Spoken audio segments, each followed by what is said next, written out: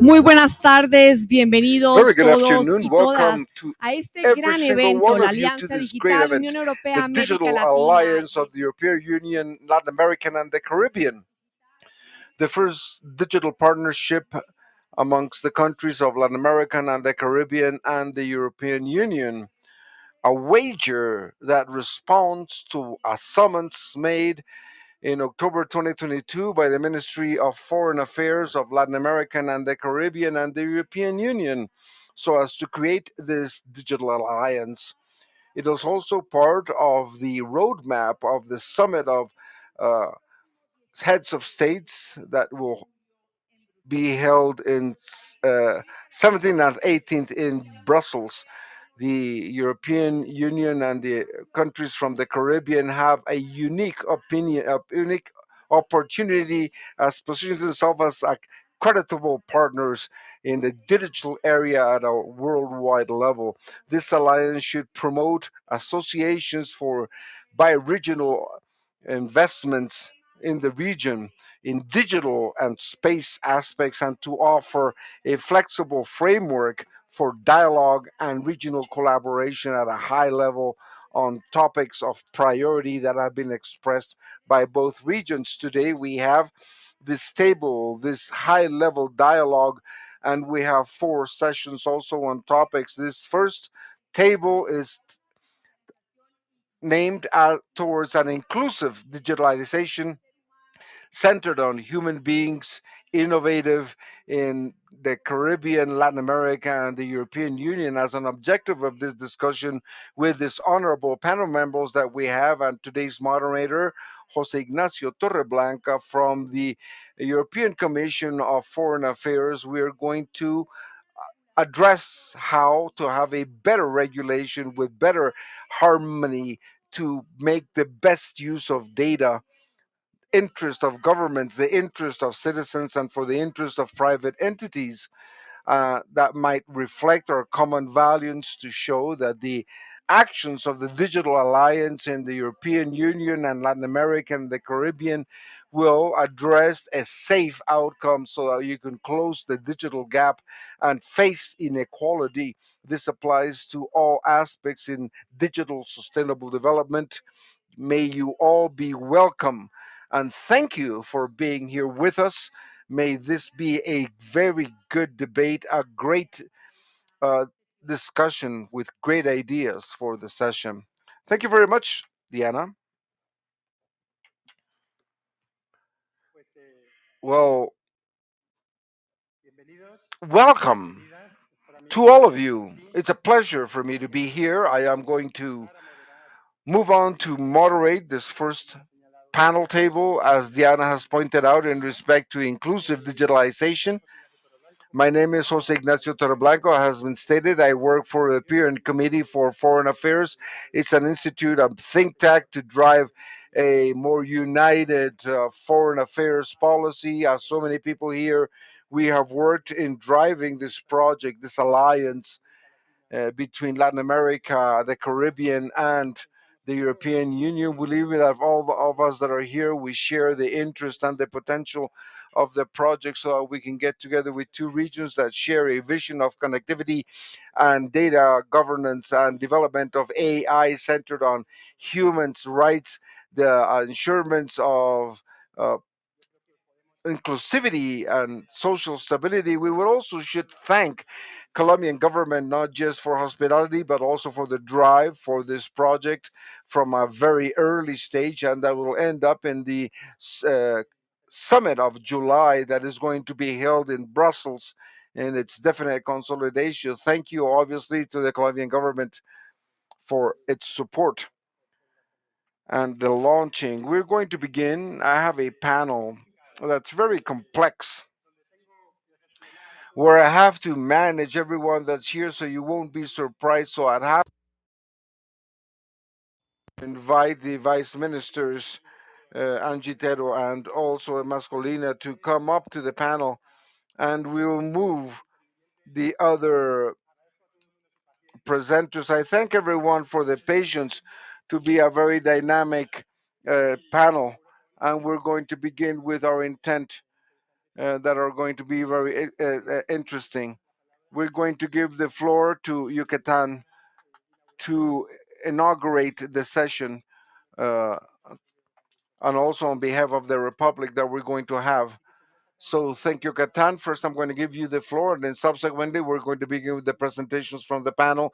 It's a pleasure for you to be able to be with us throughout the entire panel. Well, thank you. Good afternoon. We're going to give a warm greeting, a very special greeting to the Vice President Vestager and to all the delegates that have come from Europe for this event. Obviously, to the Minister that has been our host in this auditorium today. And I do believe that we are summoned here by very special topics, which is connectivity, digital transformation of Colombia, and very well, in this case, of the entire region in Latin America and the Caribbean. We have the pleasure, we have the honor of being able to be the host of this launching of this alliance that is going to be made in Brussels of July this year. We do believe that this is a great importance for the region, which has developed through Europe in the last few years, has been very important. The knowledge, the know how that they have, the experience, and the results that they have obviously have been tremendously important. And if we are able to just gain a small part, hopefully a lot, but just a small part of everything that is being offered to us, I believe we will be able to make great progress in cybersecurity, make progress in connectivity, make progress in digital appropriation, and all these topics that here in Latin America are going to make a better place to live, a better place to work, a better place for all of us. Thank you very much and welcome. Thank you very much. And with this, we're going to have this session and the subsequent ones all very interesting on this topic. So thank you very much. I'm going to begin now with Ms. Sandra Urrutia, Vice Minister of Technology and Communications, again providing a thank you for her presence. Minister, has been pointed out, 40% of Colombian population does not have access to internet. It goes all the way down to 28% in rural areas. So I would like to ask you, what is the role of connectivity when you attempt to improve productivity and competitiveness in the country? And what is Colombia doing to ensure sustainable connections that can drive the social and economic development of the country?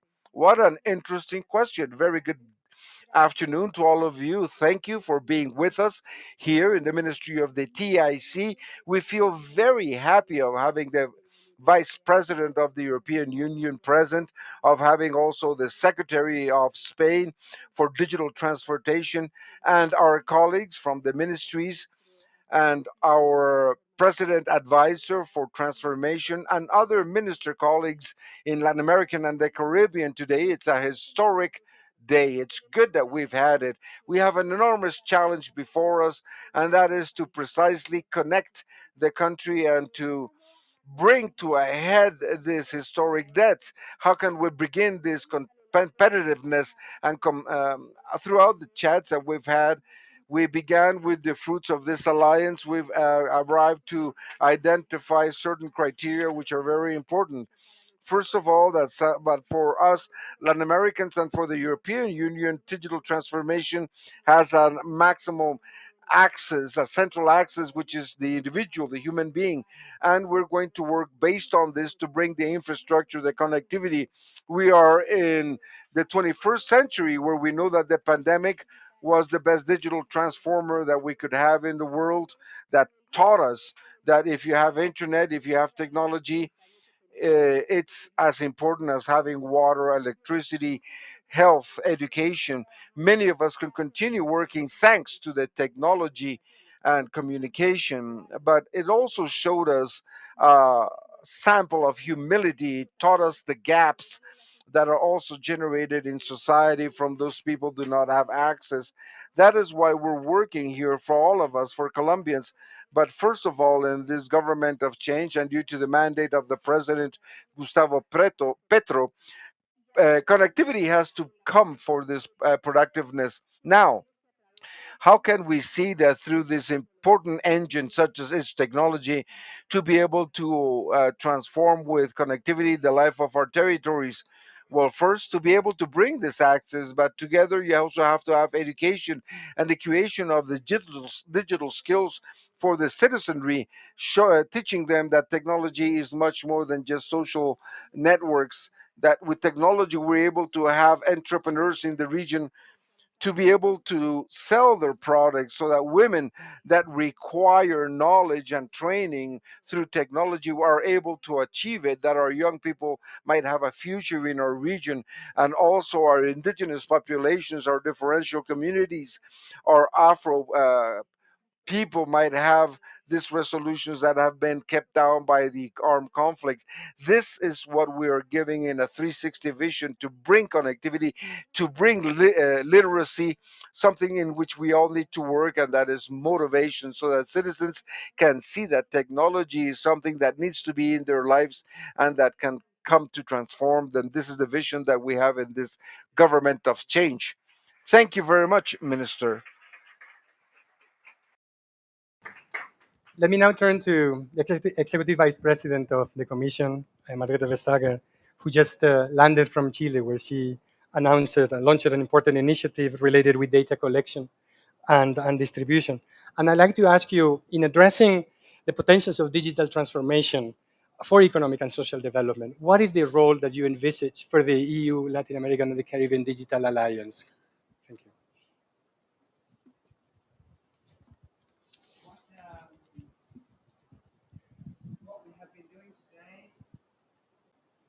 ¿Está bien? Si no, cambiamos. Thank you. You know, this is how one works together. What we have done today is, of course, high level. It's the framework, and the reason why I think we feel so much at home is that it is built on the fundamental that technology should serve people. I think what was just said completely underlines this. So in preparation for the finalization in Brussels at the summit, it's really important for us to push for the concrete actions. The new repository of Copernicus data in Chile, the facility in Panama, will enable a lot of data being made available, literally at your fingertips. It is for free. It is open. One just have to sign up, and that kind of data allows a much better management of territory, agriculture, forest in an urgency. You know, the terrible wildfires in Chile. Copernicus provided the maps to enable firefighters, and 260 of them coming from the European Union to help out, to be as effective as possible. So both for long-term planning and for an emergency, having access to data is actually key. So we hope that the launch of the Digital Alliance will be the starting points of many more partnerships in sharing data, but also to show every individual that connectivity, well, of course it's cool to be connected, but it's even better when connectivity brings you something, that it brings you health services, that it brings you education, that it empowers you to do more things yourself. And for us, the alliance with Latin America and the Caribbean, the partnership that we're deepening now, is also of strategic importance, because I think it's also very important for citizens to know that choices are being made to digitalize in respect of human rights, of ethics, because this is a conscious choice, because there are rivaling choices being made on this planet as we speak. And this is why this is indeed, I think, a crucial, a historical moment. So really, really grateful for the hosting. I think it shows the Colombian leadership in this. And, well, thank you for making me feel very much at home. Muchas gracias.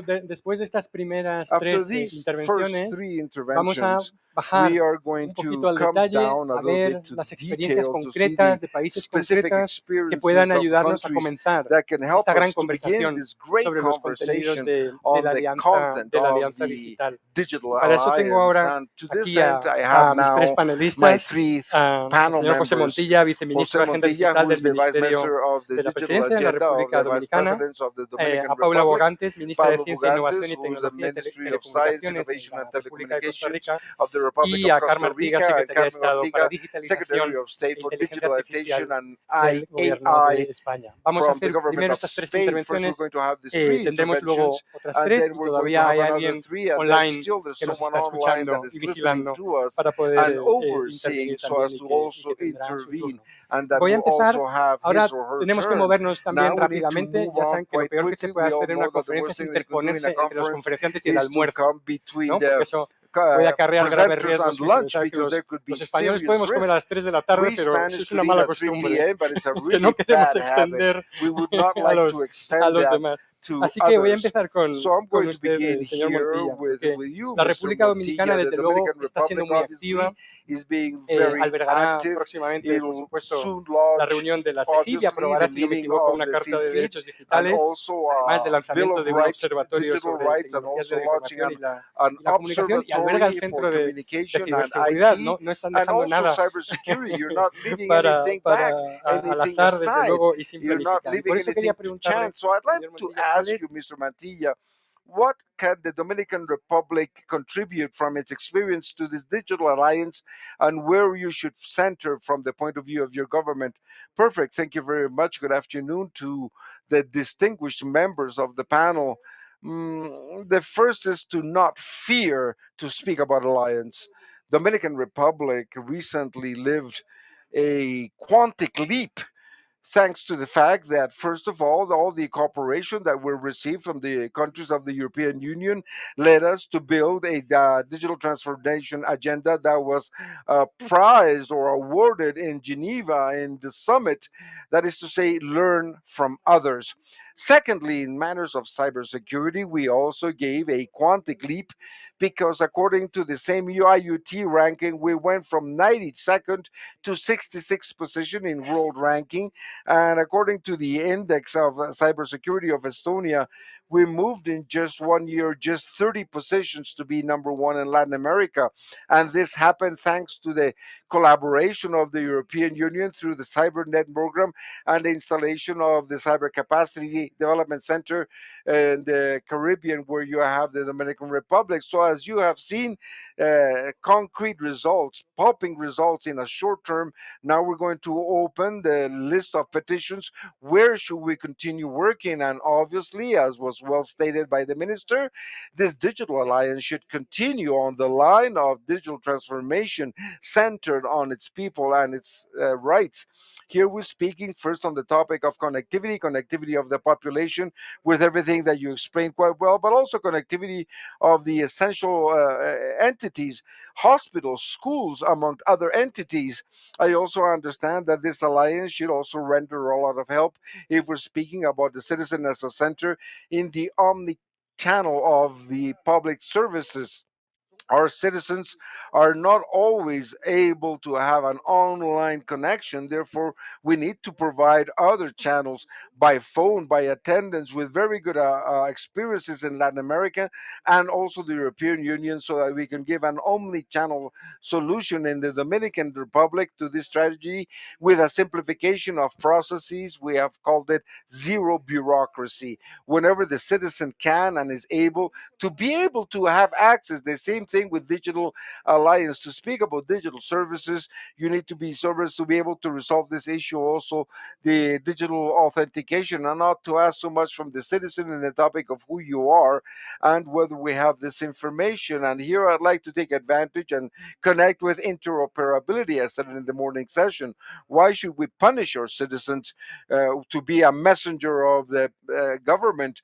Public services has a requirement that he has to go out to look for and to bring to show that he has done that process for the information. That's why interoperability connected with data governance, as has been mentioned, impacts the life of our citizens, because we no longer will have to request the information that public administration holds. A relevant point for Latin America and for the Dominican Republic in particular, that we understand what we alliance we are able to achieve it, is AI. And truly, in our countries, we are maybe not as advanced as on that part of the region. And why not learn in all aspects, both ethical and regulatory, judicial, so that then we can have a technical application of what AI implies. And obviously, the greater connectivity, the greater services, the greater AI will still expose our cyberspace and our people. That's why cybersecurity needs to continue being a priority element that we can place in this digital alliance. Thank you very much, Minister.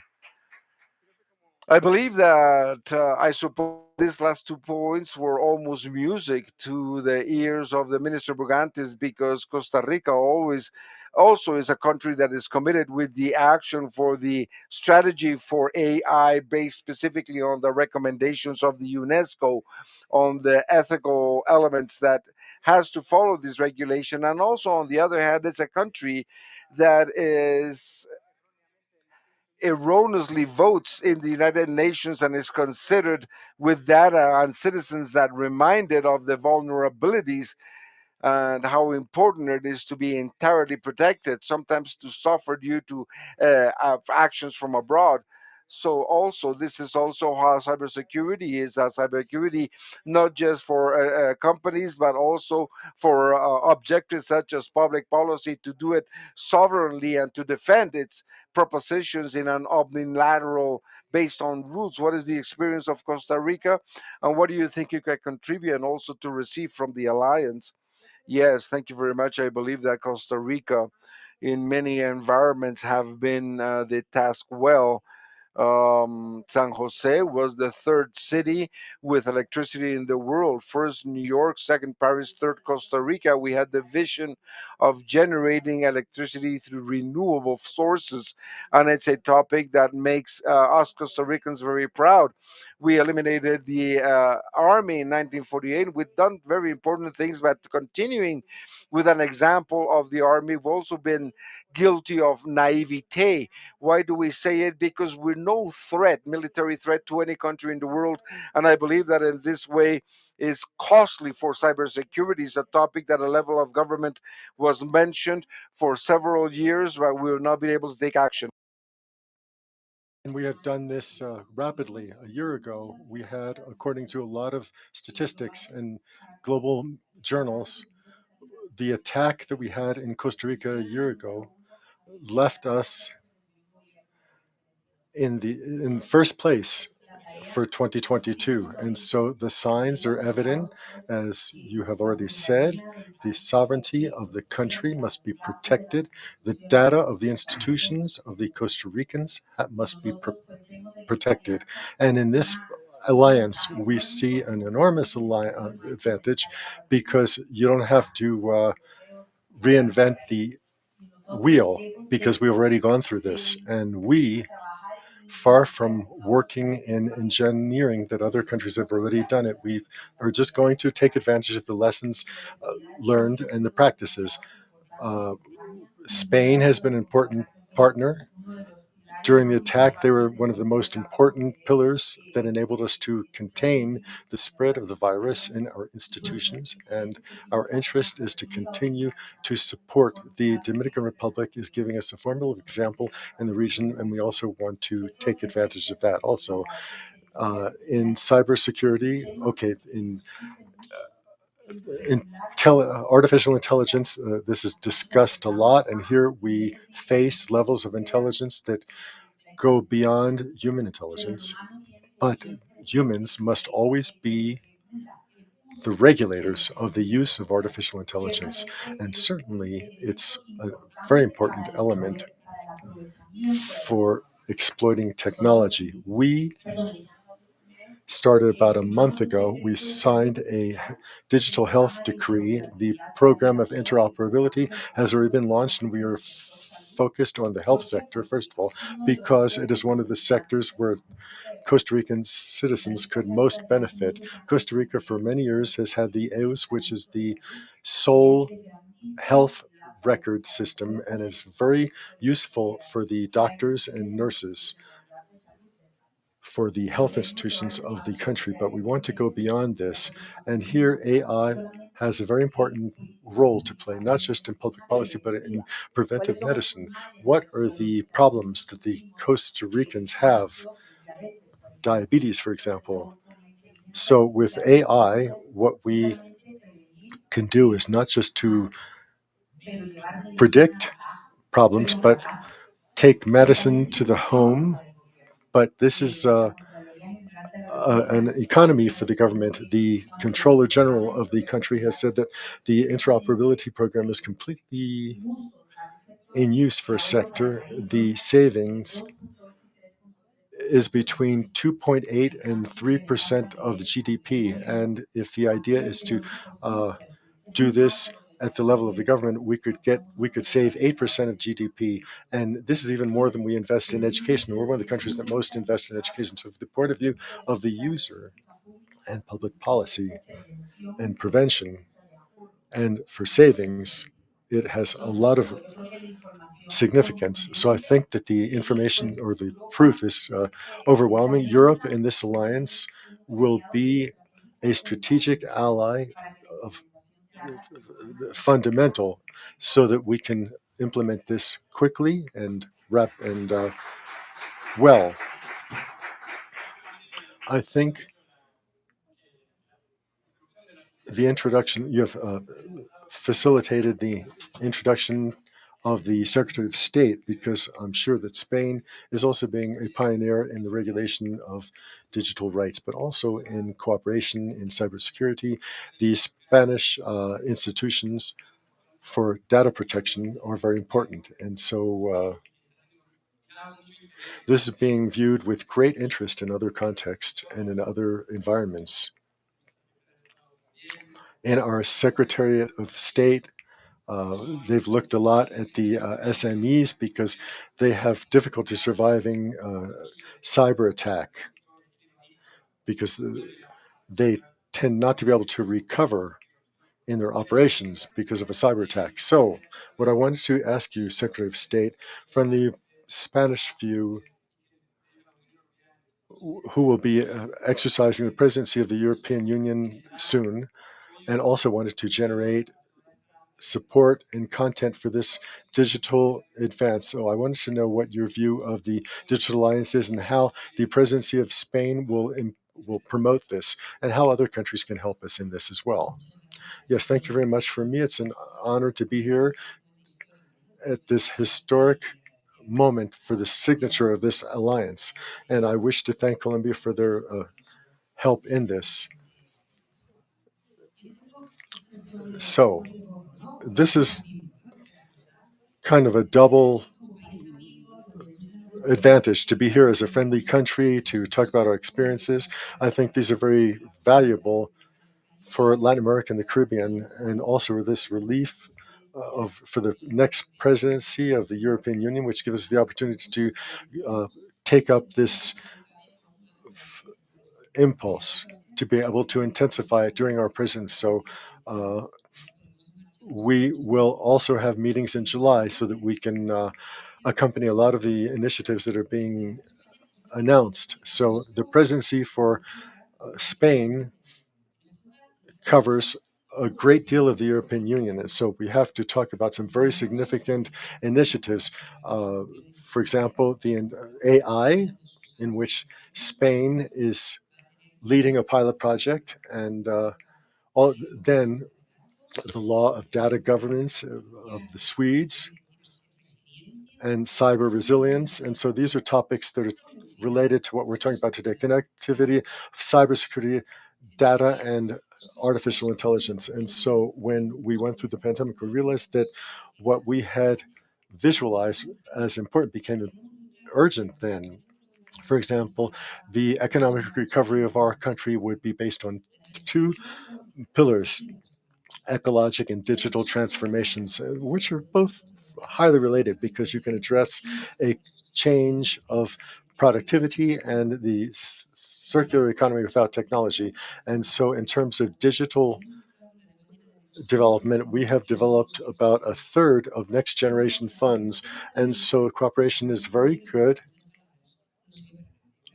But if we don't follow through on it, it's worthless. And so, this alliance goes hand in hand with a fulfillment or commitment to diversity. And so we want concrete results. And so I would say that in addition to this transformation, I would suppose that, as the minister said, it's very important that here we're friendly countries. And so, in addition to have a strategic economic alliance, we have principles and values that bring us together. And this is not trivial. At other latitudes, they don't understand that we want to have control over our data. In other areas, they think this is fine. The four big companies control this. They think that governments that are partly authoritarian can have control of these data. But in Europe and also in Latin America, we realize that this data has to be at the surface of people, not vice versa. And so this is very important. That could mark a third road to technological development. Digitalization can never be the excuse for exclusion.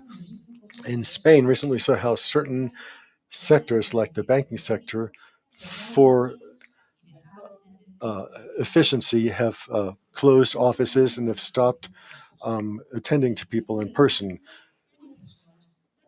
But the idea is that digitalization can unify people and territories and provide opportunities, because this is the great barrier to containment.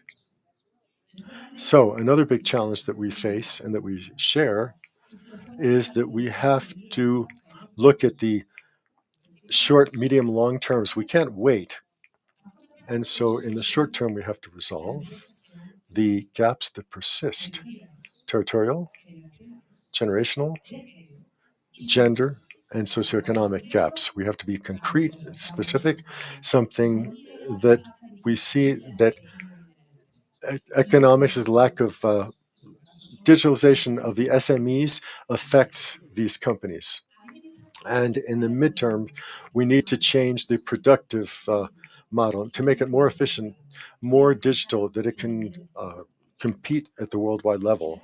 And in the long term, it's to invest in the big future opportunities that we decipher in terms of advanced computing, quantum computing, edge computing, the cloud, artificial intelligence, and neurotechnologies.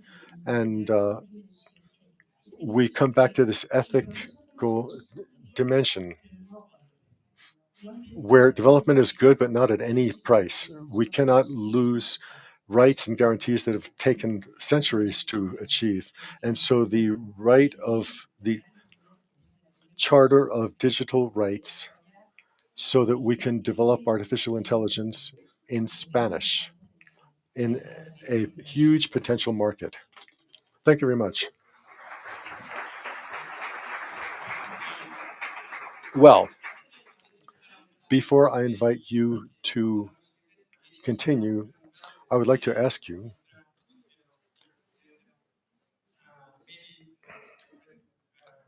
Vicepresidente. Things that were said. Lo mismo, ministra Saul Kattan. Brevemente, para que podamos dar final a esta primera parte, pero creo que ha habido So cosas que briefly, seguramente habrán because there llamado might be su things atención that y quisieran would hacer have un called comentario your de attention follow-up, to si them, quieren, so that Vicepresidenta you can make y follow-up ministra, if por you supuesto. wish.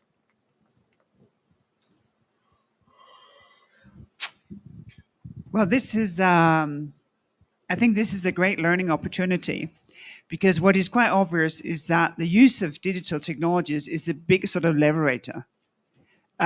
We all do a lot of things, and we all more or less do the same thing. So our countries can be very, very different in many respects. But when it comes to the use of digital, well, we face almost the same things. We have the lack of skilled people, of expertise. It's a thing, I think, that is common for every one of us.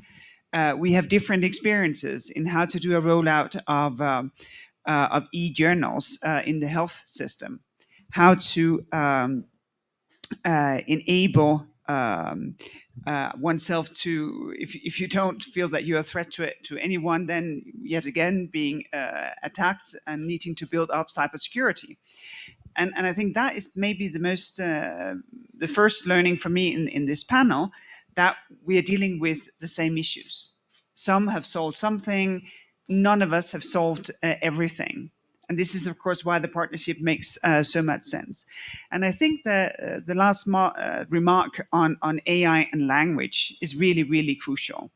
Because if we want to use technology to promote equality, and we want to use technology to close gaps in our societies, we cannot allow artificial intelligence to be built on languages that do not care for this kind of sensitivity. And languages are different, and they will also. Pues estos diálogos nos These nutren mucho dialogues y nourish nos us dejan greatly pues and que tenemos que definir ya una hoja de ruta show us that concreta. we must Ver define la a inteligencia concrete artificial roadmap to look at ya artificial intelligence, as we have said, that it shouldn't be a difference where the language would distance us, but on the contrary, this is very important for us. What we were talking about, the Spanish language, is very important in this, and also in technology, it can't be a barrier. Technology cannot separate us, and that's why the challenge is in knowing how to connect the citizenry with technology. This is a huge challenge to be able to move the biggest locomotive of the society, which is human will, that we can identify here and not segment or generate some glass roofs that leave technology just for a particular group, but rather we have to have the sensitivity to be able to achieve the technology will be at the service of human beings, and to have policies and instruments and set the controls that enable us to develop our societies. This, I think, identifies us. Thank you very much. Well, Mr. Counselor,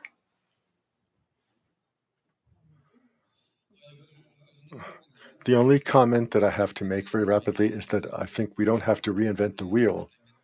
I think it's already been invented. We have very good examples in Europe, but also in this region. And so we see how Costa Rica has made great advances in the field of digitalization of health, which is very important for many countries, like Colombia, for example, that we're still very far behind in digitalization of health.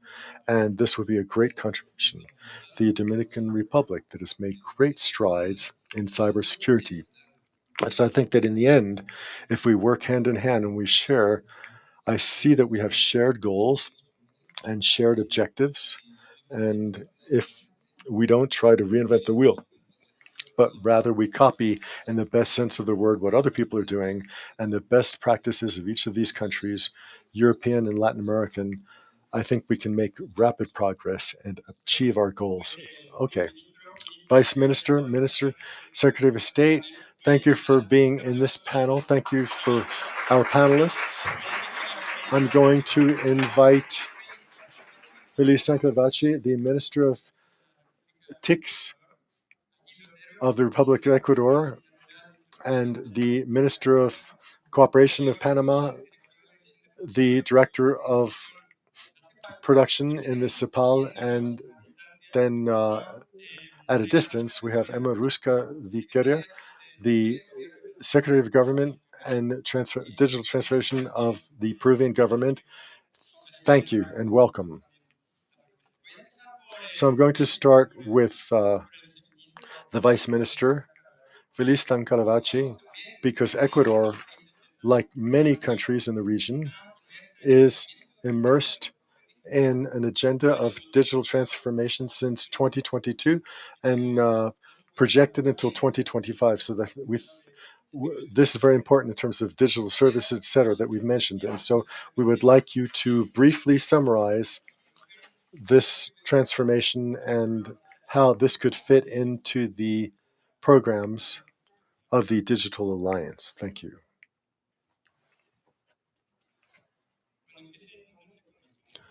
when you okay, good morning to all of you. Thank you for the invitation, for allowing us to be representing our countries when really in the digital era in which we live, the lack of inclusion, digital inclusion, is one of the greatest injustices that exist socially, really.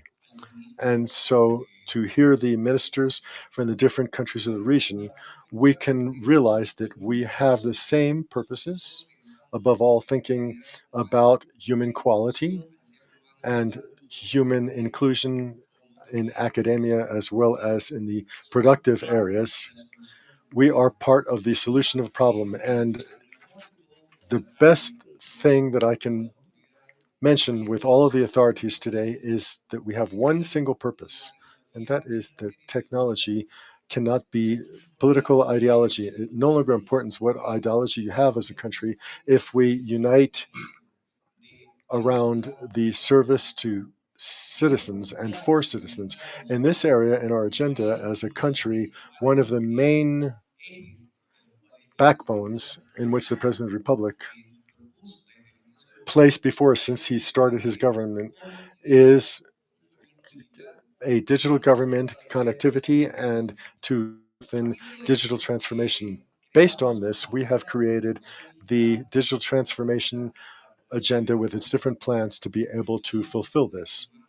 One of the most relevant to be able to achieve this is Estonia, which helped us to draft the digital transformation agenda, but with the different axes to be able to reach different parts of the infrastructure.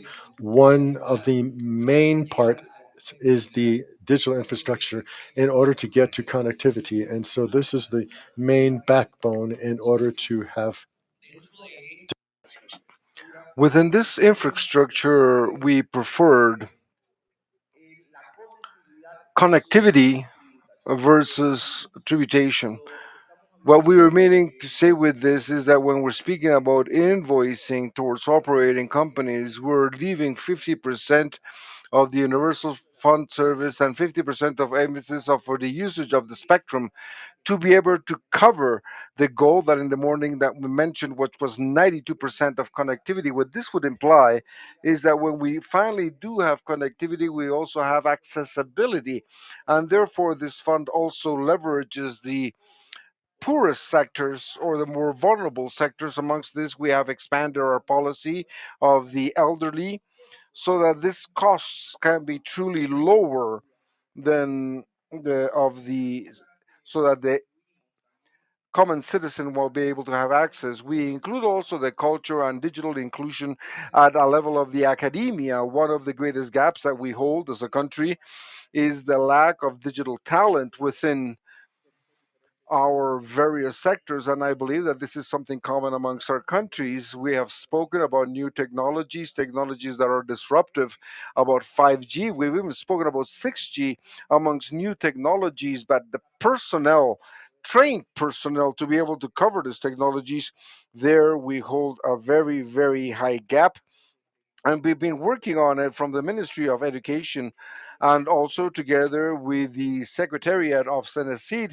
which regulates universities so that the networks, both primary, secondary, and university, can hold topics of focus on technology. We also have a great challenge in the struggle against digital illiteracy. We still have electricity, and many of us still have IT, and they still have internet, but many cannot handle IT, which is what other panel members have mentioned.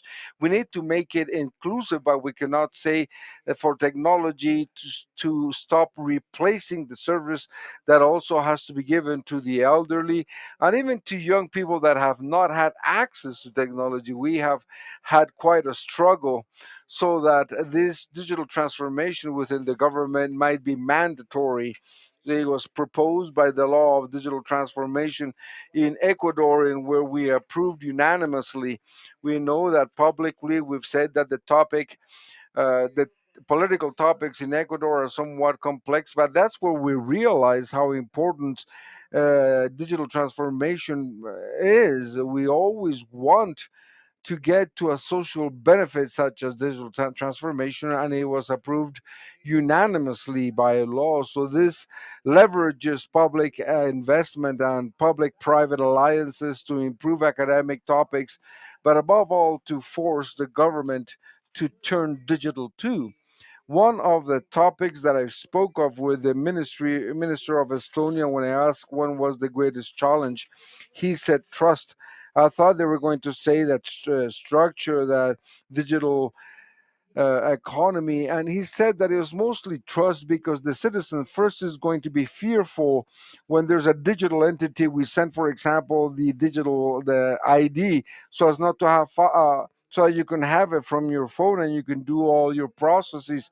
The first question is, why do I have to get the digital citizens? Probably want to have all my data and all the movements that I have as an institution, as a government. So it's very important to work in the trust of citizens by creating technologies that first they need to be easy to use, but second that will give us reliability. Also heard from the Dominican Republic, in which we are very similar. We've taken great steps in topics of cybersecurity. We launched the strategy for the government entity of cybersecurity, where we launched a committee for cybersecurity were led by the president. I believe that this too, we have to emphasize that regardless of how much we provide for the citizens, if all authorities are not committed with a single objective, which is simplifying the life of the citizen and changing the life for all. Thank you very much.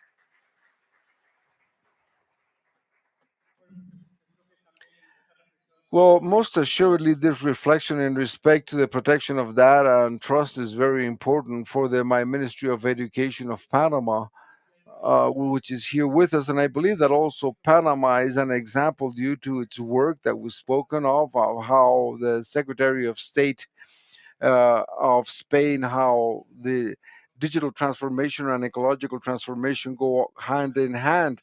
And to bring massive data, specifically from satellites and observation, together with the environmental protection, it's a topic in which Panama also has, because it also has two oceans and all its positions and its weaknesses in the environment also.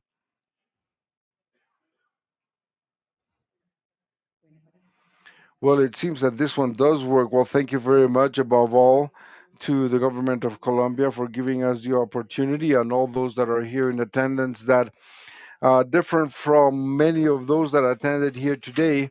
I believe that quite possibly I'm one of the few people that does not have the specificity of its work of the digital topic and on the new technologies. However, I do believe strongly in that, and from a beginning, from the international cooperation, I realized very quickly by speaking with colleagues with the governments of government innovation. One of them is going to be here present, and also from colleagues from the National Secretariat of Science and Technology, Senacit, and also with other entities of higher education. Most definitely, we saw that on the same line as spoken as our colleague from Ecuador, this is something that touches upon all of us from a perspective from the Ministry of Multilateral as matters in comparison. Evidently, multilateral topics is part of the agenda, also the topic of opportunity and attaining actions that will bring forward everything that has to do with support for projects and cooperation projects aiming at the digital topic. This is very important. And in this sense, I was able to verify how they've drafted and they did the ocean conference, everything that you can reach through that digital conversation. We know that Panama, we at least live from the sea. We have the Panama Canal, which is one of our main sources of income for the country. And it impacted me positively to see not just more than 1,300 people in the same place, representing 71 delegations of governments, more than 200 NGOs present, from the environmental side. But regardless of the fact that the thread was the protection of the oceans, the digital topic was 100% within the conversation. And in this sense, I had the opportunity also of entering, because I used to take advantage and I used to go into the sessions that were held. But there was one in particular, which was the topic of the Copernicus platform for everything that has to do with marine services. And in this sense, this brought together even more the ample usage that you can provide to all the technological services seeking to protect the environment. And in this sense, I can say, for example, that in the framework of ocean, and what I was also able to place in evidence was that Panama, being one of the three countries that have been declared as negative in carbon print and having 35% of the national and territory and our seas as protected zones, more than 80% of our energy comes from renewable sources. It makes us the eighth country in the world in generating clean energy, and most definitely the technological conversation needs to be part of the day to day and of the construction of this agenda of the country, always looking for a national impact, but also regionally and hopefully globally too. It was even mentioned by our colleagues that were before us the importance of focusing our resources and of looking strategically towards a country so that we can make viable sources of finances so as to drive a digital agenda with a look at the environment. Thanks to that conversation that we held during the air ocean and the months prior to it, because it was a very important agenda construction session, we had the opportunity of signing an executive decree in which Panama created a protected marine from the volcano bank, where we expanded the protection of 74.4% of our marine area, which is protected. And in the same way, we made part of an initiative of decarbonizing marine transportation, and we also announced the intent of participating in technical cooperation so that we can establish a green marine corridor. So, what I'm leading to is that spaces such as these, and the reason why I am here is because I want to get nourished on the conversation of the countries of the region of the European Union and all these brilliant minds that are currently with us.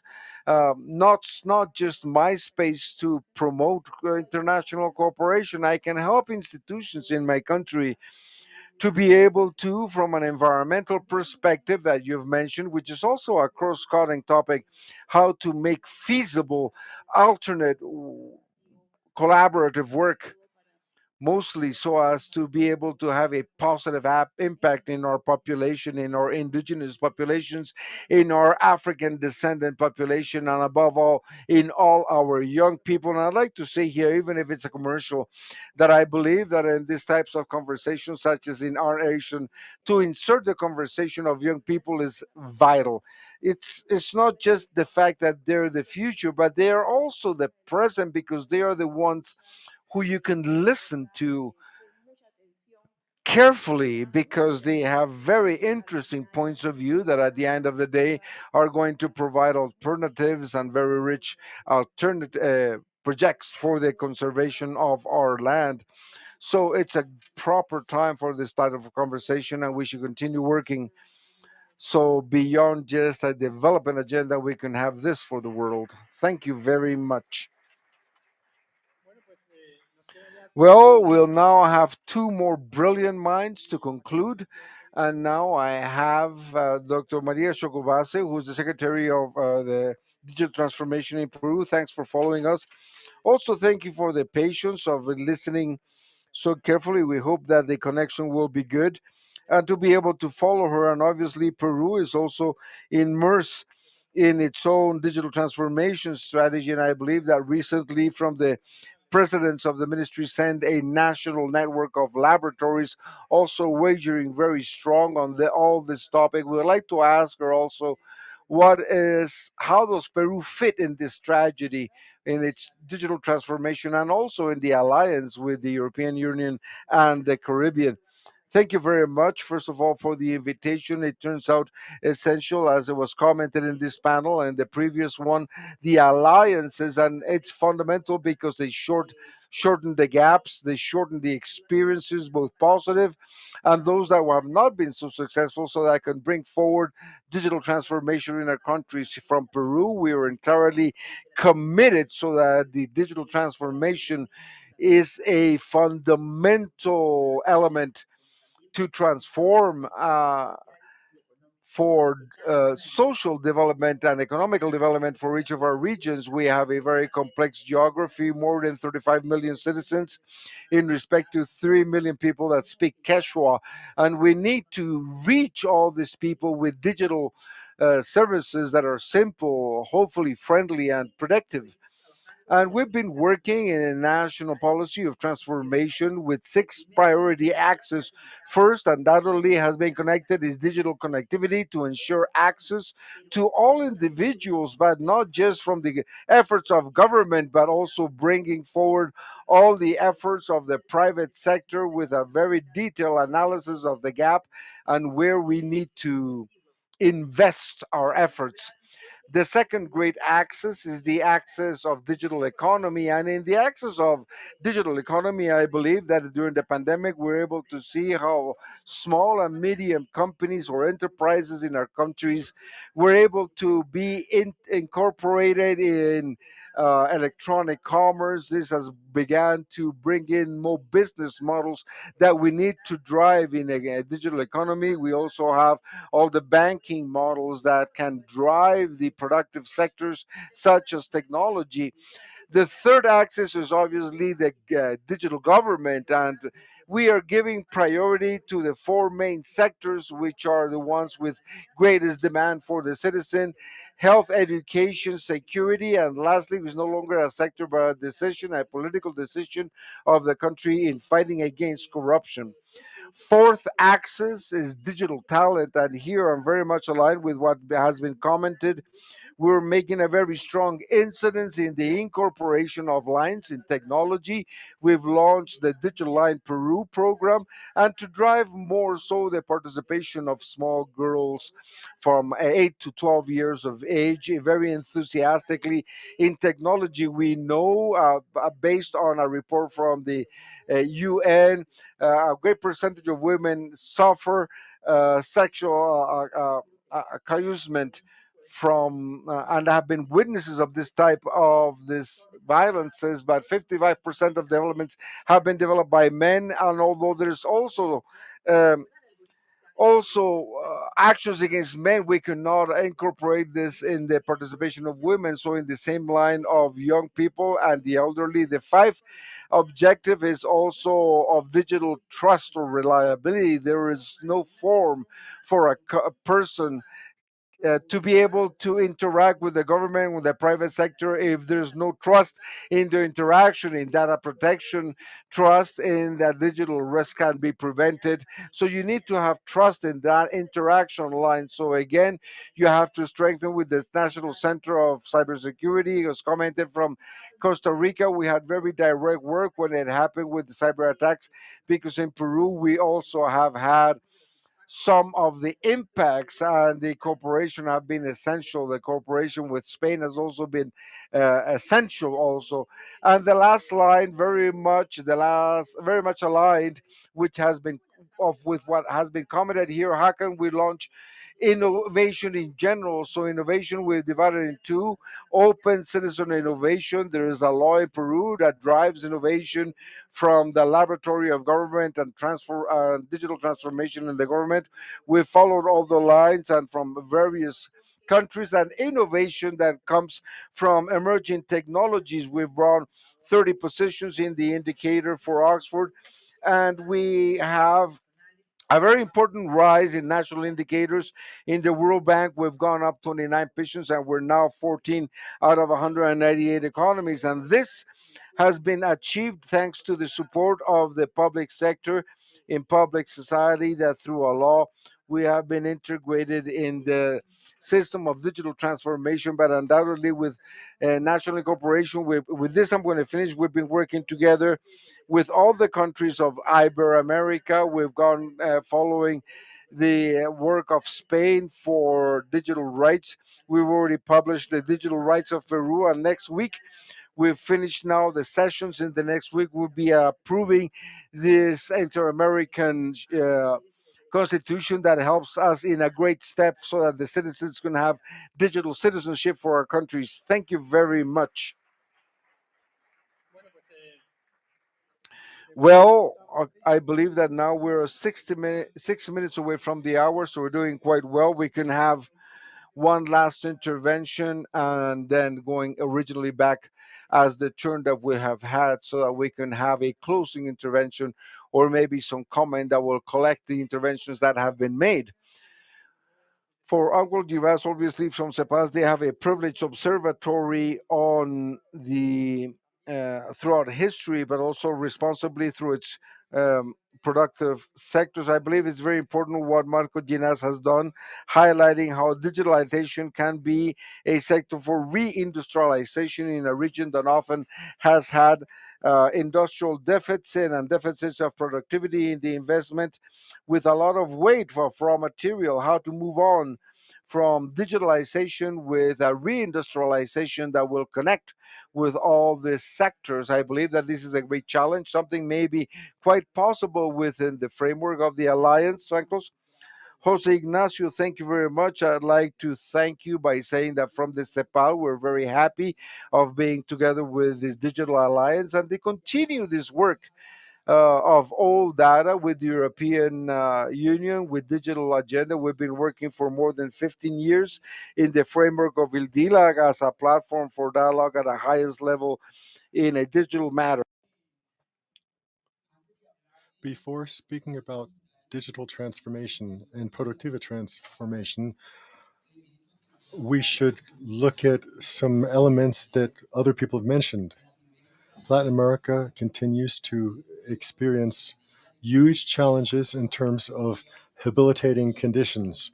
Our Ministry of the ICTs in Colombia talked about connectivity. The Vice Minister of the ICTs of Ecuador talked about digital skills and connectivity of 5G networks, and in regulatory and harmonization areas in terms of regulatory matters. We have to continue to work on this agenda.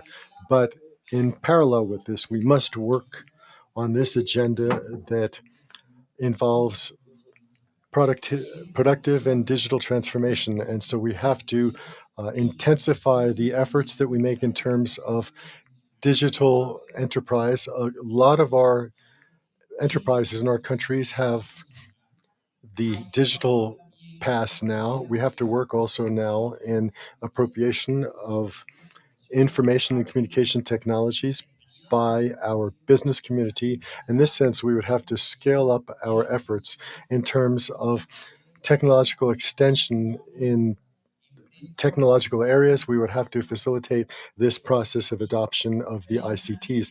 But additionally, we would have to coordinate the efforts that we make in terms of productive uh, aspects. In the CEPAL, we talked about efforts of digital transformation efforts. Generally, these efforts in terms of productive transformation are led by other portfolios different than the ones that handle digital transformation. And in this sense, I want to emphasize what our Colombian colleague said when she talked about the need for digital transformation in this policy of reindustrialization that has just been launched by the Colombian government 5 months ago. In this sense, how can we conjugate these digital transformation efforts in terms of what we're doing in the productive area? How can we inform the priorities of the territories, because a lot of this is local and we must work on this with local actors. In this sense, we have to align these efforts with the priorities defined by the territories in this respect. In this area, we have great expectations about this work that we're going to do under this digital alliance, where we're going to continue to intensify this platform for dialogue at the highest level through LAC, and we are going to strengthen the digital capacities of our countries in terms of digital transformation. But Jose Ignacio, mostly we're working on a strong agenda in connecting digital transformation with productive transformation that we're working on in our countries. I think that makes sense, but I think there were some interesting things maybe you would want to highlight from your presentation. Thank you so much. And then I move to Minister Urrutia, and then we can go for lunch after listening to Saul as well, okay?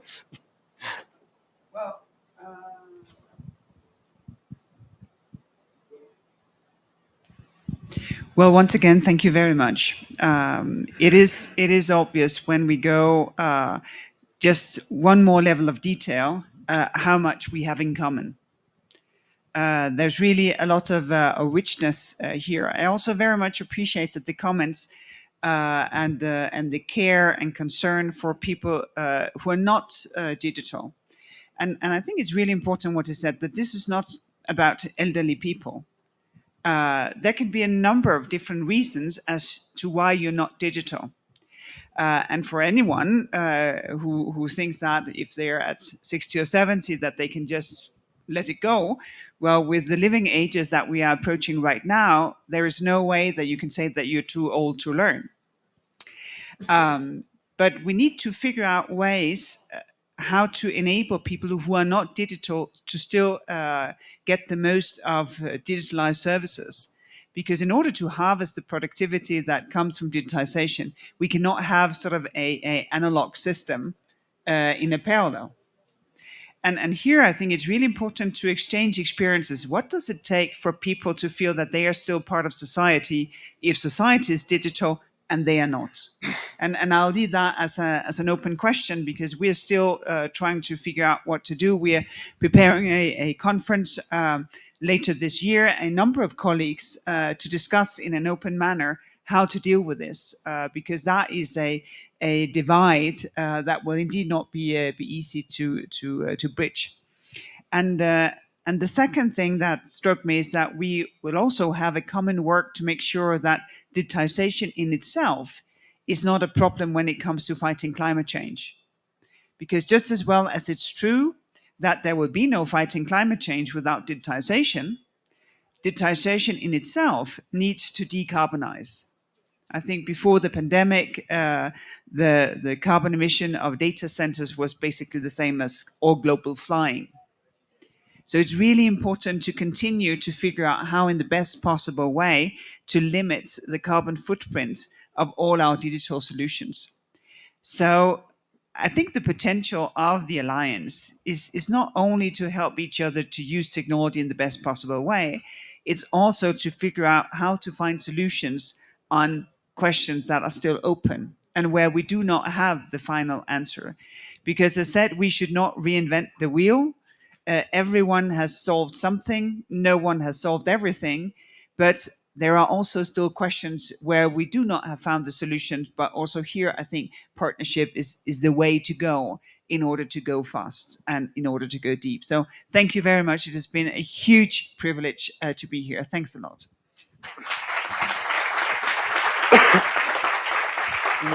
Ministra.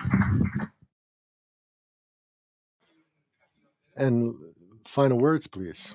Well, we have clarity about the need.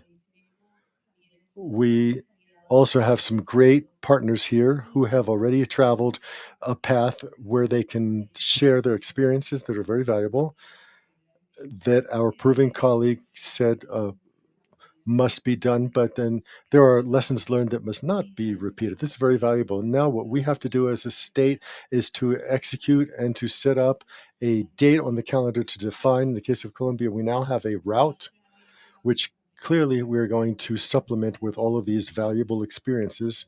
And here, all of our allies are welcome to help us to consolidate our dream to connect the country with the vision, with 360 vision, to bring connectivity appropriation and the devices to certain areas that need them, and segmented in the different groups that we have in the society to not discriminate. So we have a huge task in front of us. Thank you very much.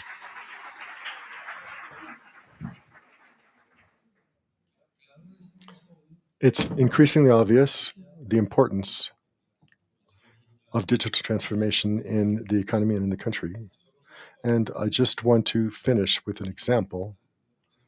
I was appointed chairman of the board of directors of Ecopetrol to be able to generate the energetic transformation of the country. But people say, what does digital transformation have to do with energetic energy transformation? And increasingly, I think that the chess pieces or the puzzle pieces start to fit together. And last week, when I was in CERAWeek, which is the World Energy Fair in Houston, at least half the conferences and the panels had to do with technology. And I think that this shows that technology is everywhere, that if we can transform the country digitally, we can achieve an energy transformation, and we are able to protect the Amazon and to do many things that the Amazon can provide for us. So thank you very much. It has been a fascinating panel. And so I leave Diana to announce what happens next after lunch. Well, thank you very much for this first part on opening at all levels lies and visions, compromise, this agenda al gobierno colombiano por acoger. and helping us with this great alliance, which brings us great opportunities for all. All of the guests are invited to have lunch in the room next door. We will start again at 2:15 with the second panel.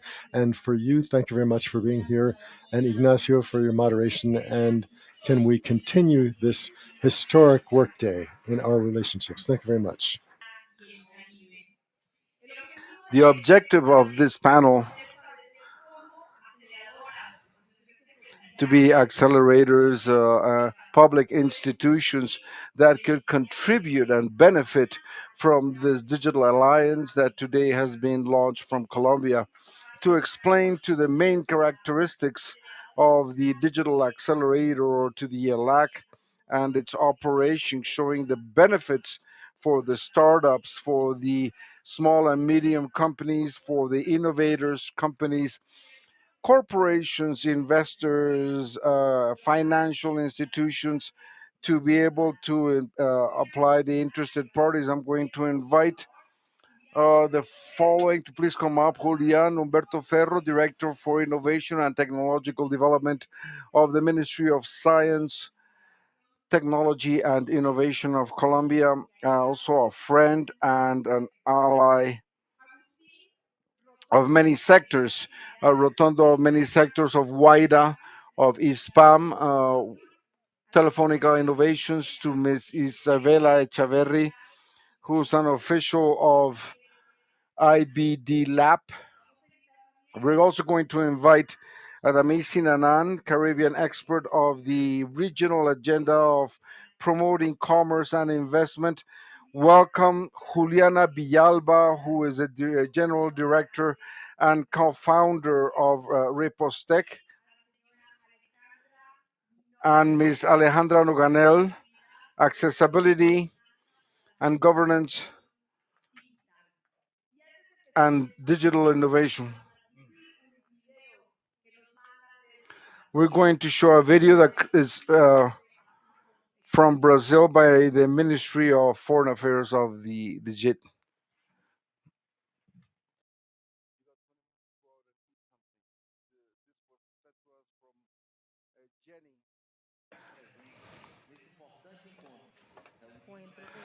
It's important to meet Latin America and Europe This is an expansion that we have participated with the digital alliance between the European Union, Latin America, and the Caribbean. So we're now going to give way to the dialogues between Brazil and the European Union.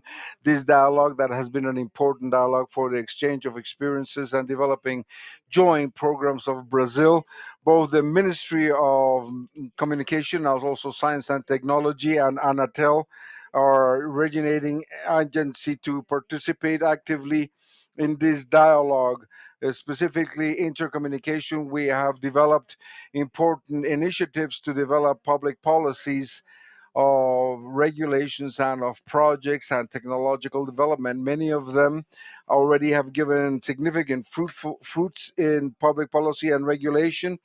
Just to give you a few examples of this successful cooperation, I can now quote the protection for private data in protects cybersecurity box and the platform for digital platforms, European Union set of actions on which we have spoken of and that have helped for the construction of modern Brazilian public policy that have been synchronized worldwide. We began 2023 with a new government, the government that is focused on the reduction of inequalities, creating opportunities, generating employment and income, and improving the quality of the Brazilian people. Digital inclusion is an essential part so that we can conquer these objectives, and therefore we have rights for the data protection. And even in digital data, it was recently incorporated in the Brazilian constitution as a fundamental right. There's also proposals in parliament so that clinical inclusion can be considered a fundamental right. And in this sense, as a main action of the Ministry of Communication, we are going to launch a national plan for digital inclusion structured in actual topics, for example, healthcare, tourism, security, industry, and agribusiness, amongst others. The proposal is to expand connectivity throughout the national territory, to improve the quality of the connection, and to provide quality access to information, education, and culture. This policy for digital inclusion will be brought forward by the concept of significant connectivity, which is going to begin through adequate access to internet and is going to go through the training of the citizen in digital skills with the end of using public services and to begin entering into the work market among many other markets that the digital universe offers. We're also going to give continuity to the development of the digitalization of television, began in 2016 by the President Lula.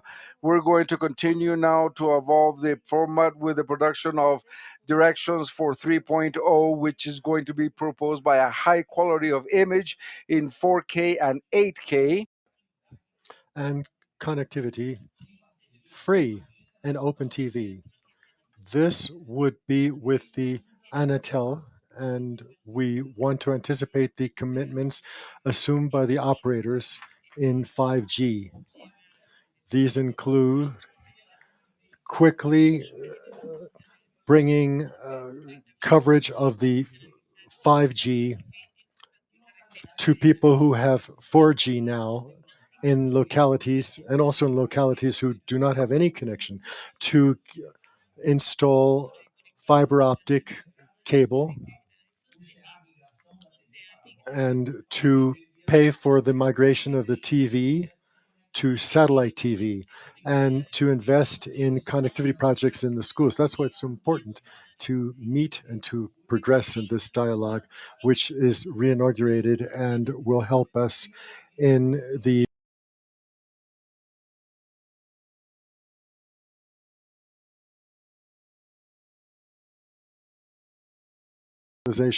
and for equipment and for cybersecurity and promotion of competence, among other things, are necessary in this dialogue. In addition to this, we need to um, promote technology for the fifth and sixth generation for 6G, for example, and we celebrate some of the initiatives promoting, intensifying the dialogue between Europe and Latin America, and you may be sure that we will allocate all necessary resources to cover everything. And this way, together, we will promote this with democratization and popularization of the and to benefit our regions. And have a good meeting today.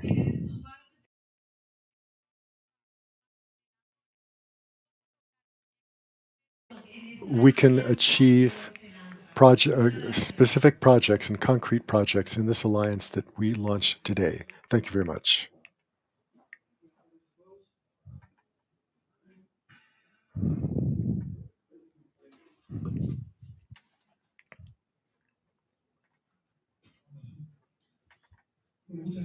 Thank you very much. And good afternoon. I'm Sergio Bandinelli. I work in Technology Ventures, which is a technological center that implements this EU-LAC digital accelerator, this pillar of the EU-LAC Digital Alliance. And this afternoon, we're going to talk precisely about this project, which we just began in January. And so we've just started, and we have 5 years ahead of us to work on this project and to address, as the Vice President of the European Commission said before, here are the questions that still are unanswered to be able to address cooperation, public-private cooperation, and to pursue this kind of digital technology to make it a reality from the point of view of business and the society. I have an excellent panel that has already been introduced, and so the panel has been presented.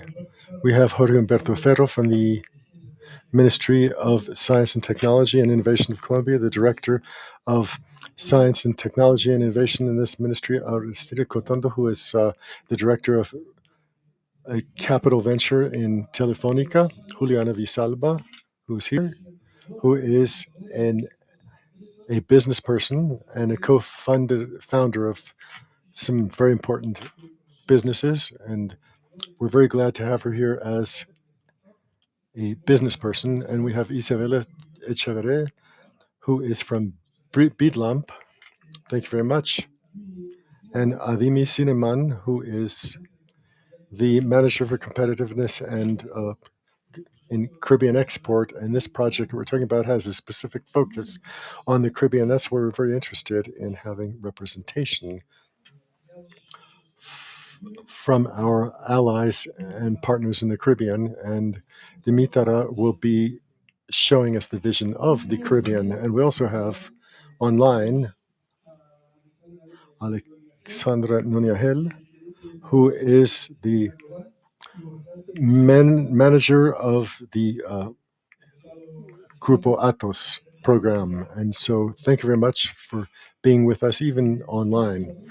I sincerely am very encouraged. I am very enthusiastic with this great panel, and particularly with this project. We have a very important challenge facing us, and I think that it is an adequate moment to thank all of the people who have contributed to make this a reality today. We have encountered each other here during the coffee break, and so I want to mention Caterina Anemiga Santos, Maklua, and Luis Fernando Cho as artifices of this opportunity that we are having and that we hope not to defraud you with. Digital transformation. We started to talk about this. I'd like to emphasize transformation more than digital because digital transformation goes a lot beyond digitalization.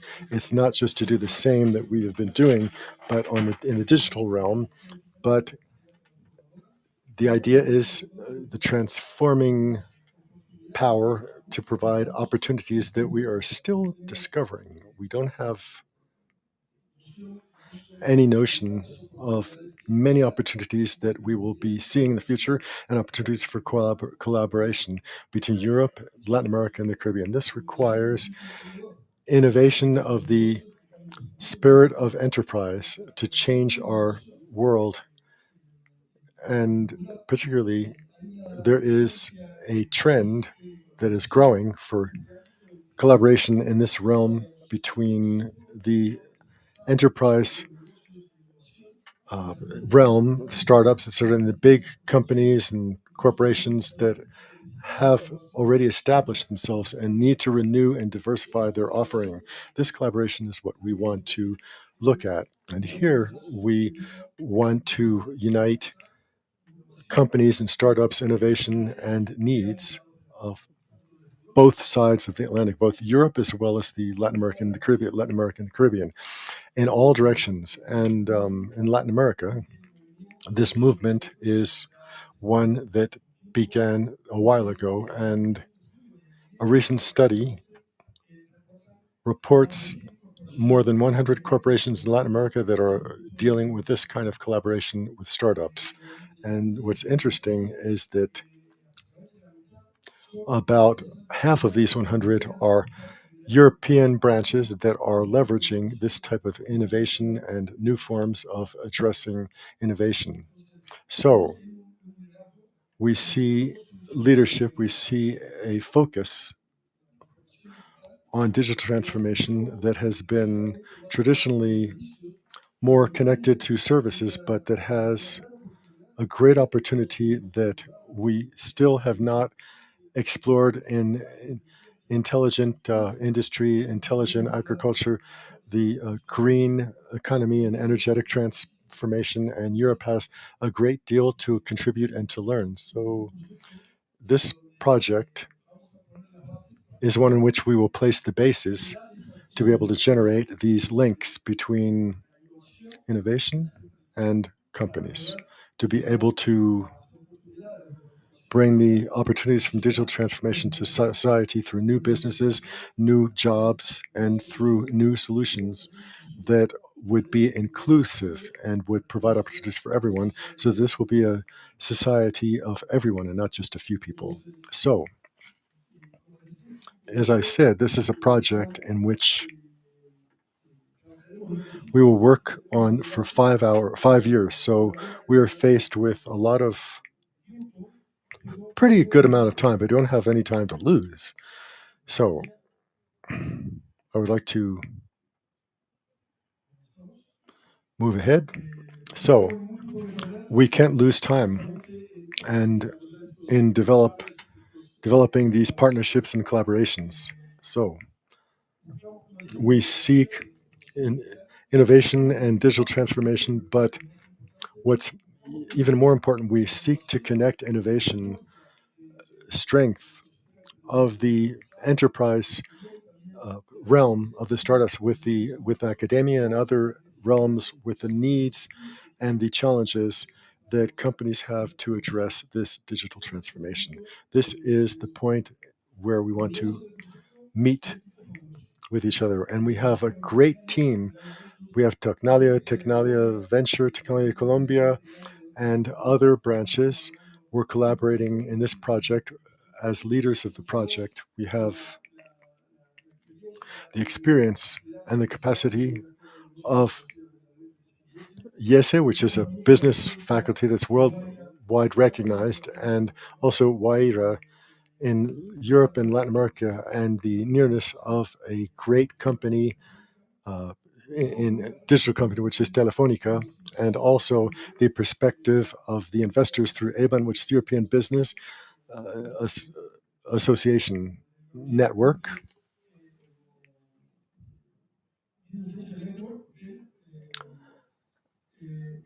And the European Business Network also.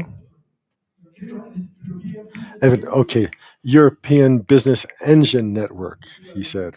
And so the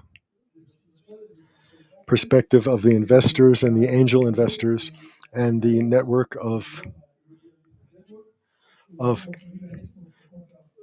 business people. As we've always said, the export expertise France also, which provides work in the realm of policies, in the development of the link with the policy pillar, and BeatLab, whose representative we have with us today and who has a lot of projects in Latin America for investment and for development. And of course, naturally, we have the financing by the European Commission, which has made possible this project.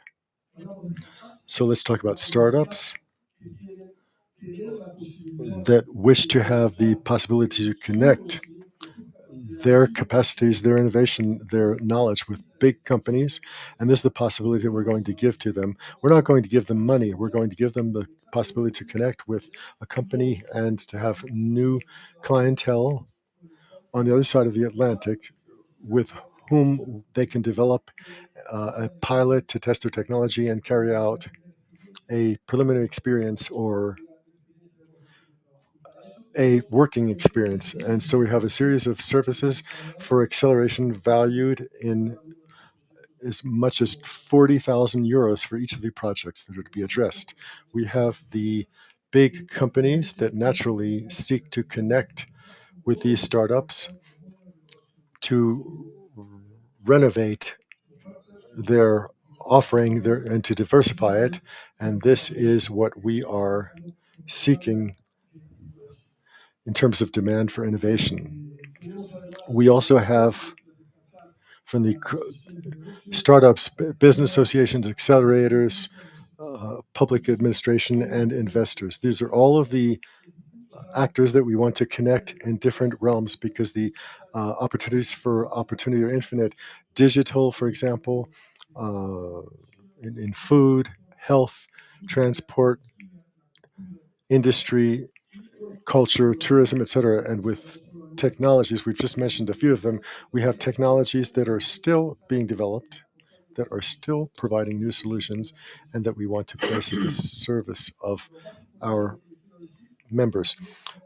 Now, even though we just started, we have a public network in operation where you can find all of the details of this project, and you can also on the same web connect, leaving your information so that we continue to work together and collaborate in this project. The EU-LAC digitalaccelerator.com is the address. Having said this, let's go to the panel. I would like to start with Julian, who will comment a bit. The question would be, we have seen that there are different possibilities for collaboration within the project, and I would ask how you see from the perspective of each of your organizations and your realms of responsibility and the needs that exist, how can you collaborate with the project? How can you benefit from the project? Good afternoon to all of you. First of all, I would like to warmly greet all of the participants. And so I think that this kind of thing only happens when people participate and the startups and the companies. So this is all done more with entities than with people. Clearly, a special greeting to all of my companions on the panel. This is a diversity of actors that we require in order to have this kind of initiatives can be achieved. We have funding, we have business people, and a quantity of representatives from different sectors who represent the different alliances that can arise. To begin, I would like to go back to some of Tomas's words. Okay, so it has been said, let's not look at let's look at questions that have no response and have no answer. And so the knowledge is there, and we have to take advantage of it nonetheless and see how we can address this in these kinds of problems.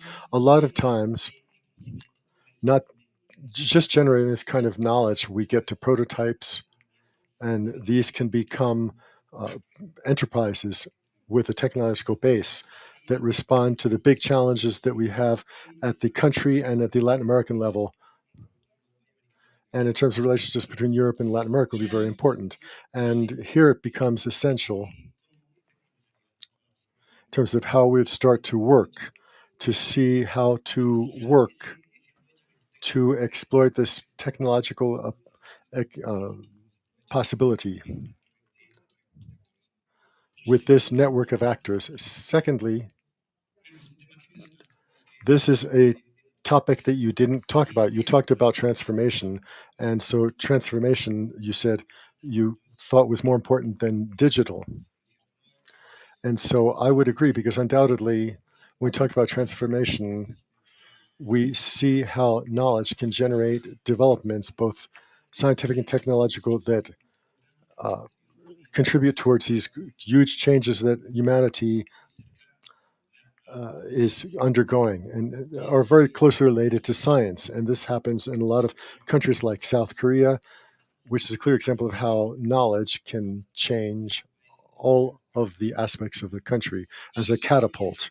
And we can talk about innovations and the enterprising spirit. And clearly, we have to be clear about this, but this knowledge can become an enterprise at the technological realm. And so then we talk about spin-offs, which could also generate a number of significant changes. So I'm sorry I arrived a bit late, but Marco was talking about a topic that the minister spoke about this morning, industrialization. And when you look at this program, you'll see different focus areas that are have to do with industry. And this is something we're working on in the ministry with 5 main focuses: how to work on the right to nutrition, which has a lot to do with other things, or energy transition, or health, or the potentialities that there are in economy.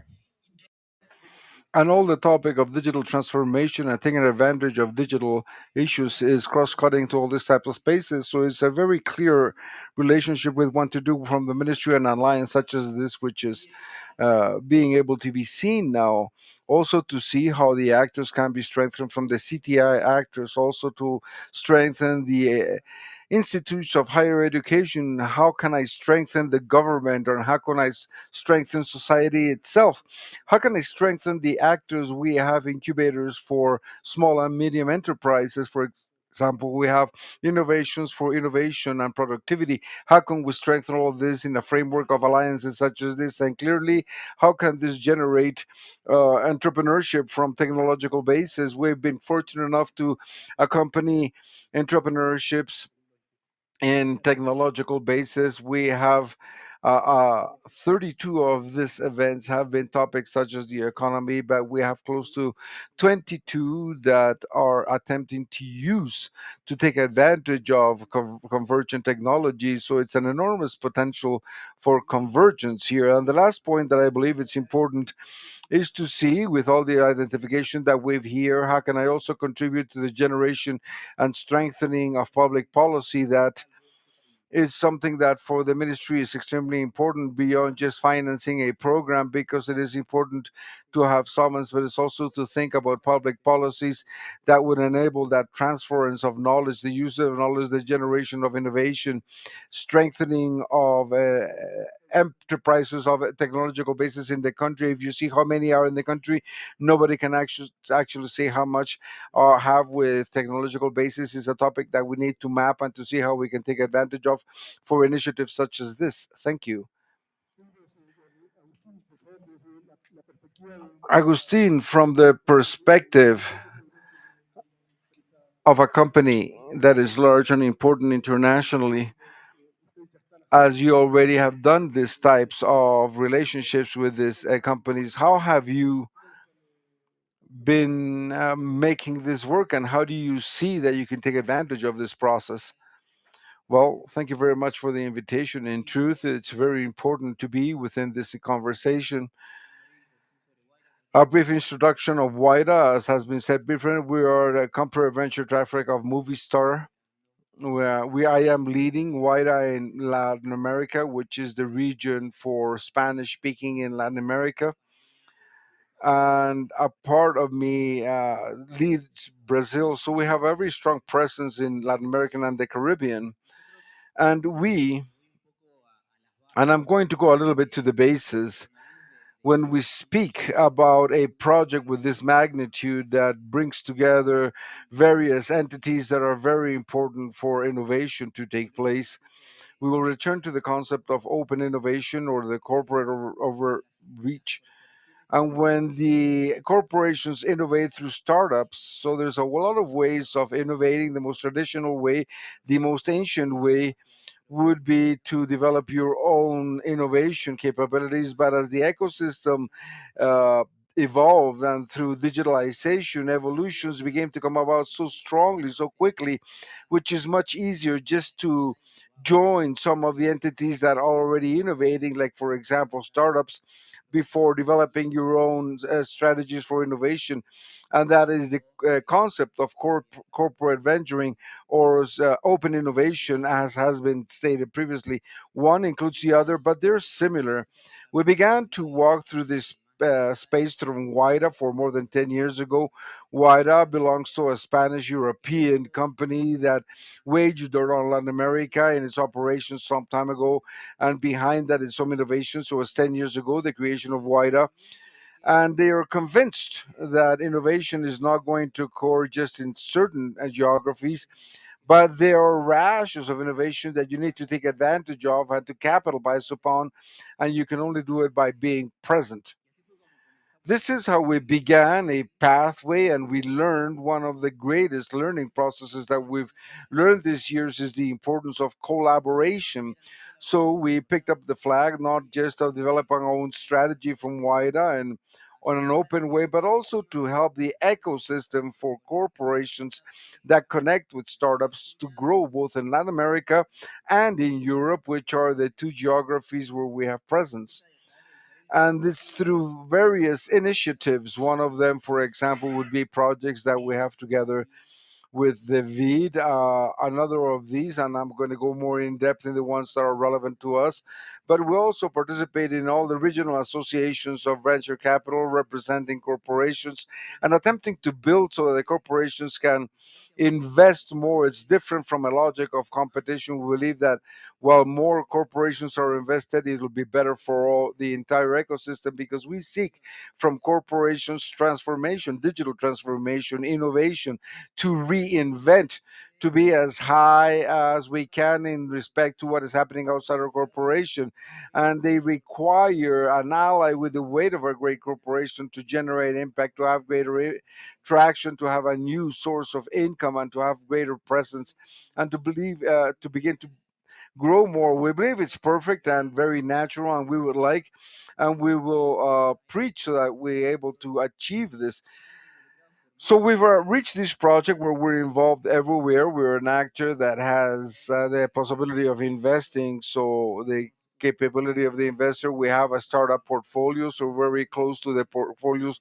We're a corporation, so we also have the perspective of the corporation, and we're very proud of being able to be one of the co-managers in this project, where we're seeking specifically that to connect the ecosystem of corporations and startups in Europe with the ecosystem of corporations and startup in Latin America. And who better than us, and who more concerned than us for this to happen, because it's the day to day of our business. If we do not invest in companies, and we want these companies that we invest in to generate business with other companies throughout the world, amongst them Movistar, but not just Movistar. That's what we're working for. As we said in the report, something came out to light that perhaps is something that we were in perceiving, but it's very interesting to know that most corporations that are operating and are working startups in this side of the world are European.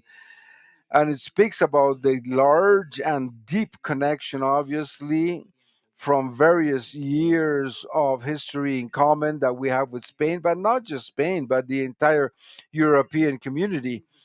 Therefore, it is a project that fills us with illusion, where we have a lot to do, we have a lot to give, a lot to build, and where we believe that after 5 years, when we get to the goal, so to speak, we're going to look backwards and we're going to see a great amount of opportunities that have been created and started and strengthened amongst the creation of so many corporations who are very much illusioned with this.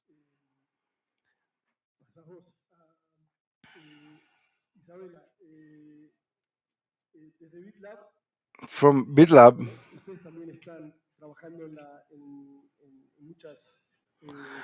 you're working in a lot of initiatives, so to speak, in this line. And there's a word to me that Agustin introduced, which is the ecosystem. Therefore, I would like for you to connect from the perspective of Big Lab. What opportunities do you see in this project, and how you can benefit during this project, seeking that development of this ecosystem?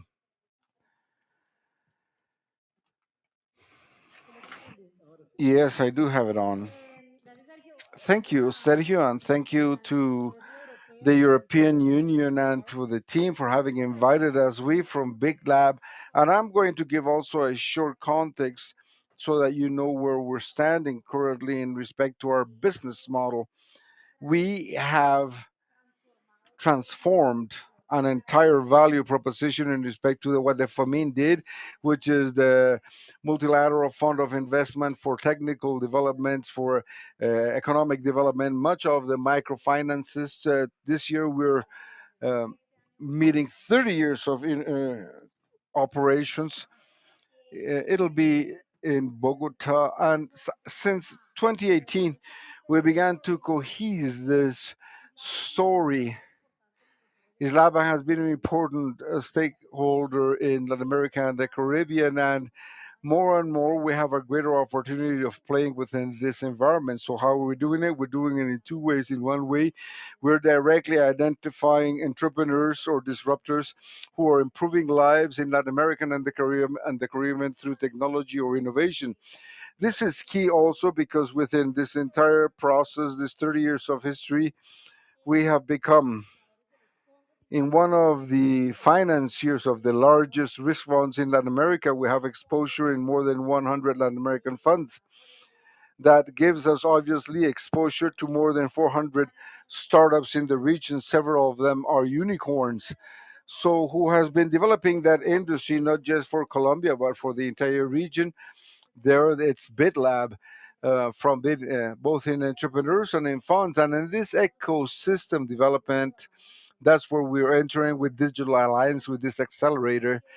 It has to do with the capabilities that need to be managed in the various regions. Here, I'm going to speak a little bit more about Colombia and to listen to what has been said by Humberto, right? Julian, sorry, they called you Humberto, so it's Julian. Okay, so Julian better, great. So what Julian was saying is that at certain time in the past in my life, I opened a system that was systems of operations in MinCiencias. I don't know if it's still there. It's a program that, as Agustin commented, it's focused on strengthening the corporate instances. So you would accompany the company is $500 million a year in sales, 670 100 million pesos, so that to generate their own system for innovation, their process to select ideas and strengthen internal capabilities. So what happened was that usually these companies, when they are disconnected from the vision that was mentioned by Vaida of how you can also adopt the vision from abroad, sometimes here we do not have enough. The program for innovation systems will never going to deliver all the capabilities to these corporate entities, precisely because the transformation of organization of this size and caliber requires times, years for the transformation of this culture. So part of what we also did was to connect it with entrepreneurs. How do we shorten the path of a corporate path that has to bring innovation so as to not to die and to die trying? So obviously to open its branches. So this I've seen it quite validly for what is happening in Colombia. We require to break more of this walls down. I believe it's extraordinary, something that you commented, that all the work from corporate comes from Europe this way. I believe that this is one of the opportunities to go in depth into the work. not just in Bogota and Medellin, that you're always thinking that Colombia is in those ecosystems, but also to leverage all other regions that have a level of corporateness, which is very interesting in the coffee access in Santander, in the valley. How can we strengthen this capability so that these corporate entities can also be updated to open their corporate venture arms and to begin to invest and also to participate of these technological solutions? So I would leave it just there, and now I'm going to speak a little bit more about SITLAC specifically, to state how this program is a brother or something that we've been working on, as Agustin said last year, because there's several of us. Thank you, Isabella.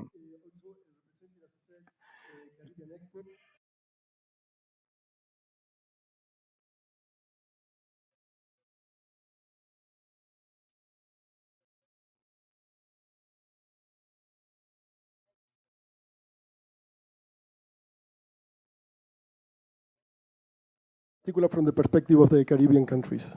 Yeah, thank you very much, Suju, and thank you, colleagues from the European Union, for inviting me to participate in this wonderful seminar. It's a privilege to represent the Caribbean region at this seminar because sometimes, when we talk about LAC, we sometimes forget that there's a C at the end of it. So it's really nice to be here to represent the Caribbean. Caribbean Export, as Sergio noted, is the lead private sector development agency for the Caribbean region. And for those of us who don't know, just as a bit of a context, the Caribbean region is really a cluster of small island developing states. So we represent 15 countries in the region. All of them are small, most of them are island developing states. And what you find is that in the Caribbean, these islands are extremely vulnerable. They're vulnerable to economic shocks. They're vulnerable to climate change. They're vulnerable to basically anything that happens in the international environment really impacts on Caribbean economies. So what we have to do is we have to build resilience in the Caribbean, and that is of extreme importance. The COVID-19 pandemic only exacerbated that situation. I mean, many of our economies are tourist dependent, and when you shut down for 2 years, that really set all of our economies back a lot in terms of their economic development. So really, Caribbean Export is working to build resilience among the private sector, because we recognize that if you don't have a strong, resilient private sector, you would not have strong, resilient economies. You have to make sure that the private sector can withstand these shocks and really contribute to the economic development of the islands. Now, to do this, we really have to focus on a few things. One, diversification. Two, green energy adoption, because we are all dependent on fossil fuels and it's one of the largest import bills that we have. And the third, of course, digital transformation. And I was very happy to hear what Sergio said. It's not just about digital, it's more about transformation. So that's something that we push very, very heavily in the Caribbean region. This project really catalyzes the work that Caribbean Export has been doing over the past many, many years with the support of the European Union. We have to work with our small and medium-sized enterprises and our startups to make sure that they can transform their businesses to become more digital. And what you would find in the Caribbean compared to Latin America is that digitalization has low penetration in the Caribbean region. Very few companies in the region sell online. Very few of them have web presence, and that's, we're really starting from a point we're starting from a point far behind much of the rest of the world. So we have to really focus on building strong digital businesses. And the work that we're going to be doing under this project will really supplement this work. We have to identify the companies that can really transform the region and work to build their digital capabilities. And one of the most important parts of this project is really the linkages and the partnership side of it, because we cannot do it alone in the Caribbean region. We have to build partnerships with like-minded agencies and like-minded firms, not only in Europe, but also in Latin America. We are very, very close. We are closer to the Latin American region than we are to the European region. Many of us have strong histories together. How can this project support businesses in the Caribbean region to partner with counterparts in Latin America so that you can bring about digital transformation on both sides. So we're very, very excited to take part in this project from the point of view of the Caribbean region to really transform our businesses digitally and build that resilience so that the Caribbean region can continue to move forward. And I'm sure there'll be additional details, but I'll turn it back over to Sergio. Thank you so much. Thank you very much, Jimmy. I think it's very important what you mentioned in the sense that the bridges that we want to build are not only through the Atlantic between Latin America and Europe, but also between Latin America and the Caribbean region. And that's very important. Also, that's, we bring that on top of the table. Tenemos. We also have the startup representation in the figure of Juliana Villalba. And as we stated previously, she's an entrepreneur. And as an entrepreneur, probably she knows quite well the difficulties of entrepreneuring. And we would like to know a good part of this project, this initiative, is going to bring directly to the startups and the entrepreneurs. So we believe that this is of the most importance. So we would like you to tell us how you see from the perspective of a startup that just beginning, that is developing its business, what are the possibilities that we can see in the project. Yes, of course. Good afternoon to all of you. How are you? And as you said, I've come here from the vision of that we have here, everyone that can make this happen. And we're attempting to make this happen. So I'm going to tell you a little bit more about what we're doing in Rebos. And from there, I will tell you how we can truly strengthen our companies and transform in a very not subtle manner, but very aggressive manner, as a matter of fact. But we've always had the support and the collaboration of the corporates of the BID, International Development Bank, and many other startups will not have to leave it so abruptly, but perhaps in a more fluid manner. So in Bleus, we began in 2018 approximately, and we began for an application for events. So at that marvelous time, we're going to have a solution for when people come to the event so they know what is happening, what is the agenda, who are the speakers, and that they connect. And then after that, we began to introduce AI to the topic so that we could connect experiences with the attendees. And in 2019, in December, where I said, what a good idea, we're going to invest because this works quite well, not just for events that we can do from Telefonica, but also to be able to convey it to other companies with which we. So, in the pandemic, how can we resolve during the pandemic if there are no events? So here we have the figure of Telefonica as a big corporation saying, okay, so people called us and said, no, they're bankrupt. And so they found this platform. We had Waira. So we can transfer ourselves uh, in the digital world, which will obviously be a boom. And Waira tried to use all of its networks and connections in Latin America and the Americas and in the world to take advantage of this. So the big corporations rapidly came in, other markets. Uh, they said, okay, we don't need so much investment, but clients to be able to survive.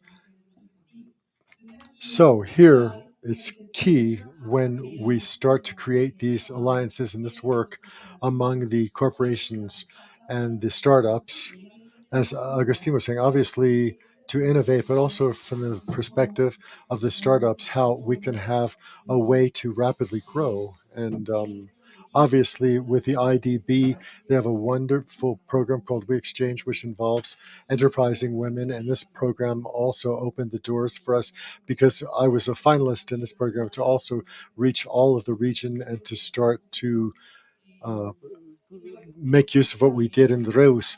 And after the pandemic, we did other things, uh, events, etc. But I think these big alliances where they combine entities of funding and cooperation with the big corporations and startups help to energize the ecosystem. A lot of times beyond investment, which is a fashionable topic, uh, which is very important. What round of investment are you in, et cetera.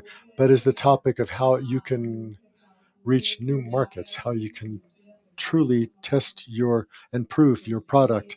And this facilitates things greatly. So I'm very excited that we have these kinds of initiatives, and above all, that they are not limited to certain regions like Latin America, but also we include the Caribbean and also Europe to be able to expand ourselves much more. Thank you very much, Juliana. I like the fact that you mentioned this because we agree completely that it's more potent for a startup to have clients than investments. And so this project seeks to connect these clients and customers so that they can have access for investment and these rounds of investment, as you said, but also the clients are very important for the market, naturally. We virtually have connected Alexandra Nodahel from Atos, who will provide us with a perspective of Atos and the experience that they have in working in digital realms, but also from the perspective of inclusion. All of these technologies, AI, robotics, etc., sometimes they generate gaps. And so what we want is to be able to work in the opposite direction. We want to get these technologies, which are neither good nor bad, but get these technologies to close gaps and to help us as a society. And so the experience of Atos and particularly Alexandra is very relevant in this sense. And so I would like for her to comment on her experience and how she sees how this project could contribute towards this need. Alessandra, you now have the floor. Talk to you in Spanish, and I forgot to. It's okay. I understood. You understood. Thank you. Great. Sorry. Yes. Go ahead, please. So, thank you. At Atos, the company purpose is to design the future of the digital space. Our expertise and services support the development of knowledge, education, and research in a multicultural approach and contribute to the development of scientific and technological excellence. We create the foundations for a thriving tomorrow. Digital transformation services and innovation shall support to live, work, and develop sustainably in an accessible, safe, and secure digital space. As a leader for the accessibility and digital inclusion governance, one of our key objective aims for innovative solutions is supporting knowledge appropriation and sharing on accessibility standards and guidelines at global level, and this during all digital transformation processes to leave no one behind. This year, the World Health Organization estimates that an estimated 1.3 billion people, or 1 in 6 people worldwide, experience significant disability. Approximately 85 million people in Latin America and the Caribbean were reported to have some type of disability, accounting for around 15% of the total population, according to 2021 World Bank report. Therefore, technology has the potential to greatly improve quality of life if it is designed in such a way as to be inclusive. Thus, our aim is to ensure ease of use by people with varying capabilities, including, but not limited to, users of a range of assistive technologies. We have a need to co-innovate and identify solutions that address the digital divide, promoting the digital literacy and digital inclusion for all, especially for elderly people and people with disabilities. We have a need for support with innovations of digital solutions and technical assistance in Latin America and the Caribbean, allowing to deliver an accelerated and industrialized way for more accessible products and services, breaking down the barriers when accessing transport, education, and the open labor market. Thank you very much, Alessandra. I think it's really very important what you are saying.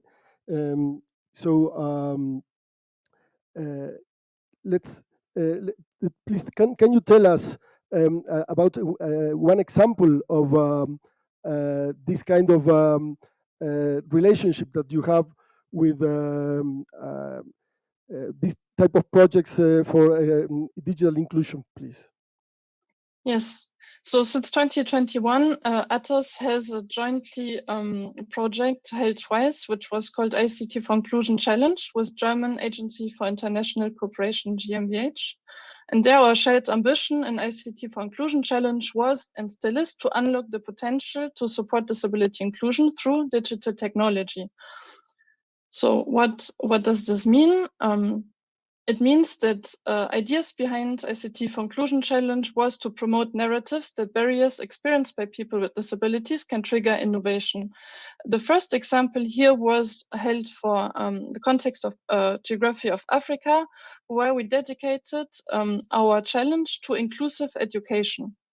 Our first winning team came from Nigeria, and was called Winsight, and they developed an AI-based smart reading glasses that convert printed text to audio for visually impaired users, allowing them to read books in paper format. The team got mentoring from local and global leaders and empowerment for their business to grow and get accepted for further challenges and conferences like this year's Zero conference in Vienna, where they had visibility with 1,200 attendees from around the globe at the United Nations. A second winning team was focusing on development of new virtual education and training app for large for people with intellectual disability. And this organization was from civil society and got empowered via mentoring and funding to build their own team, including people with disabilities, hire developers for developing this app, which will enable as a portal for people with intellectual disabilities to access training which is inclusive for them. Thank you very much. Obviously, yeah. I'm sorry, Alexandra. No, I was thanking you for the these two examples that bring technology as a way to address disabilities and make this world more inclusive for everybody. Thank you very much. Me gustaría seguir el panel. I would like to continue with the panel, going back to Julian. I want to make use of the fact that he is working in the Ministry of Technological Development and Innovation. And so, in terms of innovation, this is very important. How do you view this possibility to bring innovation to the industrial and business realm from the ministry and from science itself? Sergio, first of all, thank you very much for your question. I think you have recapitulated a topic which spoke more about the culture of business development and the evolution of businesses in terms of innovation. But of course, the need to work in coordination, and possibly not everything has to be within the company, but you can make sure you can make use of potentialities of startups and other factors like academia, etc. And this leads us to think about innovation and to generate innovation ecosystems where we take advantage of the potentialities of all the activities. For example, your office for transference of research, so that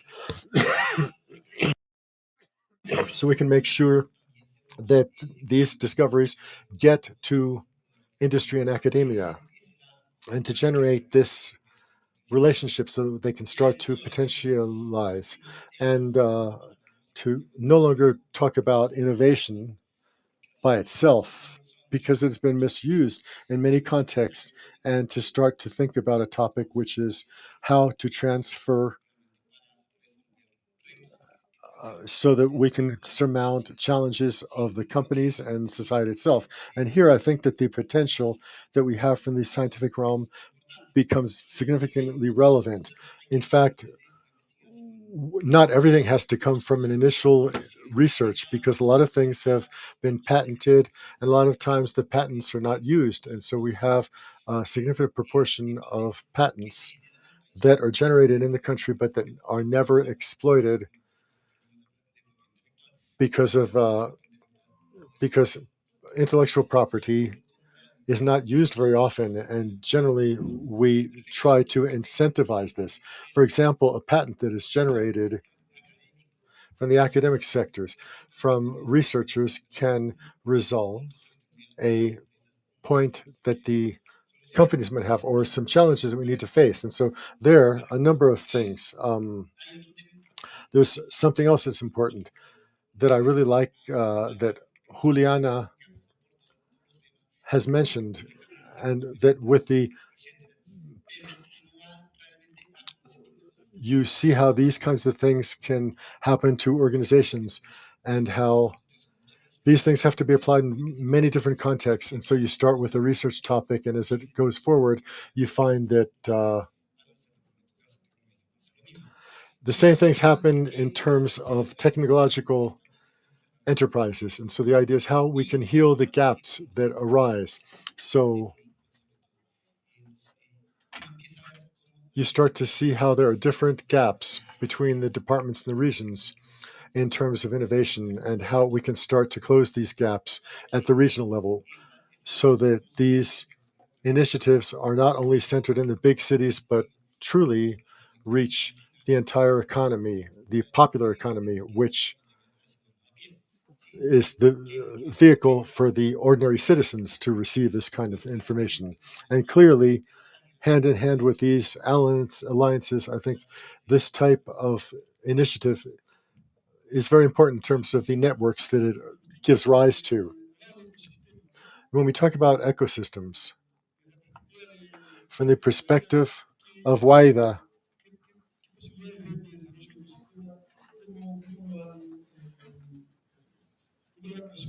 how have you resolved this in other projects that would be relevant in this realm? Of course, we are a living symbol of the opportunities and to be taken advantage of, but there are a lot of challenges, obviously. And if you'd like to be able to frame these in two categories, there are others, but there are two big challenges that we face when we seek this connection between the corporations and the startups, which obviously this will arise in the framework of other projects. So I thought it was good to mention it. First of all, we have the cultural gap. There is an abyss of culture between a startup and a big corporation, and obviously I would like to explain why this is a project that attacks both challenges. But a an example of this is when we start to work with these startups. There were things that came to light that were scandalous. For example, the time frame that a corporation like us had for bringing a product to market could take months or years, and for a startup, a year is you don't know where you're going. You don't know if you're going to have enough capital or whatever. And so when the executive realizes, when the founder of a startup tries to visualize how they're going to bring a product together to the market and how many months or weeks. So this cultural gap, I think, is one of the big topics to be taken into account when we start about how to join together these two worlds. And the other is the conviction, despite, how can I explain this? The reality is on both sides, so it tends to change from day to day. And so above all, from the side of the corporation make a big bet on innovation, and then when there is a change in the market and the regulations, everything indicates that the priority is changed, and so they have to go and fight about prices with the competitor or with the regulator who has their own culture, or to talk about costs. but the innovation projects are measured over years in terms of their impact. So if we don't, if we're not deeply, if we're not deeply convinced that this is the path to follow, if the next administration not in line with the previous one and and if they don't have a shared strategic vision, then they will no longer be able to work together, because it's only when we see fruits that can justify this, but over the short term. So these two challenges are very important, and to deal with them, a project like this attacks both, because when you are the CEO of a corporation and you see that in a project like this, and if you're working with startups that can be successful and they get products out to the market, these 100 interactions that we talked about in this project between startups and corporations, when this happens, this reality of the commitment can be achieved. The same thing with culture. When things go on between these two worlds, the cultural breach is reduced, and we see that this can happen. It can work. And so there are a lot of challenges, but I think these two are framed very well and exemplify how we can do this and how we can move forward. Thank you very much. So I think you wanted to tell us about some experiences that you're carrying forward in ELAPS, and that in which you will seek this impact. And so, can you give us an example? Sure. Well, and this topic of the development of the ecosystem, as I said before, on the one hand, we fund startups. On the other hand, we want to work with accelerators and ideas and entities and corporations that are promoting local transformation. And so now we have SIDLAC, which is related to what we're doing here. And SIDLAC is a program that operates from Chile, from Guaire, Chile. And we're seeking corporations from the entire region to be able to build jointly a thesis of challenges of innovation for each impact to improve lives. And so we're closing, well, here we have the lead for the program in Guaire. I was getting updated with him, and I just closed the first cut for climate change, where there's 8 corporates already focused with several challenges that they want to approach. And then we had a batch of 150 startups all willing to resolve these challenges, and from which we are filtering and selecting the best so that then later they can receive financing. This is also key. We think what's going to happen with this digital accelerator within Big Lab, the work that you're going to doing of generating an ecosystem, capabilities of changing the mentality and the corporate mindset, so you can get to one of the best pipelines, is going to be very useful for us in Big Lab, because we're looking to finance those entrepreneurs, those disruptors that will want to improve lives within Latin America and the Caribbean within all of our verticals. We currently working in healthcare, in financial inclusion, in essential services, in all the part of talent and employment, and clearly in the challenge of climate. So several of the challenges that you're approaching within the digital accelerator are a direct source of what we're looking for. This would be one point. We have an initiative with Cities Lab also that handles the technique of open innovations. And I would also say that it's very exciting to continue working with the European Union, because at this time, specifically in Central America and the Caribbean, has been a very good partner for Big Lab. We have more than $15 million in projects that are focused in development of ecosystem of worker tech, in investment in the development of entrepreneurs and startups in countries such as Trinidad and Tobago, Honduras, El Salvador. So this initiatives is adding to that portfolio of topics. And I want to only close with something that was mentioned by Julio, because since he was a finalist of We Exchange, this is a project also is going to reach several entrepreneurs. Clearly, due to the verticals that they are approaching, we at this time have opened tender process to look for the next batch of STEM entrepreneurs in Latin America and the Caribbean, and this tender process closes at the end of this month. So it's part of what we're doing, part of the ecosystem. You just move on to the entrepreneur because at the end of the day, it's not economic knowledge, it's not because it went through WIDA and check and it's ready. No, we need to actually go and to enter to the next level of the video game with a new level to attack, a new challenge to assume. So we're looking for these entrepreneurs. We have the tender process open till the end of the month. And the big lab boom, which is going to be here in Bogota on June 13 and 14, we're going to select the opportunity to connect with corporations that will come that day to that space. We have a good amount of synergies that can come about, so most assuredly would like to contribute collaborating with this. I don't know whether you have had the hour that we had available for the panel, and therefore I'd like to thank each one of you. I want to remain with that perspective of impact, that is to say, that whatever we do, because we have 5 years ahead of us, is still a lot of time. But as I said previously, we have no time to lose. At the same time, we would like the work that we are able to do to be something that is lasting, something that will actually stick.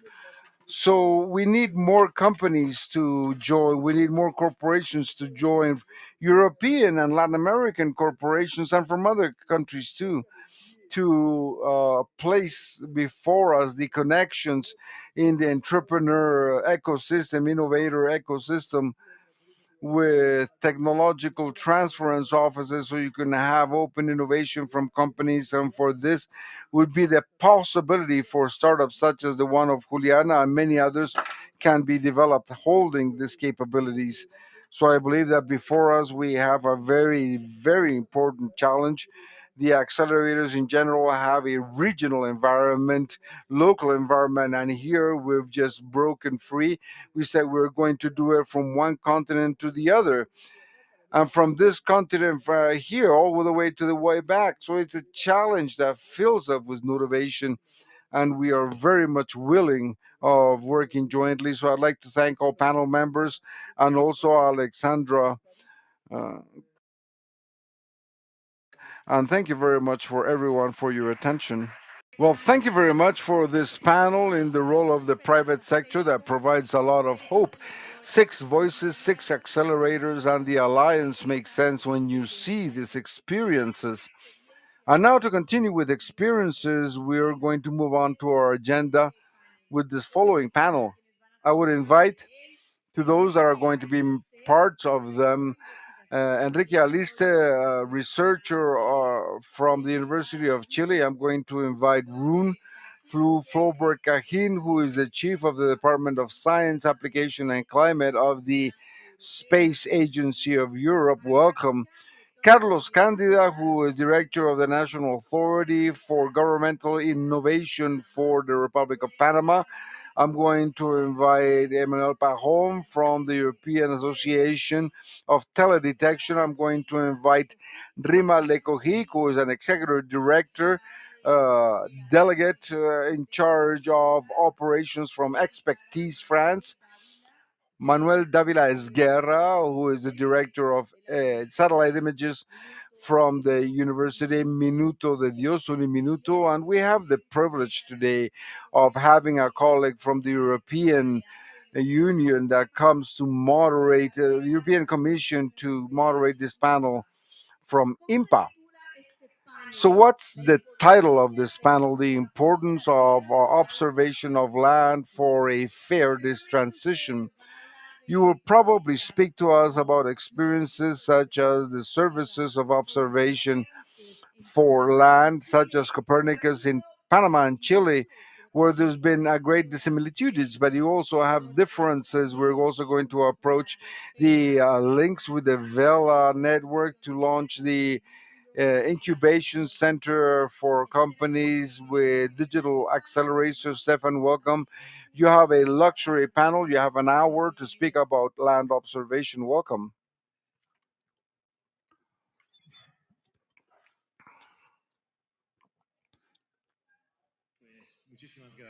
Well, thank you very much for that introduction. I have very little to add to that. distinguished guests and distinguished panel members, it is a true honor for me to facilitate the discussion with these excellent panel members. The panel will be in English and in Spanish, so I'm going to move on to English now, but you can answer in whatever language you might prefer. But please feel free to use the language that you want in your answers. All right. So that said, I won't take much more of your time as I'm actually curious to hear from you now. So let's jump right into it. I have here by my side ESA, the University, so the European Space Agency, the University of Chile, and AIG, la Autoridad de Innovación Gubernamental de Panamá. These three are three key partners of the Digital Alliance, as they are the one that will make the Copernicus Regional Center in Panama and Chile a reality. The first question is for the three of you, okay? I would like to hear your different perspectives on this. And the question is, how do you see the Copernicus regional centers making an impact on the use and uptake of Earth observation in LAC countries, and how ultimately this will benefit the region in your own views? Rune, you can take the floor first. Thank you very much, Stefano. Representing the European Space Agency, we are of course dealing with the space part of the digital transition and also the space part of the green transition that you have heard a lot about during today, both in the morning and also during the various panels here. You've heard the Vice President of the European Commission talking a lot about, let's say, the role of space and the role of Copernicus in all of this. Now, it may not be fully clear to all of you, but although the governmental aspect of Copernicus and also a very large part of the funding comes from the European Commission, the European Space Agency is also an implementing partner in Copernicus, where we are responsible for the implementation of what is called the space component of Copernicus. And Copernicus is the gold standard, I would say, is the gold standard of Earth observation systems in the world today. It provides an enormous wealth of information. And the good news is that it is being provided on a continuous basis, and it's going to grow in the future. Today, there are them flying, and there are 6 more missions, I would say. Most of them are actually based on more than one satellite, and there are 6 more coming. So we are living in the golden age of Earth observation, and our interest in all of this is to make sure that we can leverage on all of this information and mainstream the use of Earth observation data for the digital transition, for the improvement of society, for better lives for citizens all over. And that's why we are, let's say, partnering with the European Commission on all of this. We have, as I already said, a lot of experience in building satellites, but not only the spacecraft, also the ground segment, the data access system, the archives, and also we spend and we invest a lot of time in application services demonstrating the use of this data for the benefit of all areas of society. Now, for example, linked to Latin America and the Caribbean, we have been working quite a lot on in Brazil. We have been working in Ecuador. We are working in various places along the continent based on partnerships, based on the investment that we are doing also in Europe. So we are a very logical partner in working with the authorities, AIG, and also our partners in Chile, in order to sort of implement these things. And what we are going to do is to make sure that the user communities, the services that need them, and the businesses and the academia that needs access to this data will have access to the data. And not only, there will be processing capabilities, and there will also be applications and services developed for these type of infrastructures. So we are bringing the user to the data and allowing you to make full use of all these facilities. I think this is the fundamental thing that we can offer. We have a long history of doing that, and we will be doing that in full partnership with local partners. So what you can expect from us in the not very far future, actually, are business opportunities combining, let's say, expertise and businesses in Europe with the local enterprises in the region to make sure that we together can build this wonderful data center. But it will be much more than a data center, actually. It will be a facility for the exploitation and use of Copernicus data for the entire region. And I think it will be a wonderful opportunity for all of us. Thanks very much, Rune. Enrique, please. Thank you very much. I will speak as a native speaker, so I will speak in Spanish. Okay. Excelente. I believe that one of the main elements that comes together with this type of center and what it is going to promote also comes together with the need of becoming robust in the capability for decision making. And with this, I'd like to say that it's probably going to have a very significant impact in the plane of governmental actions of the various countries. If you consider that we're required to improve this capability to make decisions, the condition of holding information, high level information, robust information, but additionally for it to provide an effective opportunity to, for example, reduce the risk of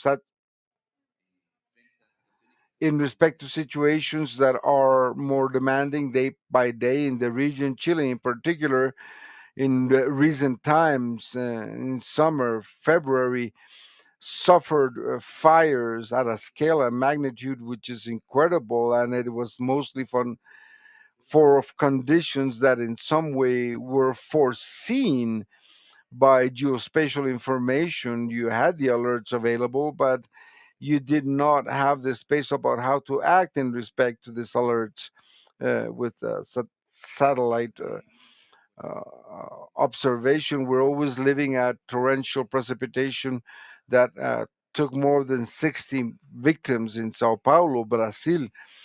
I'm not going to tell you here in Colombia what this has meant, this torrential rains and the effects that it had in landslides, similarly in the various regions, mountainous regions.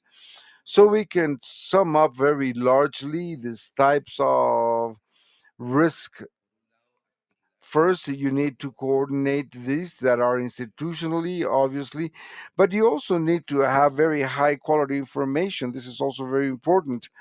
But within a context of transition, as a colleague has stated, within which you also have the transition that Latin America is very sensitive to this, that have to approach aspects that are associated to topics of the environment, but is not going to place aside the legitimate economic aspirations of the countries in the region. To count on this type of information evidently is going to also aid so that you can explore mechanism paths and to improve instruments for territorial management with economic development that is going to come together with the development of this technology. So all these elements that can be very well placed in discussions. We saw in a certain reports that were published with certain frequency through the action of this center and the capability of counting with the mechanisms that will process the information, but also secondly,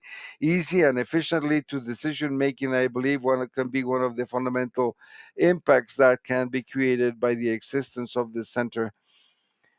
We're going to have this in Chile. It's going to be very much focused in the topic of terrestrial observation. It's going to provide a great amount of information that is going to be placed under the service of the region for the planes that I've mentioned. This is where I can see that we can have an important part of these impacts. Thank you very much, Enrique. Very important things. I'm going to write them down for the conclusions. Now I would like to listen from Carlos, the perspective of Panama again. Good afternoon to all of you, señoras y señores.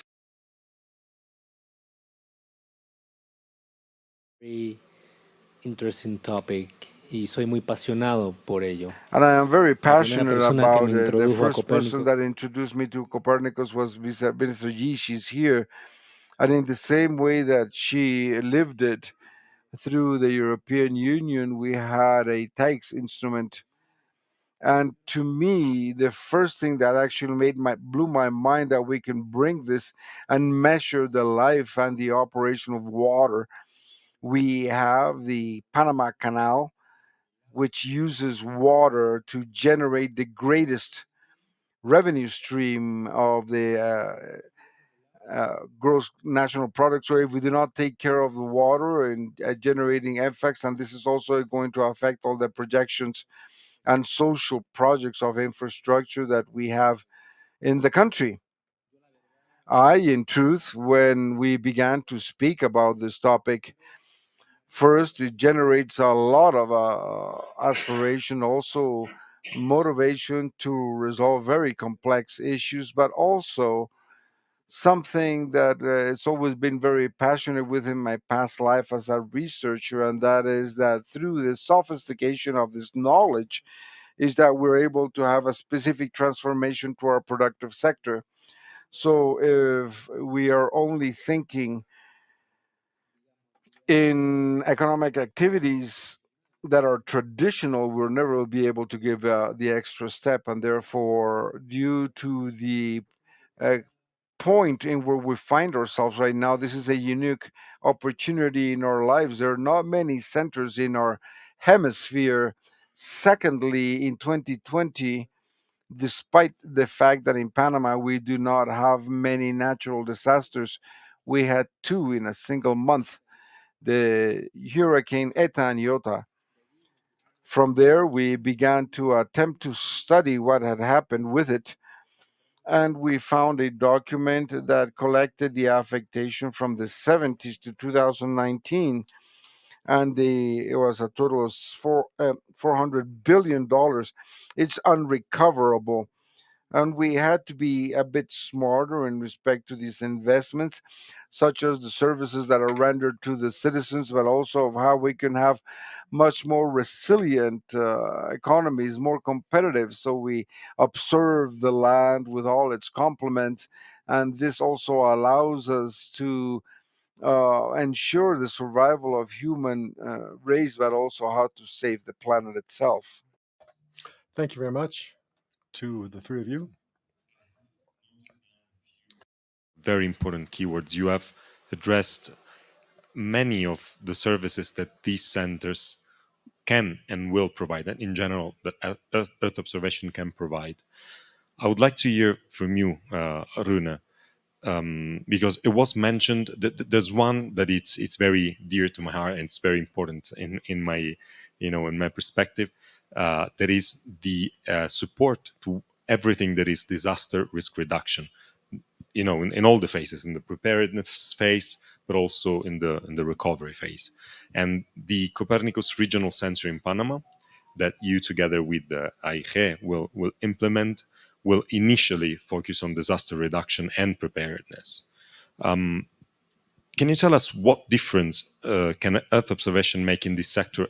What information can actually deliver? Thanks. This is, of course, a very broad question, but it's also one where we're very happy to answer. So the whole thing related to disaster risk management, of course, comes in various flavors. There is a kind of an end-to-end cycle for these things. What you talk about, Stefano, is linked to the, let's say, the understanding, being prepared, preventing the disaster, and then, of course, there is also when disaster strikes, there is another element of let's say of disaster risk management that enters into place, which is linked to what to do when havoc strikes. This is indeed not what we are focusing on first and foremost for COPLAC, because that's taken care of by the International Charter on Space and Major Disaster, and also by the Copernicus Emergency Management Service. So indeed, this is not what we are focusing on. But what we do focus on quite a lot is the whole area of being prepared and also prevent disaster. And in this, the perspective from space is actually instrumental. We can use all kinds of Earth observation, remote sensing technologies, radar, optical, and so forth, to collect information that we can combine with other types of information to actually understand and model, the whole, let's say, risk or the hazard potential in various areas.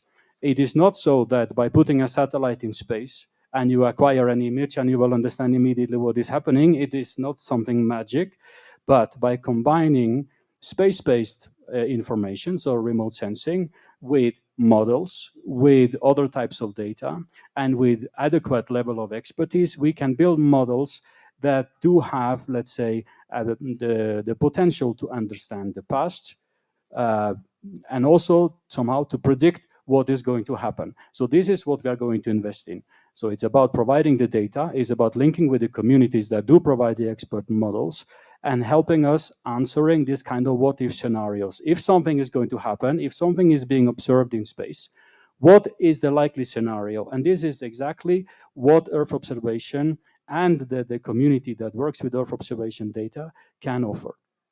There is also something more, which is perhaps less trivial, and that is the fact that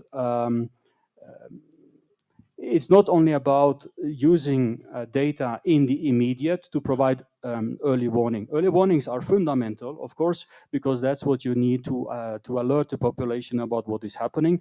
And for that reason, for example, the United Nations has initiated a global early warning initiative, which is focused on these things, and COPLAC will fit perfectly into all of that. But there is something more to it, and that is the fact that by having long time series, a very long data set, if you will, which is what Copernicus is offering, you can go back and look at the statistics. You can look at the statistics, and from the statistics, you learn a lot. It's just like we are learning from history also. So by using statistical information, you can actually improve your models, you can reduce the uncertainty in the models, and improve the predictive capability of these models. And such that by let's say, making sure that you have this adequate link between a long time series, continuous measurements, and the expert communities, and the right sort of focus in the applications, we will be able to serve the communities in Latin America and the Caribbean region. I listened very carefully to our Caribbean colleague before. To actually provide this kind of services to the community. And what you are going to see in the coming 5 years is that the European Space Agency, together with partners, are going to develop and install in Panama these type of services.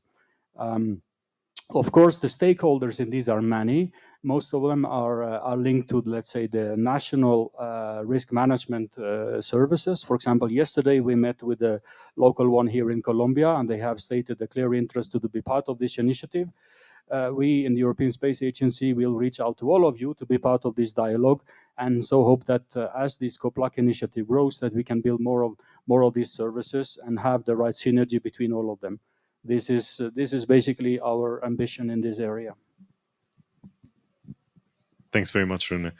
And next question is for Enrique. Diferentemente de lo que hará el centro en Panamá, que tendrá este enfoque sobre la gestión de desastres, el centro en Chile se focalizará un poco más sobre otros tipos de servicios, ¿no? Other types of services, monitoring on the ground, monitoring of urban areas, agriculture and forests, and also human monitoring. Can you explain a bit about what type of services are provided by the Chilean Center and why these centers are important, not just for Chile, but for all of the countries in the region? The center will be located in the Mathematical Modeling Center of the University of Chile that has a capacity of data processing, which is very great because of a supercomputer.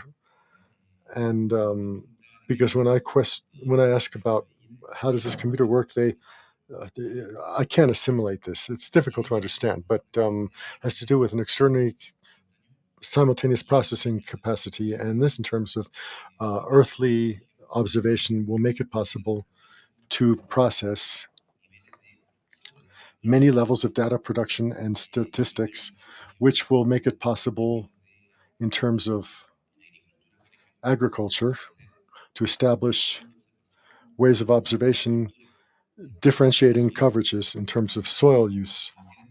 To produce this level of information, at a different scale requires a data capacity to be able to provide the detail needed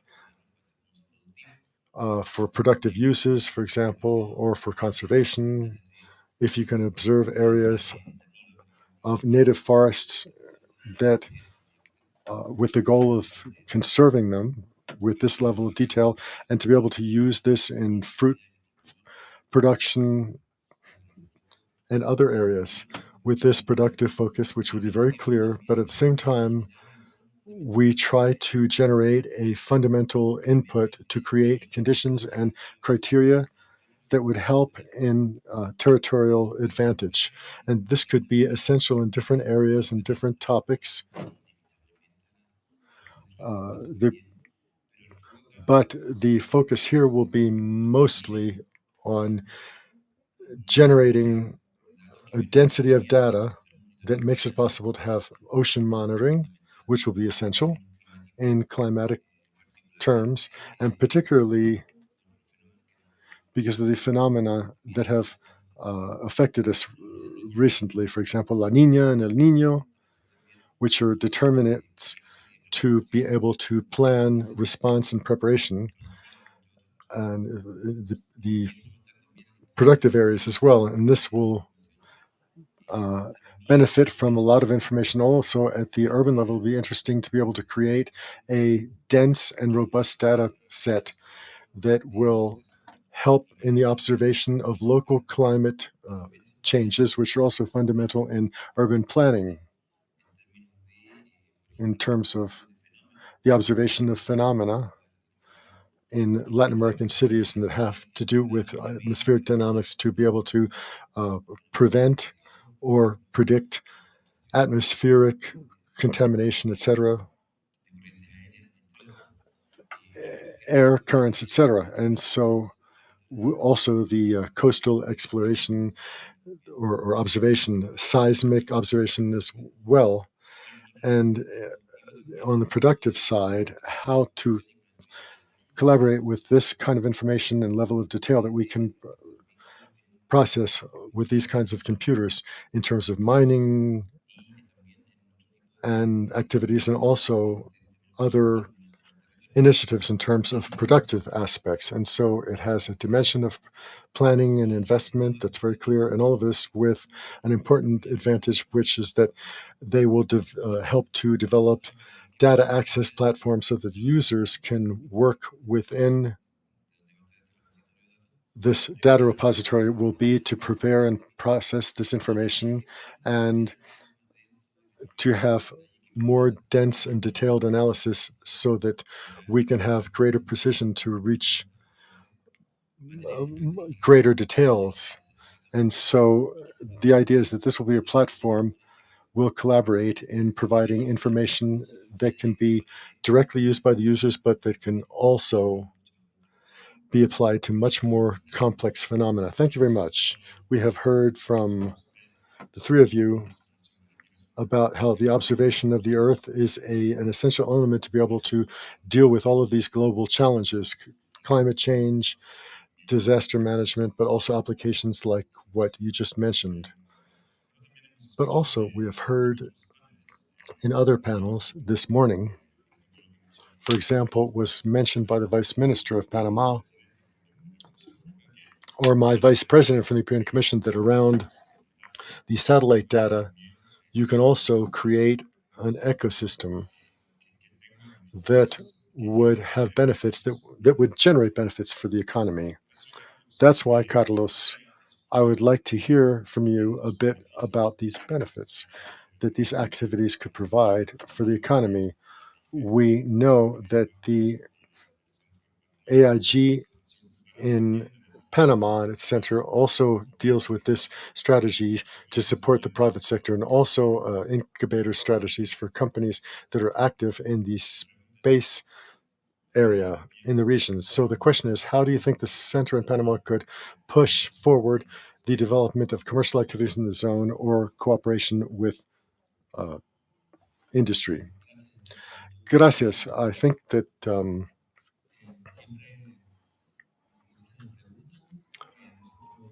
we always look at these questions. We try to imagine this and dream about this as good engineers, but I've always tried to have a proof of concept, right?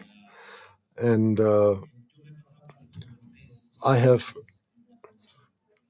gone through a lot with the commission, and I always use my children as models to see if an adult above the age of 18 can immerse themselves in these topics. Last year, I took my 9-year-old and started to teach her techniques for detection of vegetation maturation for Copernicus satellites. And she said, no, my dad is crazy. But she wanted to give a presentation because she had heard on the news of the forest coverage map had built based on Copernicus. And so I said, well, okay, this child cannot be denied this. She must be allowed to use this data. And if the data is freely available, then we would teach them how to use the data and the filters. And so to know when this is a natural variation or a synthetic variation, then we went to another proof of concept. In schools between the ages of 14 and 16, if a 9-year-old can do this, then I'm sure that a 17-year-old can also. And so we used another bank of images to show that the more sophistication of knowledge you have, it's possible.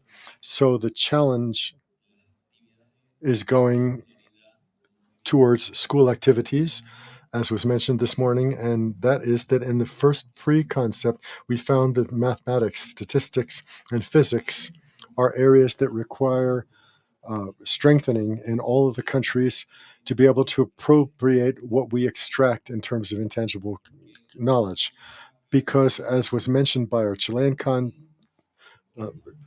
companion, we can measure what we're breathing, the temperature of the air that we're breathing, but so that we can also model mathematically our oceans. And we have tried this recently to be able to measure and report on this. It's only possible through an observation of the world, of the earth.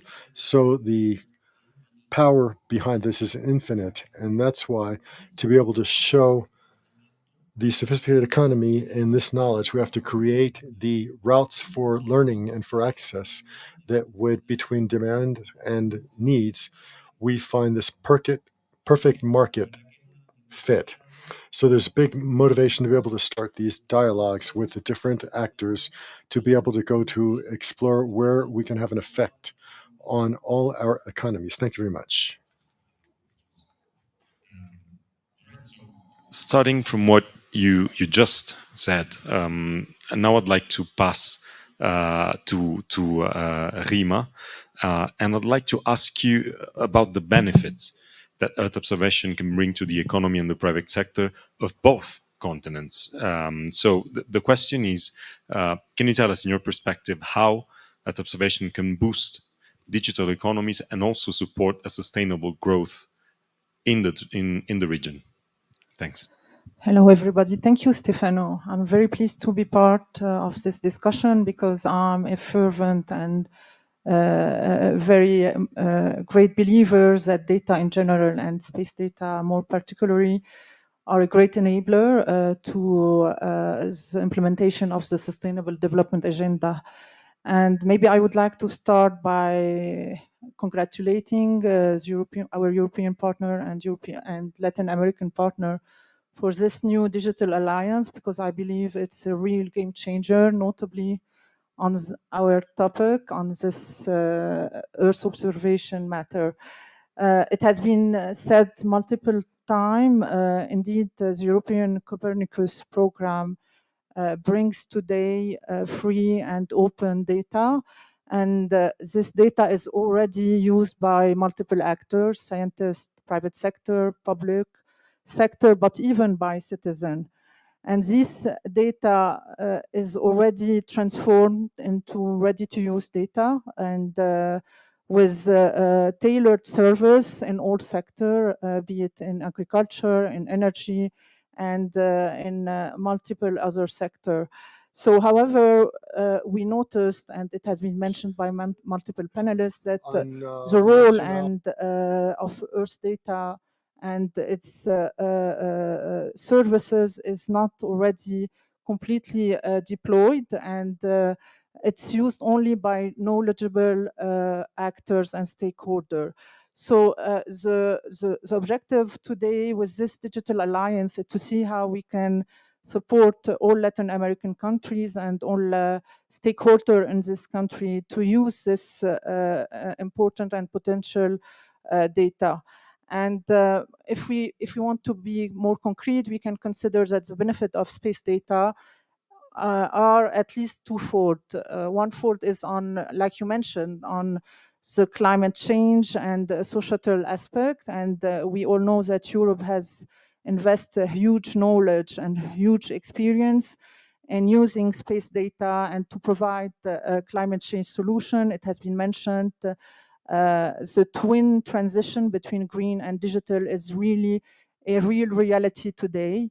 And we have multiple services based on space data in monitoring deforestation in a real-time approach and tracking methane emission and also helping farmers to monitor and optimize chemical inputs. So it's a real benefit on the climate change aspect, but like we are saying, it's also a real benefit on the business side. And today we know that Earth observation data deliver value. In the era of this digital revolution, this space data is the raw material. It's like we say, it's the black gold for private sector and private actors to transform this raw material into value-added services. And today, Copernicus bring a broad and powerful data to the private sector. Europe has implemented multiple support mechanisms to help private actor develop multiple services in different market segments, like in insurance, in agriculture, in energy, etc. We estimate the global market of data services, space data service, to around 2.8 billion today, and we all know that this market will be expanding in the next few years. So the question is how to help Latin American country take this opportunity of this two new Copernicus centers. And we heard some question raised by other panelists about the need to install a comprehensive downstream ecosystem to be able to leverage this data into concrete services. Indeed, that's a key question. Thanks very much. And a bit on the same line of my first question to you, I would like to ask the same. I mean, a bit of a slightly different question to you, and I would also get the perspective of Emmanuel Pajot from ERSC.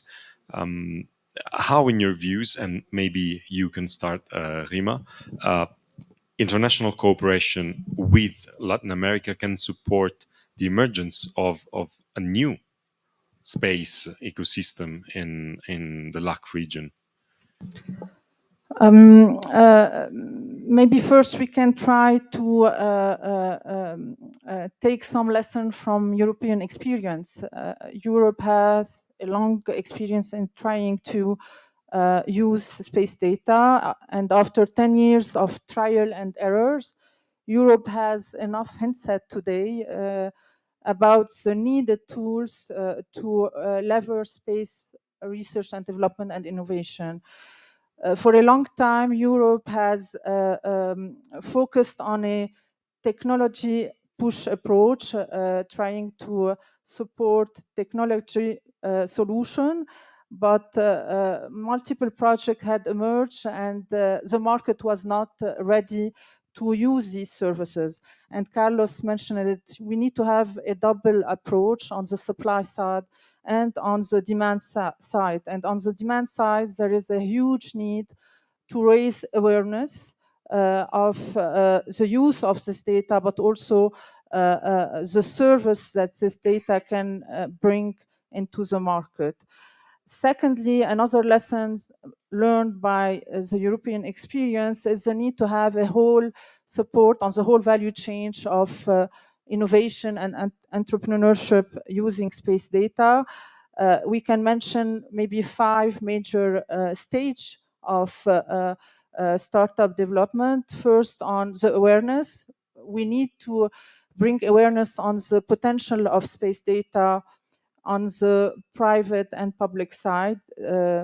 Secondly, on the ideation, we need to spur the immersion of a new startup, and we have a good experience with the European Space Agency Business Innovation Center. They usually have hackathon organized to find the good idea. And third, you have the pre-incubation phase where you need to support, to assess the idea before supporting the incubation of a startup, and then help them accelerate and accessing funding and accessing the market. So of course, Europe is willing to share this experience with our Latin American country. I believe that in Latin America, we have a very vibrant and dynamic ecosystem of innovation and startup. So we need to support the system with a targeted technical assistant to help them in the whole phases of the development of space data economy. So we will work with our partner, Technalia on one side, ESA, European Space Agency on the other side. Expertise France is willing to bring some technical assistance and try to bring this sharing of knowledge between Europe and Latin American country. And I really believe that with the Copernicus Center, this support to bring a whole ecosystem and the dynamic sector, innovative sector in Latin America, we can hope to have many startup and businesses in the future using data here in Latin America. Merci beaucoup. I think this is a very good point, because it shows really that Europe here is jointly with Latin America is acting as a team Europe. So we're coming really with our member states, and we're discussing with the different countries in Latin America and the Caribbean to actually deliver something that has an impact. Emmanuel, même question. Sorry, same question for you. Can you? Does it work? Yes. Okay. Yes. Thank you to use the word new space. I think it's quite interesting because we heard this word for quite for few years, let's say, but there is maybe different definitions, and I don't want to enter into detail, but I would say that for me, this new space is really a mindset in order to develop and to deliver services. For some companies, they decided to go through verticalization, so manufacturing and to delivery of GI. This is a choice. For others, which could be considered themselves as new space, they are not at all Earth observation company. In fact, initially, they are just data integrators. And so there is a huge variety of schemes, so opportunities for all the different actors in Europe and in Latin and Central America. And it is very important not to oppose these different kind of companies, because they belong to the same ecosystem at the end, and all together moving. Because the creation of a new space or a space ecosystem is really a long journey. As just said before, first you need to develop this awareness, which is a huge challenge still everywhere, even in Europe. We need to understand the current capabilities, what is more research, what is really operational, commercial.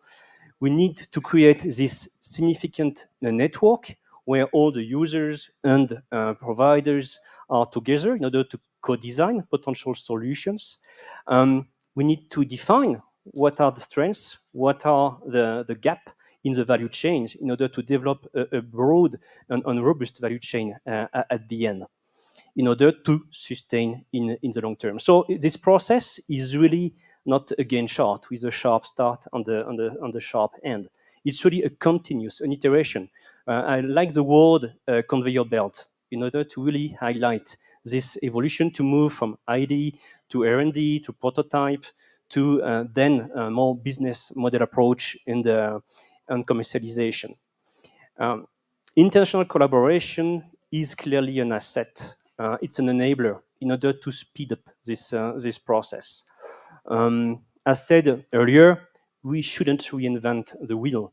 We have to use what has been done before in order to build in a faster way, more efficient way, probably this conveyor belt, to bring these new users, to have early adopters, to bring visionary stakeholders in this landscape, and then to collect from all the different sources all these success stories, best practices. This is the way I think to go. This internal collaboration, because it is very transparent, is really the right place in order to collect and share the right experience from the public side, from the private side, from academia. And so at the end, international collaboration is really a quality tool, because you have access to methodology which could have been developed, for example, in Europe. But then you will assess if it works with you. You will improve this methodology as well. So it will benefit to all. So it will, at the end, develop really the trust for all the actors on the potential users of the solution. I just would like to highlight some example, maybe, of methodology or approach which have been initiated thanks to the European Commission funded project and which are now widely used. For example, a project called GeoCradle aimed to assess the value chain, Earth observation downstream value chain in North Africa, Middle East, and in Balkan area. It has been really challenging for them. But then the solution, this methodology, has been applied in Europe, and it has been recently used in the Philippines, for example, to highlight where countries should invest more, where maybe potentially another stakeholder, a contributor from another part could step in. Another example I think is really relevant is a Genius. It's a group of companies which are in different European regions. And because it's a specificity of the downstream sector, and mostly SMEs, they do not have the capability to go in all the different places in order to advocate for their solutions, as good as they are. And thanks to this network, they succeed to share, to develop the co-petition approach in order to disseminate to the local potential users the solution that the potential competitor, in fact, at the end, develop in another places. So at the end, all benefited from this effort. On a last example is really eShape. eShape is a project which is the flagship of a EU-GEO initiative, so European contribution to the group on Earth observation. It's a huge project and 37 solutions in order to leverage climate change and support climate adaptations have been developed and supported. All countries are facing the same issues with different topics, obviously, but it's a common threat. And I think this international collaboration is really the right way to go in order to develop this awareness, go fast, and develop at the end for the benefit of all. Thanks very much, Emmanuel. You mentioned many interesting points, and you mentioned obviously the role of the private sector and all of these. Now, I think all these projects, or at least part of these projects that you mentioned, involve the private sector in a very active way. So the next question is again for you, and it's let me cheat a little bit. It's kind of two questions in one, and it's how do you see the role of the EU private sector in the whole picture that we're discussing today? And specifically, do you see an interest of the EU companies to be more involved in the region, Latin America and the Caribbean, and to strengthen links with the companies, with local companies from the region, for example, through joint projects to be made here? Yes, thank you. The Earth observation downstream sector is really dynamic. Yeah? It has a growth of 7 to 10% for numerous years. So for me, it assesses that it has been really successful. Companies have delivered successfully solutions which have met numerous needs of the users. So we can be proud of this. But as I just said before, in fact, 96% of companies are SMEs. So for most of the company, it will be really a challenge to go abroad, to reach the global market. And I see a lot of interest from a lot of companies, large ones, small ones, to have access to this collaborative approach and this accelerator. Yes, some large company, for example, are already in the area. And today I'm really happy we have a GMV, we have Telespazio, and we have ISI in this room. So that's great. On the other side, we have some small company, a few. We already succeeded into creating an affiliate in Chile, for example. Terran is a French-based company. So they are already there, but it's still really difficult. For some, they decided, yes, to investigate, and they are already selling some solutions. Some example could be GAF, for example, in Ecuador. They made a proof of concept in order to monitor near real-time forest monitoring. EOMAP develop activities in the Bahamas, in Grand Cayman, and other countries in Jamaica. But what we know, because we made a survey on this, and we do it more or less every other year, we know that 8% of our members really would like to develop a relation with countries and companies in the Latin America and Central America, Caribbean area. So 8%, yes. So there is a real interest.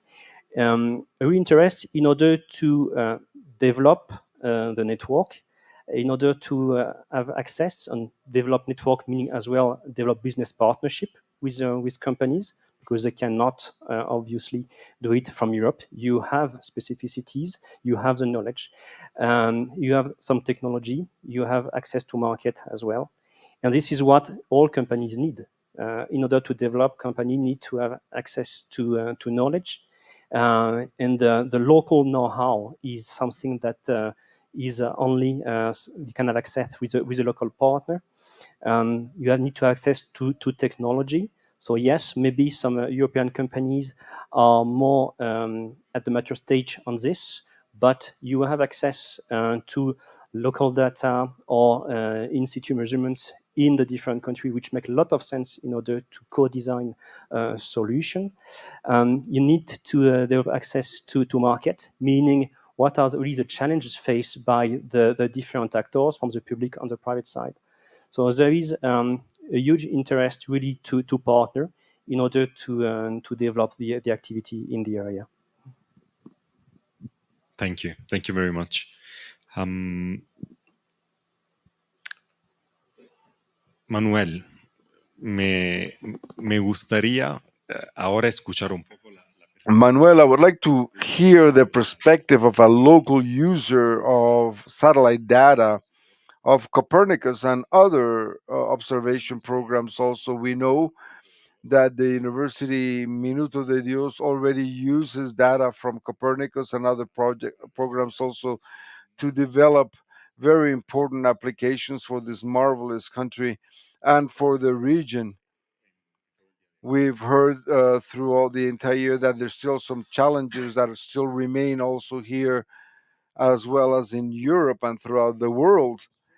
Can you please explain to us, under your perspective, what are these challenges, the largest challenges that still exist in Latin America for the data users, for data observation and satellites? Thank you.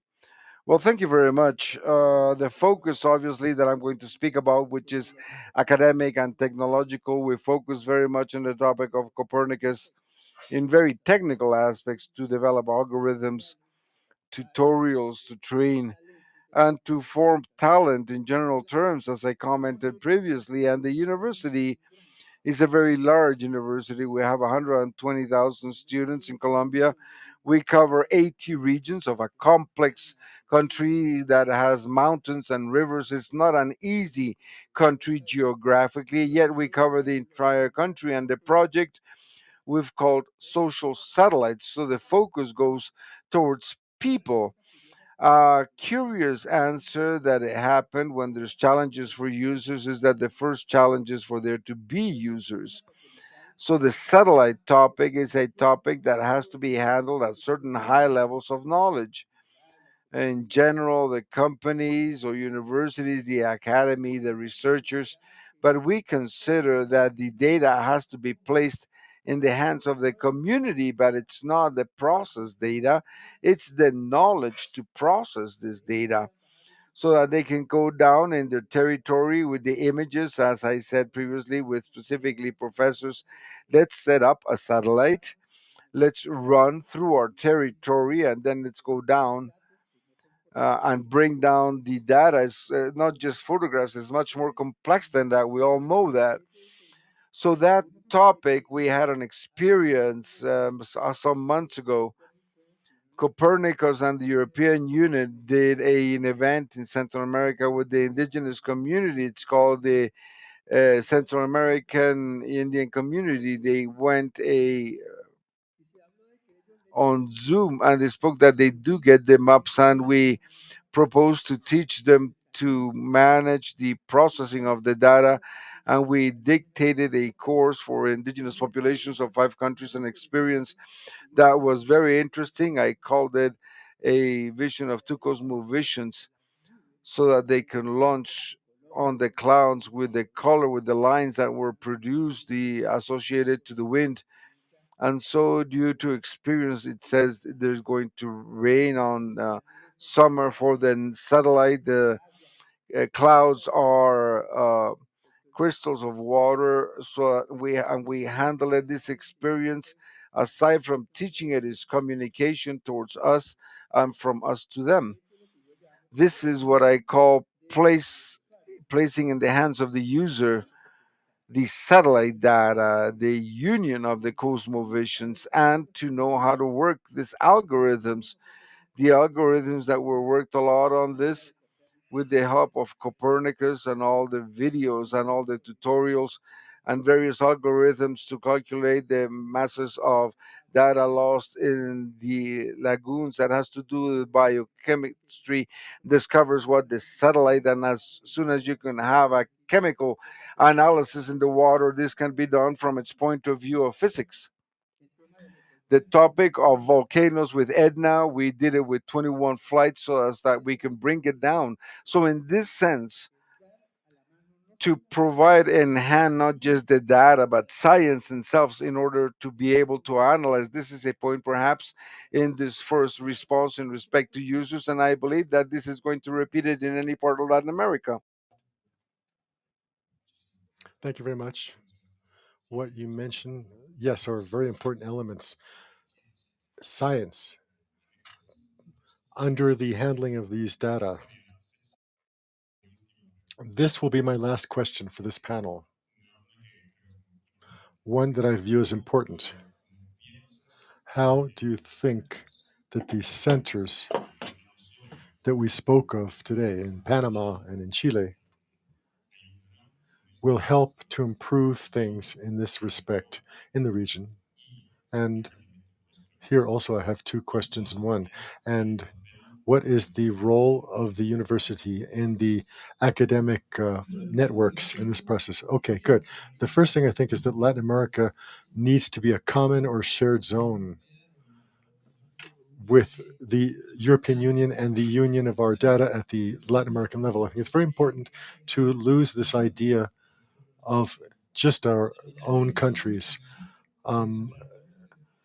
Chile and Panama for us was very interesting. We see a lot of interesting possibilities because the maps are complex. Our experience is education, and with their computers in their houses using satellite images at home, computers have big problems. So there are processes that can cost 8 hours to undertake. And so these maps and hard drives don't have a lot of capacity. I think this data center in the cloud will enable us to process better and to jointly manage the inventory of our nature. We now have 17 lakes that we want to investigate in terms of their changes in water masses over time. So this requires high processing that the universities still lack because they're still dedicated to their own particular topics. So there I see, and with Colombia, I think we can unite and use our centers to create something similar. In terms of universities, we work intensely. I will tell you something that's interesting that I think you don't know. The Colombian engineering is set up in networks. We have 100 universities that are united. In Bogotá, we have 38 universities over many years. And at the national law, over the national level, we have the programs for Decide Megatrónica, etc., of the 8 networks that we call the network of networks, so that for the Copernicus groups, we've spoken with the 8 presidencies, and they want to take this knowledge and these subjects to academia. So academia has a lot to do here, because here we have the talents that can be educated. And so because the youth is the true people who will do versions 4 and 5G. And so we have a robotic program over the last few years that we've had thousands of children from the schools, and it's about STEM, and they learn about physics and a lot of things naturally.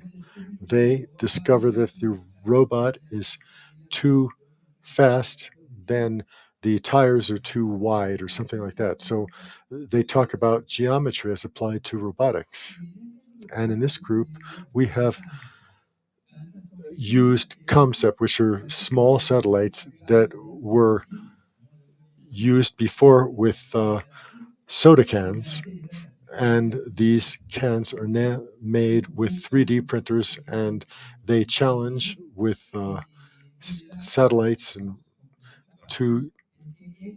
they are also citizens of the future, of course. So these topics we must put not just at the level of PhDs, but at the relevant levels. The way we teach them would depend on pedagogical aspects. I was talking about a PhD in math, or am I talking about someone who knows how to raise rice and is not a professional? And I think the way to teach these topics is feasible.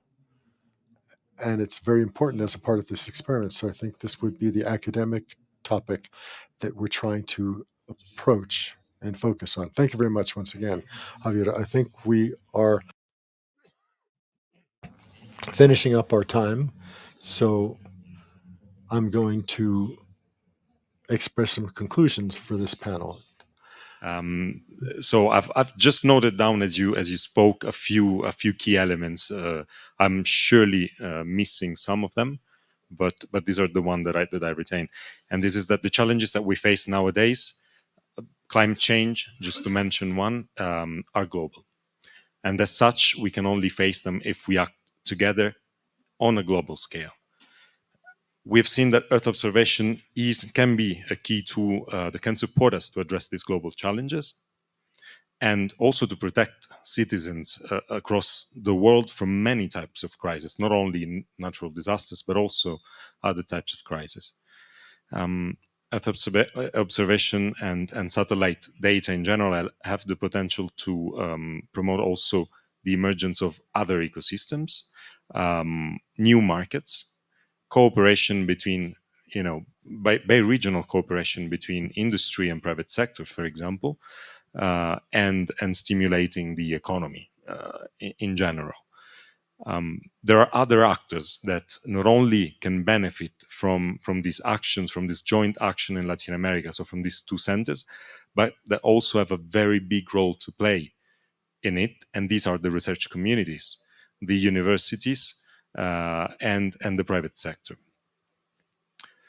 Some challenges and gaps still remain in the Latin American Caribbean region, also in Europe, for example, in the access and use of Earth observation data, in the knowledge to also how to treat and process this data, But the actions that we are today putting in place jointly with the launch of this EU-LAC Digital Alliance aim precisely at filling those kind of gaps and address those kind of challenges in the two regions. So with these few words, this kind of small wrap up, I think we are now past the hours that we were giving at the beginning. So first, allow me to thank very much the excellent panelists for the time and very interesting insights that you have given to all of us. I invite you to give a very good round of applause to the panel and wish you a good continuation. Bueno, pues muchísimas gracias a Thank Stefano, you un very buen panel. much to Stefan, a really good panel. You always have a good moderator for a good panel. So we're going to continue with the last panel, approaching the end of this day of celebration of the launching of the digital alliance between European Union, Latin America, and the Caribbean. I'm going to invite those who will participate. Rafael Mandona, the director of the National Academic Network Renata, Mauricio Agudelo, specialist in technology, media, and telecommunications from the CAF, and Mrs. Lina Arinkle, from the EUC program from the Dominican Republic, and Fabián Hernández, the president and the CEO of Telefónica in Colombia, and Miss Elizabeth Peña Jaule, the head of relations for Ericsson in Latam North, and Jose Arias, the head of governmental matters in Latam in the North and the Caribbean of Nokia. And we have the privilege of having Luis Eliezer Cardenas, the executive director of the Clara Network, will be the moderator of this particular panel. What is the title of this panel? You have the mission of talking about 5G and significant connectivity. This awareness about the impact of digital transformation technology in economic and social transformation, the importance of having a robust connectivity that covers the possibilities for processing of research between Europe, Latin America, and the Caribbean, and also to explore possibilities for collaboration within this digital agency of these opportunities that could arise from here, the needs and the plans that are in Latin America and the Caribbean. Luis, I leave you the moderation, and thank you very much for being with us today. Okay. A very good afternoon to all of you. I'm very thankful to our panelists for their participation in this panel, where we'll deal with the relevance of connectivity as a topic with the intention of, well, for this great initiative of the Digital Alliance between Europe and Latin America. I wanted to start simply by making a very brief introduction to the significance of the advances in connectivity between Europe and Latin America in recent years, and what we hope to achieve in coming years based on the development of the next phase of the DELE project. We, as you know, have been able to have direct connection between Europe and Latin America, which is one of the essential parts of this alliance, which make it possible to integrate the European and Latin American digital systems and to be able to promote and help to develop the capacity in the Latin American ecosystems based on this hybridization.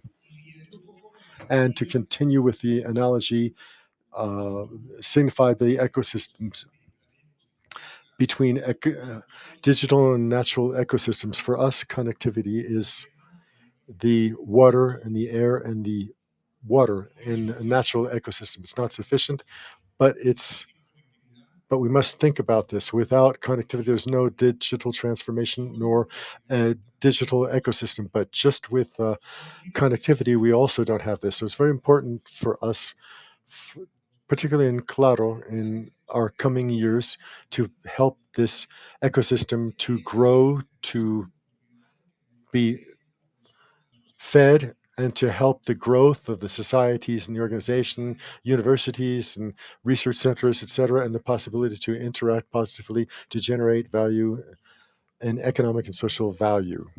This is the focus that we have with this initiative, and I wanted, in the framework of this panel, to talk about the challenges that we face in terms of connectivity from diverse perspectives, because the situation of connectivity in Latin America requires collective work and cooperation among many actors who traditionally haven't been seen in the same space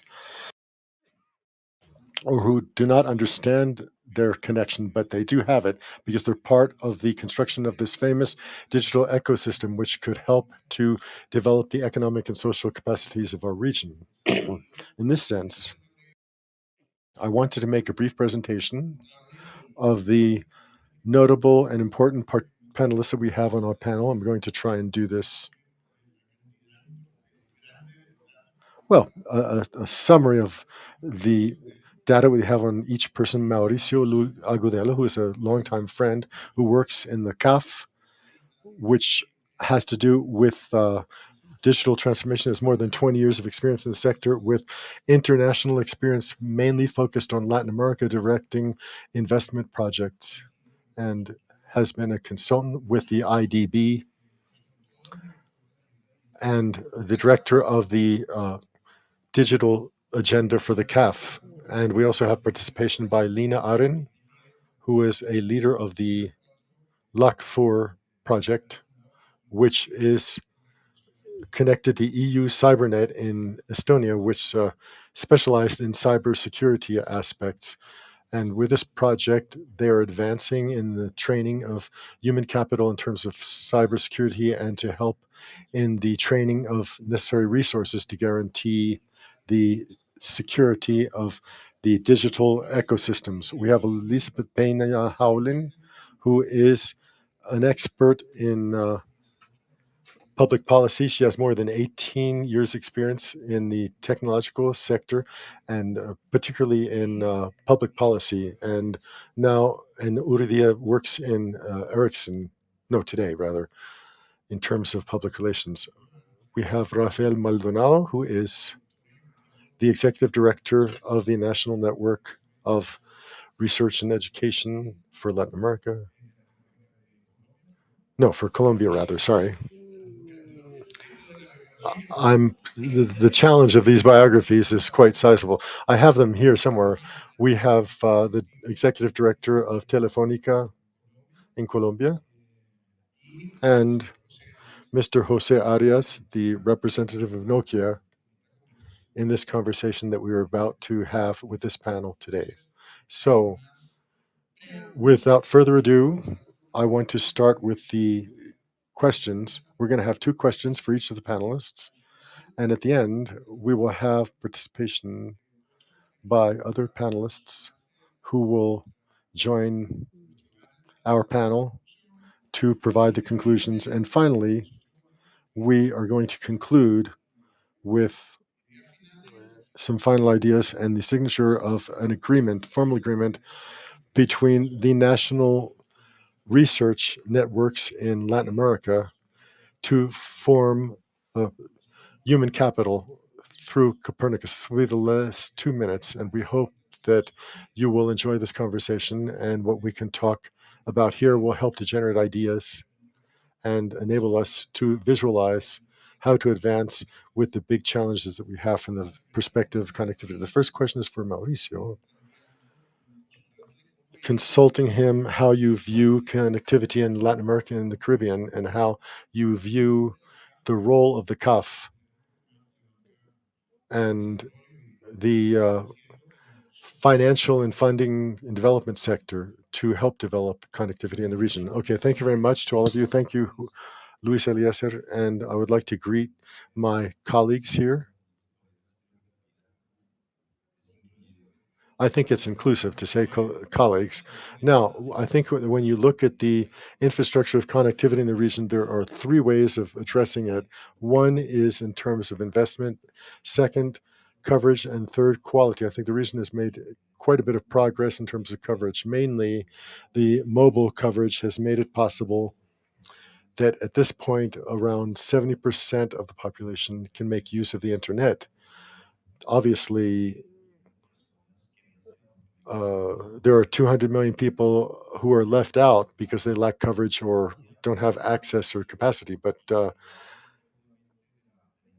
this benefits from the investment by the operators, and principally at the private level. 80% of the investment made in Colombia in Latin America rather, with coverage is private. And so this means there's an incipient space for the participation by funds. And so obviously the gap in investment in Latin America does not yet respond to the needs to close this digital gap. And in terms of the quality, and this in relative terms, of course, when you compare us to very advanced areas for digitalization, we find that we're investing in per capita terms around 25%. And this will tie with the second part, the role of the capital markets. This 75% of investment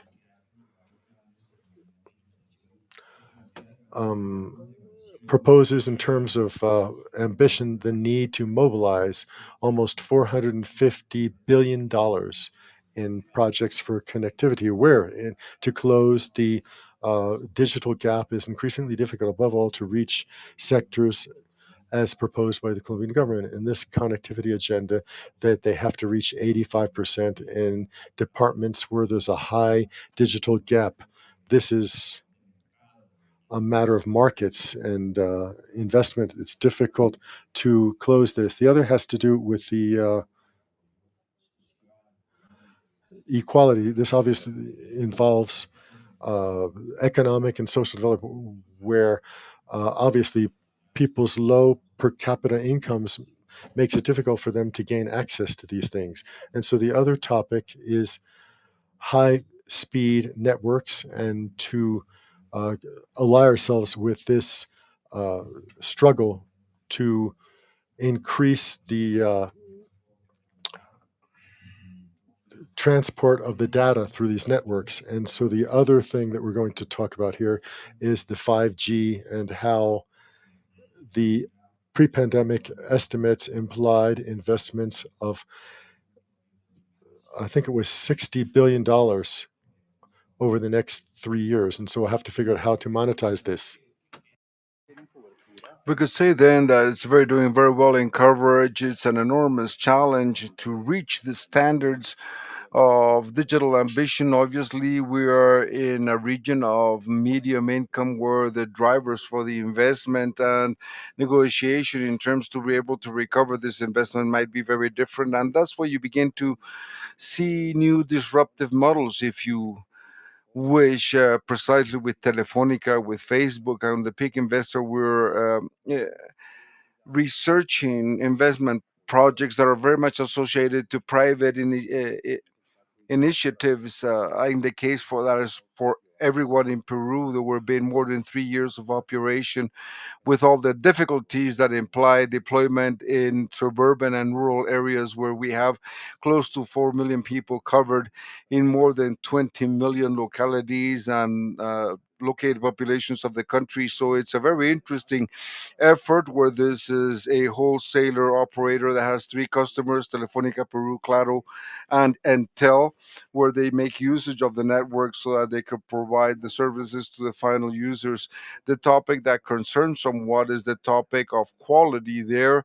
You can see the international standards that compare in the matters, for example, of speed of access and everything that is implied by the quality of the connection. When you begin to see models of fourth revolution and the connectivity of the future upheld by the topic that uh, has a lot to do with connectivity and the integration of the networks. If we from the CAP have a clear mandate on behalf of all the 22 countries that are member states of our directory, and that is to drive an integration amongst the countries of Latin America and the rest of the world. We have accompanied, for example, South America in the integration with Asia, financing this clip of financing to the Humboldt cable, close to $5.3 million. In understanding this feasibility, we would like to continue driving it. And another initiative that has added to, for example, in Brazil, Argentina, Ecuador, to be able to facilitate a spillover on the other networks, also very much tending to everything that applies to the connectivity of the networks of advanced research with Clara. And this is, I was commenting on, we were investigating the opportunity of supporting the closure of rings amongst these networks. I'm going to drop it off here. If there's another question, I will be able to complement it. Thank you very much, Mauricio. The next question is for Rafael. And the intent of the question is to understand how you, Rafael, see the role that the research networks of research educational centers, because the topic of digital eco sensors is also based on the possibility of developing our own capacity and appropriation of technology that will help us to create innovations that will produce more wealth and more development. So I'd like you to comment a little bit on how you see the role, and what do you think will have been the impact, or what could be the impact of the infrastructure that is being generated by the Vela project from the point of view of strengthening those capabilities of forming human capital?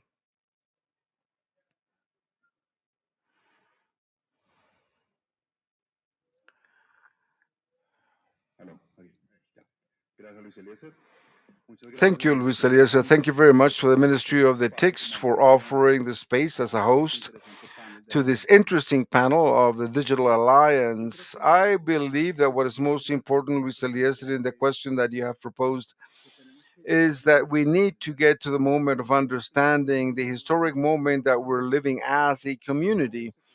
All the ecosystems that we've designed some years prior always place the same four actors, which are the same four actors that we have in society today, to work, to grow jointly, and to accompany us. We had the government, which obviously gives all the guidelines of regulations and policy. We have the industry as the great generator of development and how to move the market.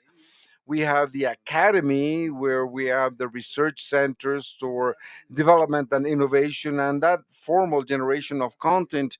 We also have the community. And when you look at the research of the World Bank, of the BEAT, of UNESCO, of UNO Habitat, of how these four axes moved, we place them with various priorities. But now I believe the world understand that there's a specific priority of any of activities that we have in our activities or in the industry where we find ourselves. And that is the first point, the central line of that diamond of world purpose. It is society, with its basic characteristics: survival, food, climate change, biodiversity. And here we have the alliance with the Horizon and with the European community with the Vela project. We have an initial product, which is Copernicus.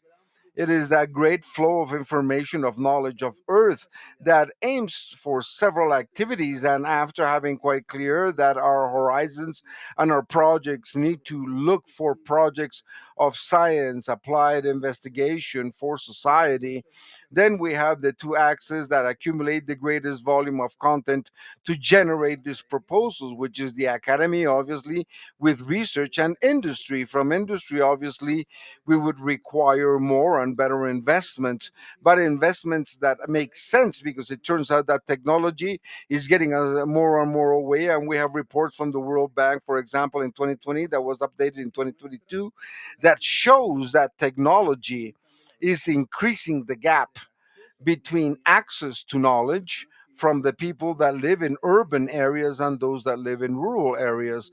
Therefore, we have some very large challenges when we do these projects. For example, of connectivity in rural zones is not just bringing the connectivity per se, the digital solution. You have to actually bring the knowledge the appropriation to the measure of the zones and those communities. Clearly, we have spoken here with Carlos Can of Panama that we have similitude in topics of biodiversity. And if I want to bring knowledge and science to zones of littorals that are close to the sea, that probable appropriation that I bring for those communities, for those students, for those teachers, or for those small companies that or enterprises are going to be very different from the ones that I bring to the mountain range, because in the coast zones I'll probably bring content and appropriation for topics of the sea, for topics of marine flora, for coral reserves, for the topics of risk of inundations, etc. But for the mountain ranges, there's others knowledges that are relevant, that are going to be used not just for your daily life of people, but also for the great amount of startups and entrepreneurship that you have in the entire region, regardless of the social geographic conditions. The fourth point, obviously, is that successful diamond would be government. And from the government, what we would require are policies and regulation that is more ambitious, more dynamic, more creative, so as to be able to decrease that gap of access to the connectivity, but above all, to the access to knowledge. And there, the UNESCO has given certain determinant parameters in the sector of research and investigation. He has proposed that society should move in the purpose of creating more networks. This is a network. The work that we have through Vela in this digital alliance is a network for world collaboration, but it has to be fed with the next stage, which is collaborative work. And that collaborative work is to produce knowledge, science, and projects that can be applicable, that will solve specific issues of society. And all this development needs to be entirely inclusive. And what does inclusive mean? Well, inclusive is not just to look what is in respect to the difference of gender, to the difference of age or race. Inclusion goes beyond, and that's where you aim that purpose of the UNESCO and the academic networks are looking for all the institutions for education and research. It should even include the level of income of the individuals, because a person from strata 6 of an urban city has different conditions of access to information and of information processing than a person that lives in an isolated remote area. So that is the purpose of the new generation of technology and innovation, to understand those differences. For inclusion, we have to understand migration processes. We also have to understand the geographic location and all those variables that mark the social conditions of our community. Therefore, in the strictest sense, the proposal from Vela is a proposal of setting up a world network of collaborative work in Europe and Latin America, that beginning from initiatives such as Copernicus, we're going to have a great flow of information supported with techniques of processing, of supercomputers, of our AI, together with research from academia and obviously from the effort of the industry. You can generate solutions with content and with applied science so that we can have a better society. Thank you very much, Rafael. The next question is going to be for Jose, so as to go into the topic of the 5G technologies and what should be their impact in expanding or amplifying their connectivity. Obviously, the potential of this technology is enormous. Also, the what it requires to use it appropriately, and that is equally enormous.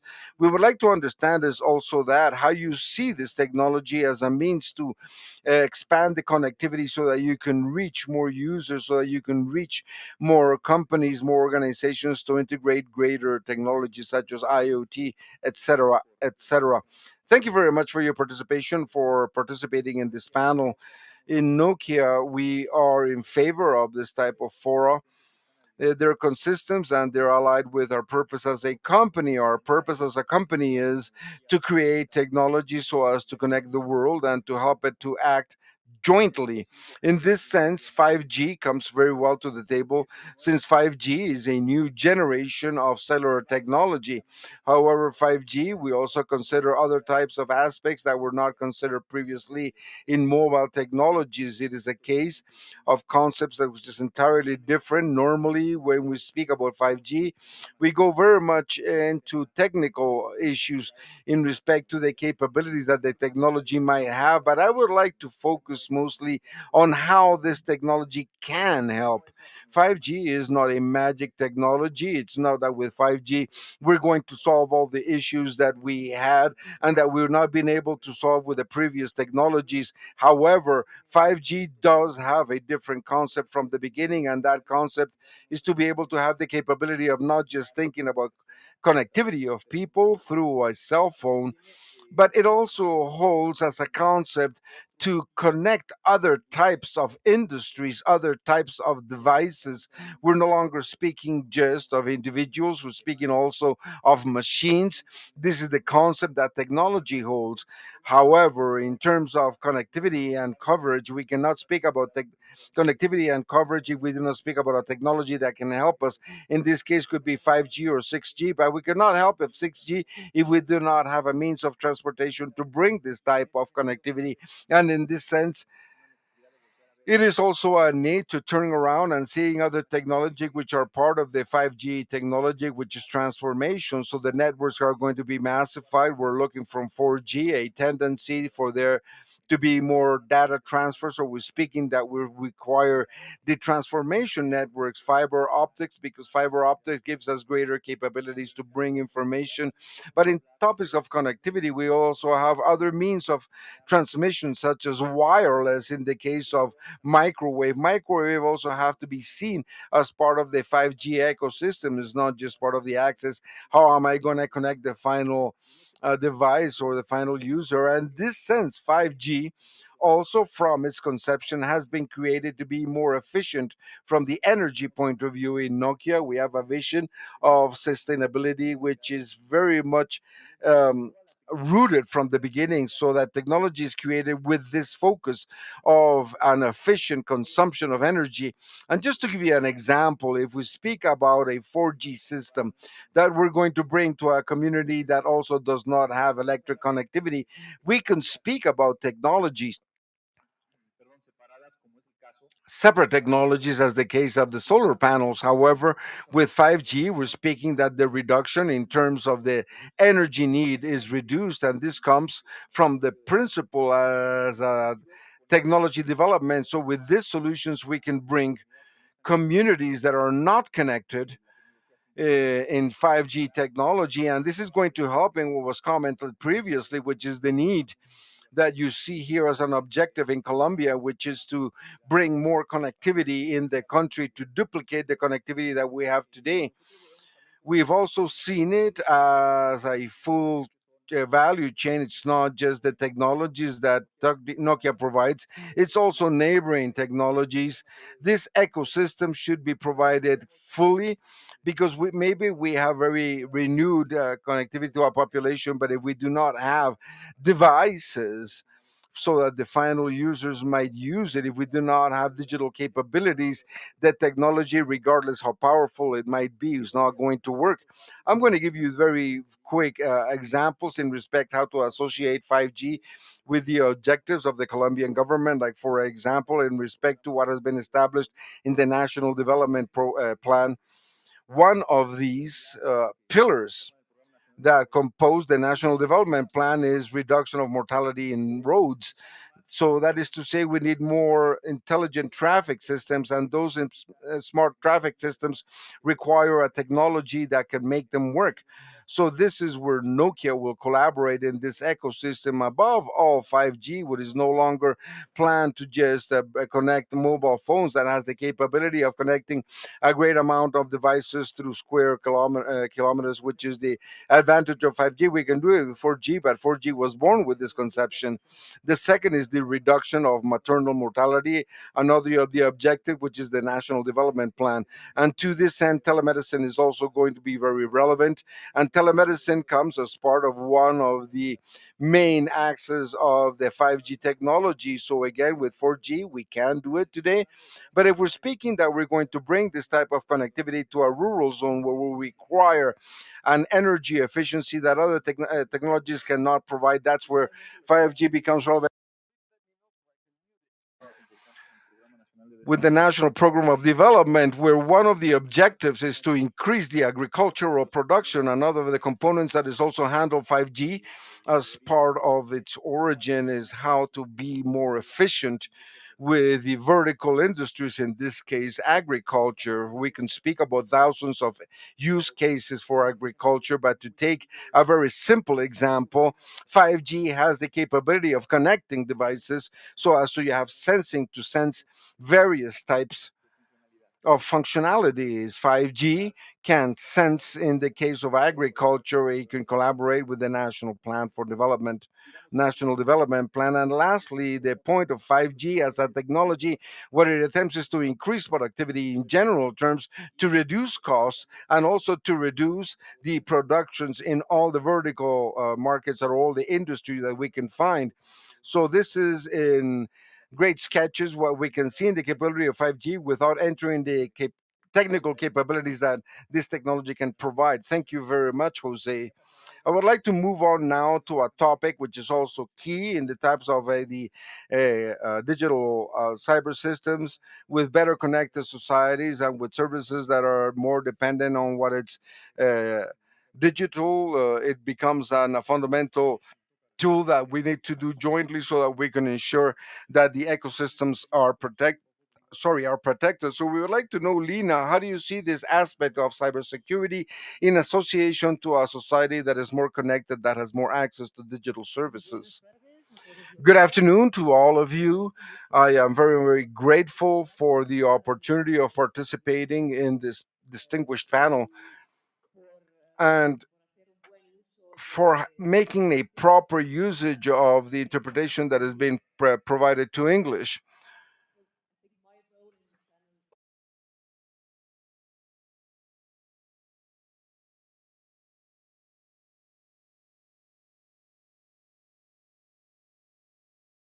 And also digitalization. And I am a person with doble gorro in this panel. So I represent LAC 4 Center in Santo Domingo, but I'm also Estonian. And Estonia is a country which is a 155th country in the list of global countries by population, but we are one of the top 10 receiving the most of cyber attacks. So it shows that excessive digitalization combined with geopolitics has a price.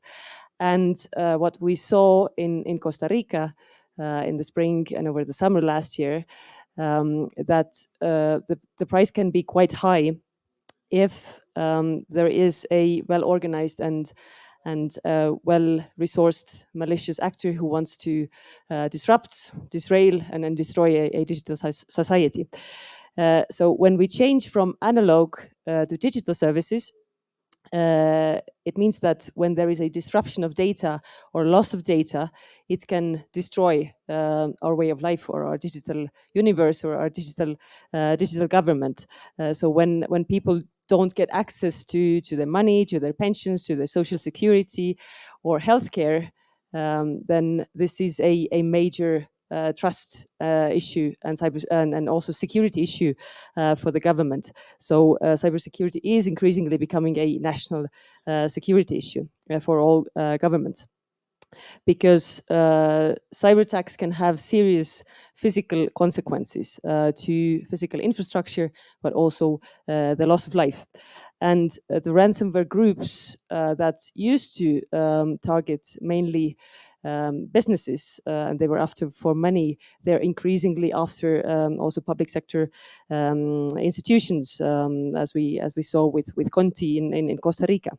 And ransomware gangs are routinely targeting schools, hospitals. So they are selecting their prey very well. So intending to do most harm, because in healthcare nobody can afford the loss of life for the moral, for legal, or for financial reasons.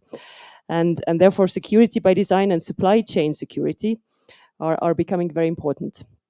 And it is crucial that when we design and when we procure technology, information systems and networks, we should have security considerations in mind at the strategic and technical risk mitigation levels. And how computer systems fail? They fail in two ways. They either break or people lose trust in using them.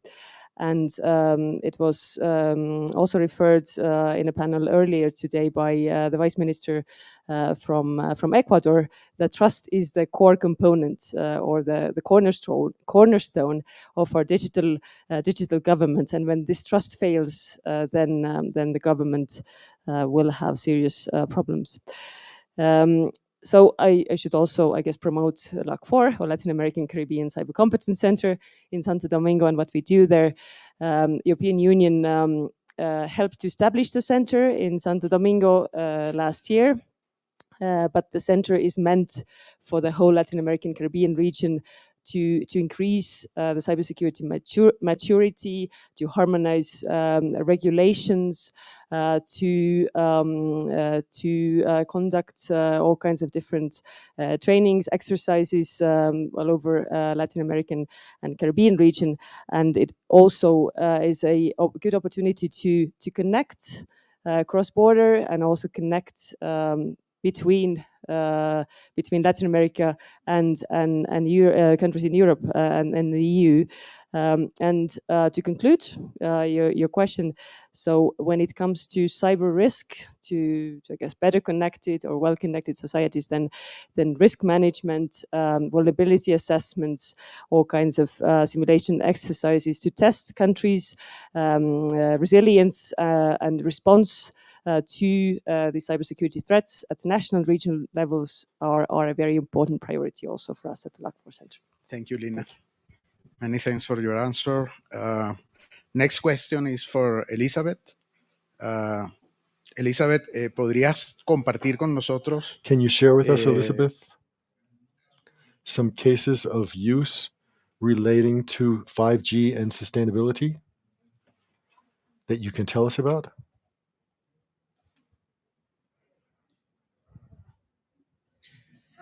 Hi. Okay, yeah, now I've got it.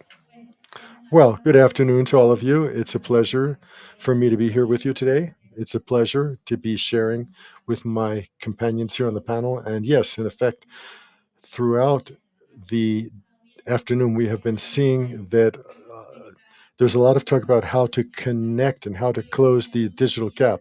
But my companion from Nokia also said we can't forget that 5G will connect industries. So beyond the idea that 5G habilitates and has a maximum velocity and minimal latency will connect, it will unleash a system of IoT and millions of devices. So here we have a great opportunity to be able to generate economic growth in almost all of the industries. Ericsson has 5G for business as a program, and it focuses on a number of industries. They studied the entire, and they detected more than $700 billion from here to 2030. And these industries are mostly agriculture. There are a lot of cases of use, a lot of applications in agriculture, energy. We know that the 5G technology saves a lot of energy, electrical energy. And so here we have a big opportunity in entertainment. You would ask, entertainment is one of the industries that most have grown in recent years. Gaming and virtual reality in the new generations is critical and will continue to grow. We also have the automotive sector in Mexico, for example. It is a sector that has grown and that has become digitalized and transformed radically. And now it's one of these sectors that are also seen as promising for the future. We also have the sector, obviously, of healthcare. This sector is growing quite a lot in China. They have already carried out some studies and designed measurements to measure the vital signs and for surgeries, etc. And so with 5Gs, it's possible to have surgery at a distance. And so these techniques have a lot of impact. For example, Colombia has a big opportunity in the mining sector, in the agricultural sector, and in the area of transport. And we would have to take advantage of these advantages of 5G. Obviously, cybersecurity is an important element, the networks in the technological future. Another aspect is the part of this growth. I invite you to look at the Ericsson study on our webpage. It's very interesting to look at more industries and how we tie this into sustainability. We know that the technological sector is one of the most polluting and that generates a lot of CO2 because whenever someone connects to the network, they're connecting to servants that generate a lot of energy and that have a great impact on the environment. And it's very important that we realize that our planet is suffering from the consequences of not closing this digital gap. And in doing so, we're also contaminating. So it's very, very important to migrate towards clean technologies. For example, Ericsson has a commitment for 2030 to have zero impact internally on the environment. And so its supply and production chain has the objective for 2030 to reduce 50% of emissions. But we have also realized that with this technological growth and with the use of 5G technologies, we can support throughout the industries. All of the impact of digitalization of these industries is around 15% as of 2030. So this is our commitment as a company to continue with clean energies and to transmit this to the other industries.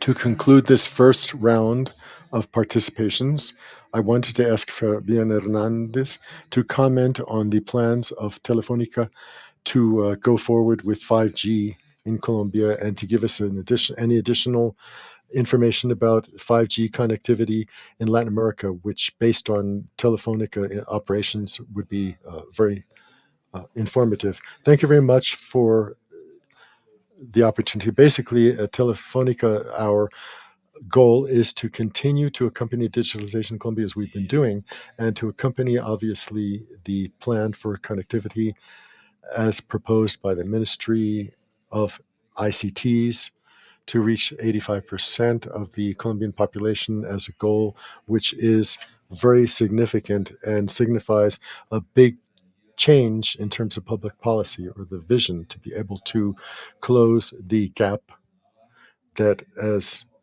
Maurice has been mentioned, so that we can understand the different breaches or gaps in different areas of the country. It's necessary to understand the policy and how to bring it forward. Our commitment here is to continue with this vision of contributing towards connectivity infrastructure, and we have doing this in two ways. The first is to ratify our commitment as investors. We have been developing fiber optics, which has been mentioned in terms of its importance for transport of data. We are optimizing fiber optics in an accelerated manner with an investment that leads us to have around 4.4 homes would be involved, not just in the capitals, but in other cities. The idea is to have 60 localities of the country involved, and after 2024 to have 90 cities with fiber optics. This will strengthen not just the connectivity of households, but also for transmission in the country for 5G.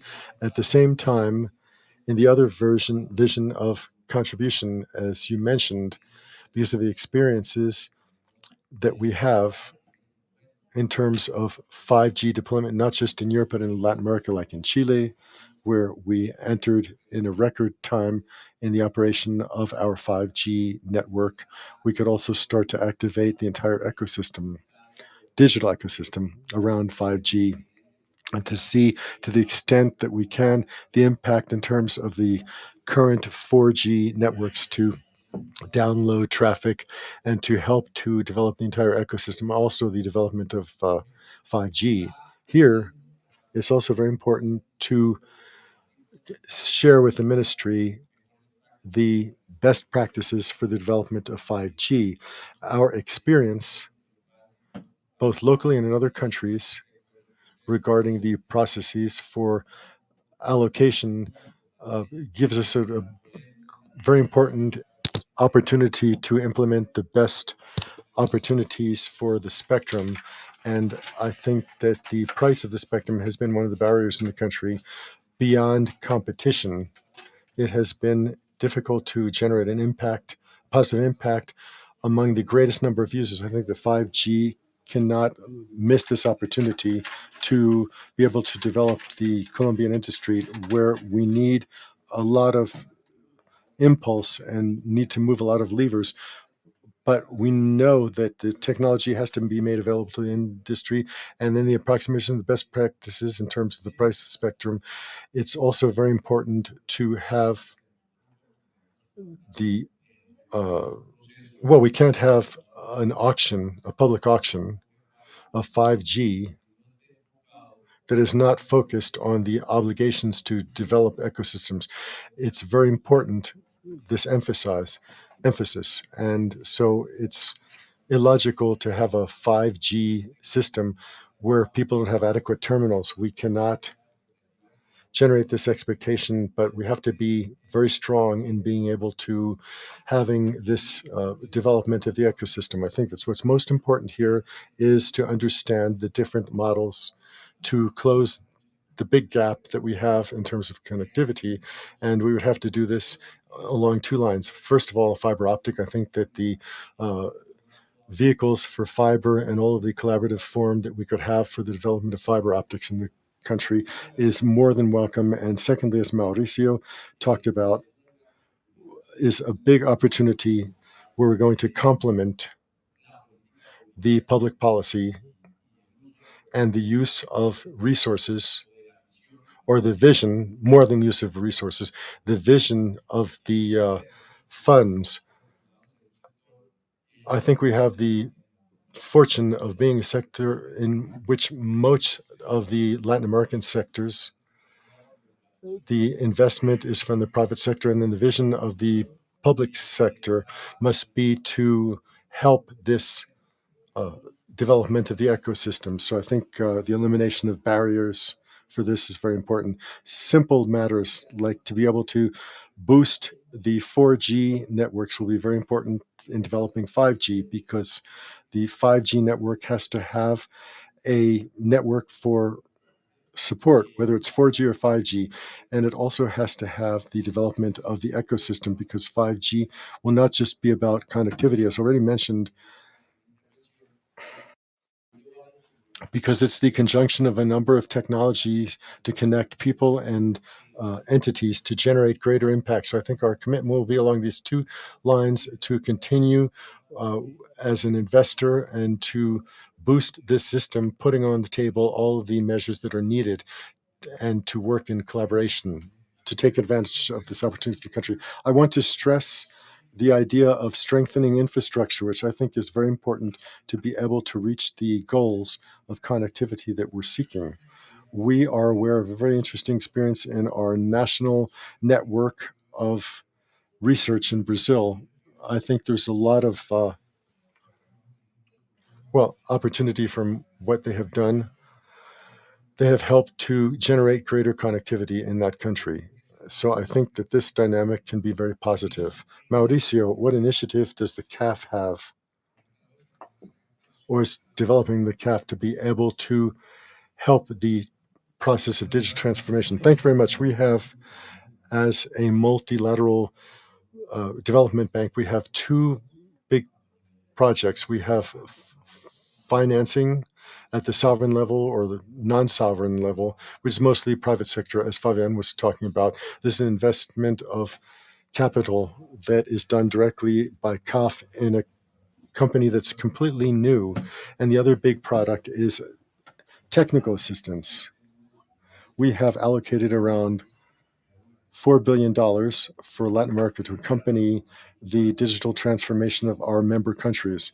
And we're basically in 5 areas: the development of the digital economy. For us, there are 2 points here: to scale the startups, the digital startups, as we've said in the previous panels.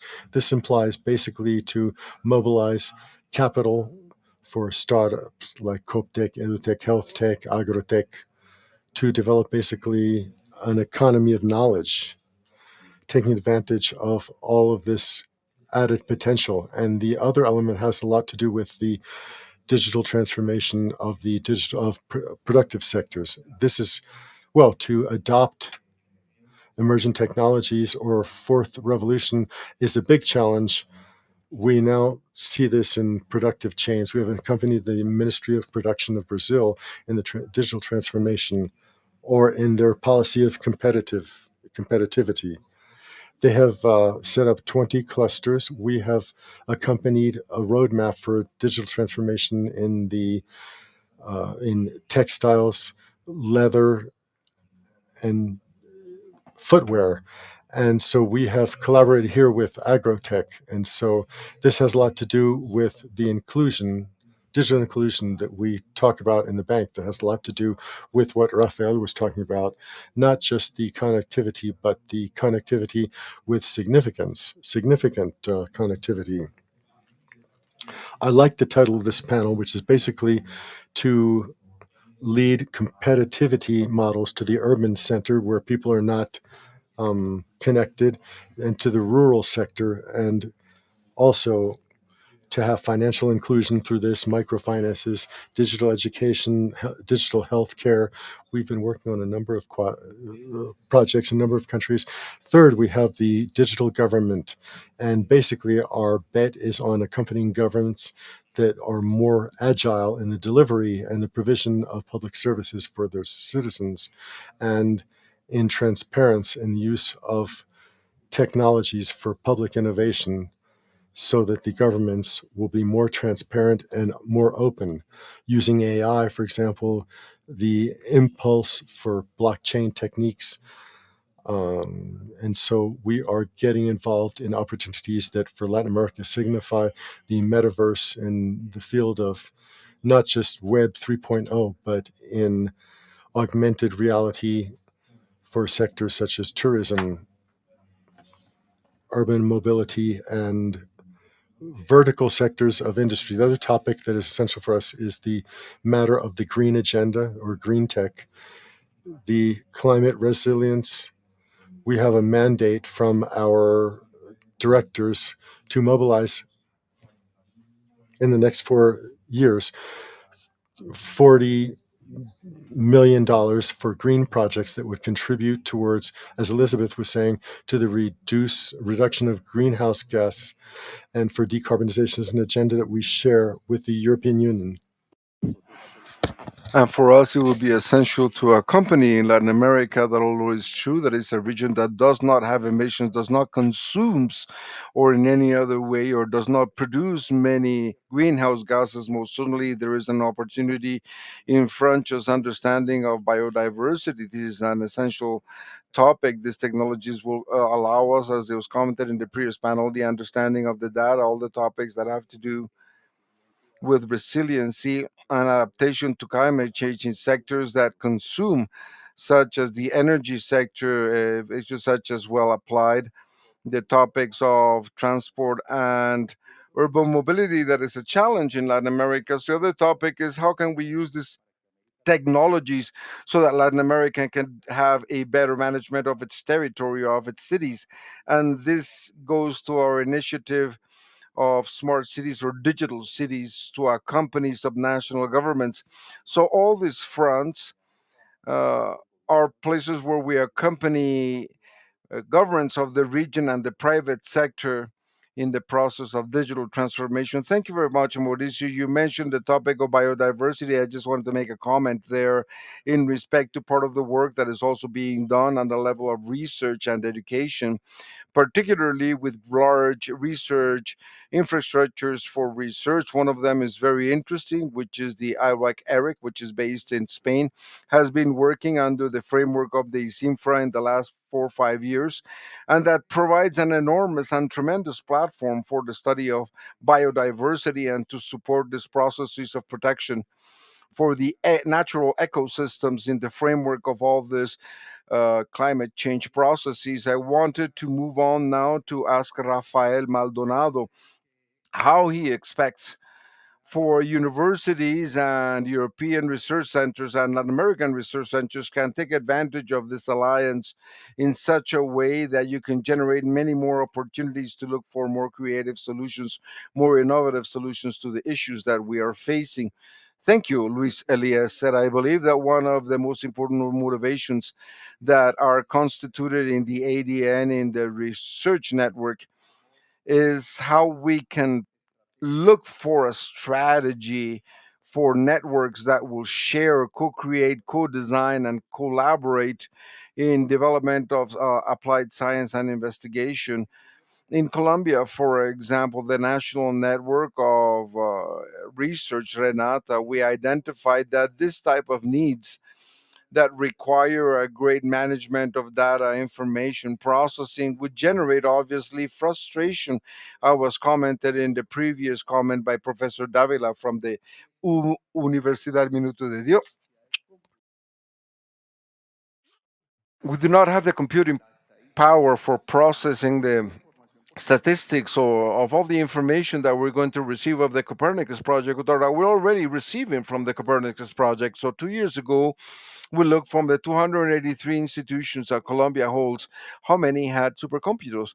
And supercomputers, as you know, are some hardware and software solutions that are very expensive. There are important investments. At that time, only 4 universities had small capabilities of high computation, supercomputation.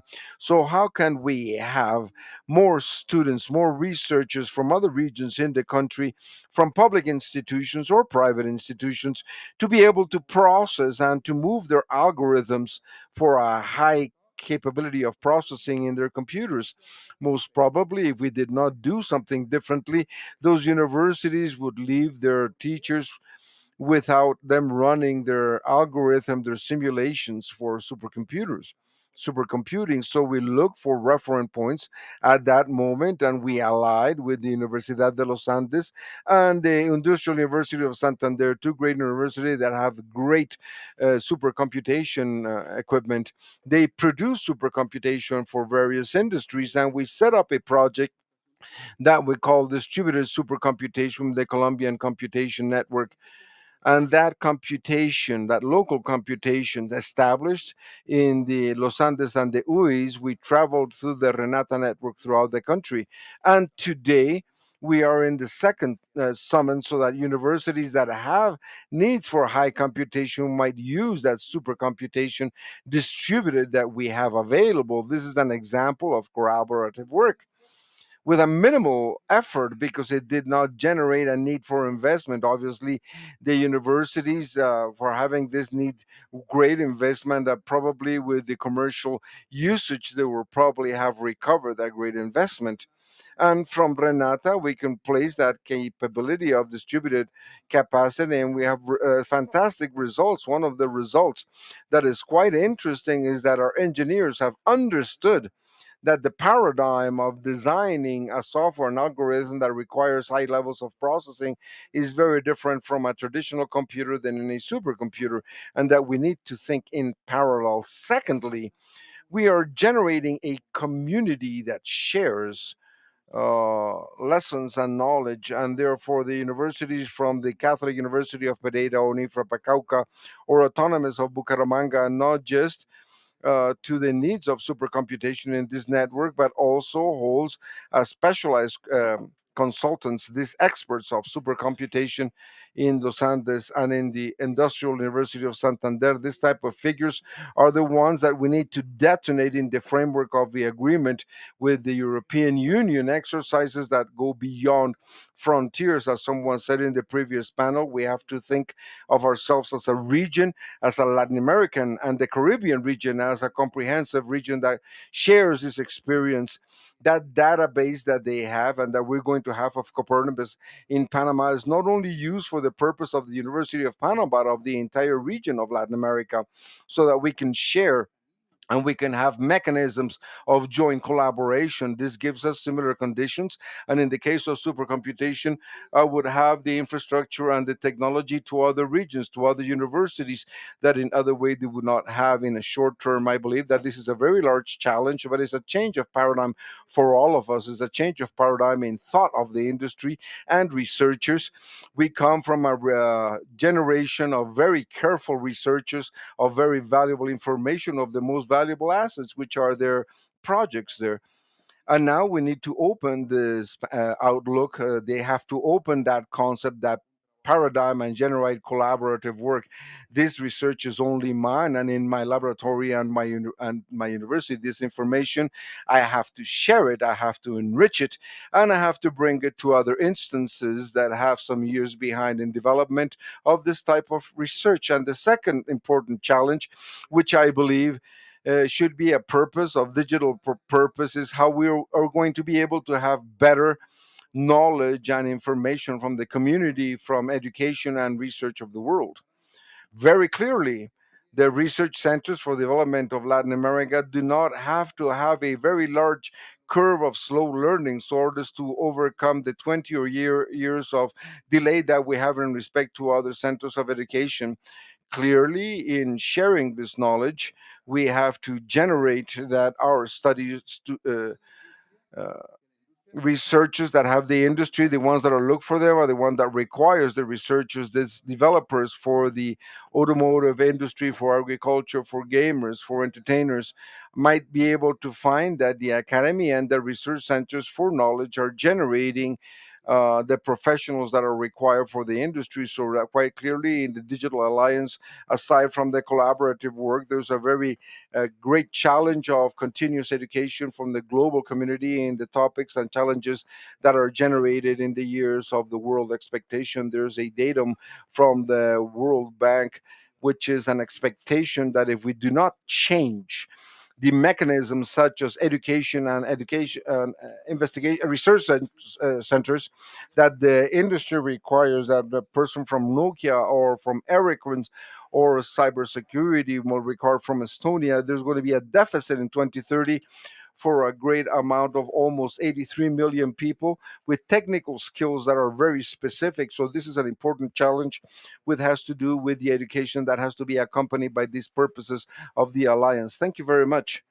Rafael and Jose, do you have any other example, any other case for the usage that you might be able to share in respect to 5E and what we've called connectivity that is significant, or connectivity with meaning? Yes, of course. One that is one of the leaders at a worldwide level is the Commission of Fifth Generation Networks that propose a case, bring it to the table, the topic of manufacturing. In Nokia, Finland, in Nobel, we have a series of projects that are of manufacturing plants that are already being connected with the 5G networks. We also have, for example, in the topic of transportation in port operation in Hamburg, we also have bodies that are connected with 5G technologies, and we've now considered them that they have a cell on their phone for a person that is reviewing physically the uh, containers. Now we're speaking about sensors, we're speaking about devices that are integrated into the containers to see whether they've been in a specific point and how to make sure that the sensors that now the containers have will make distribution more logic for this port operations. For example, also in Germany, in Lufthansa, we have a center of maintenance for airplanes. So it's no longer now with how with cell technology a person is able to be connected to move information, that we're speaking about the operations for maintenance of the airline are connected to 5G with devices. And this is what allows us to have the devices connected. I'm going to mention another one, which is a pilot with autonomous areas in the train now in itself is sending information in real time through a 5G network. It is a uh, network that is live, is no longer in operation. It's an operation from the point of view of test. It's an operation that is no longer commercial. I'm going to mention them because they are now cases, real cases in Europe. We also have in the region, for example, in Brazil. As an operator, we have a plantation of cotton in a rural area through a 5G network. Where sensors that have been commented, they come from the temperature of water, because uh, the topic of agriculture with cotton is very sensitive to the water temperatures, how you're going to do the water, the watering of the plants, and also uh, climate sensors that are sending real-time information. Another is also very important through port operations. An operator in Mexico, there is a network already connected. There is a 5G live network where you provide the same solutions. So in this context of cooperation between the European Union and the Latin American and the Caribbean meetings, this transfer of knowledge can be very important, might be very relevant, because if now you have a case use that it's in operation in another country, it can be transferred to a case use with particular needs for a country in the region. Each country has its various industries where they're stronger, where they have a greater natural capabilities, and there's where we can then take this case use cases. I'd like to ask Lina now to comment a little bit in respect to the implications of cybersecurity in the 5G technology, if there's any special consideration associated to this new technology from the point of view of 5G. The mobile communication systems have been prone to security vulnerabilities since its inception, since 5G, which was not a very long time ago. But the cyber threat landscape has become much more complex and dynamic since then. And with the introduction of 5G, the threat vectors are expanding, particularly with the exposure of new connected services and infrastructure and critical services.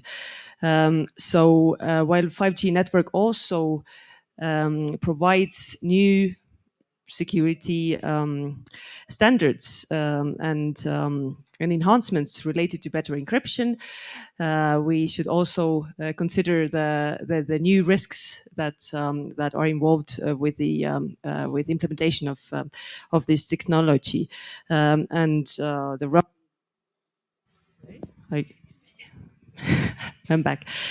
So there are roughly three main elements to consider.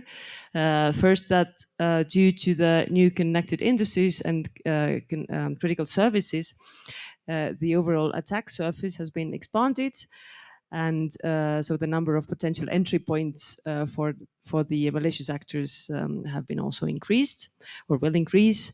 And 5G also introduces a more complex technology, which will be harder for providers to understand and manage, and this is how it will make them more dependent on suppliers and outsourcing. And as we know, outsourcing in IT is usually challenging, and a significant dependence on a single provider increases the exposure and consequences of possible failure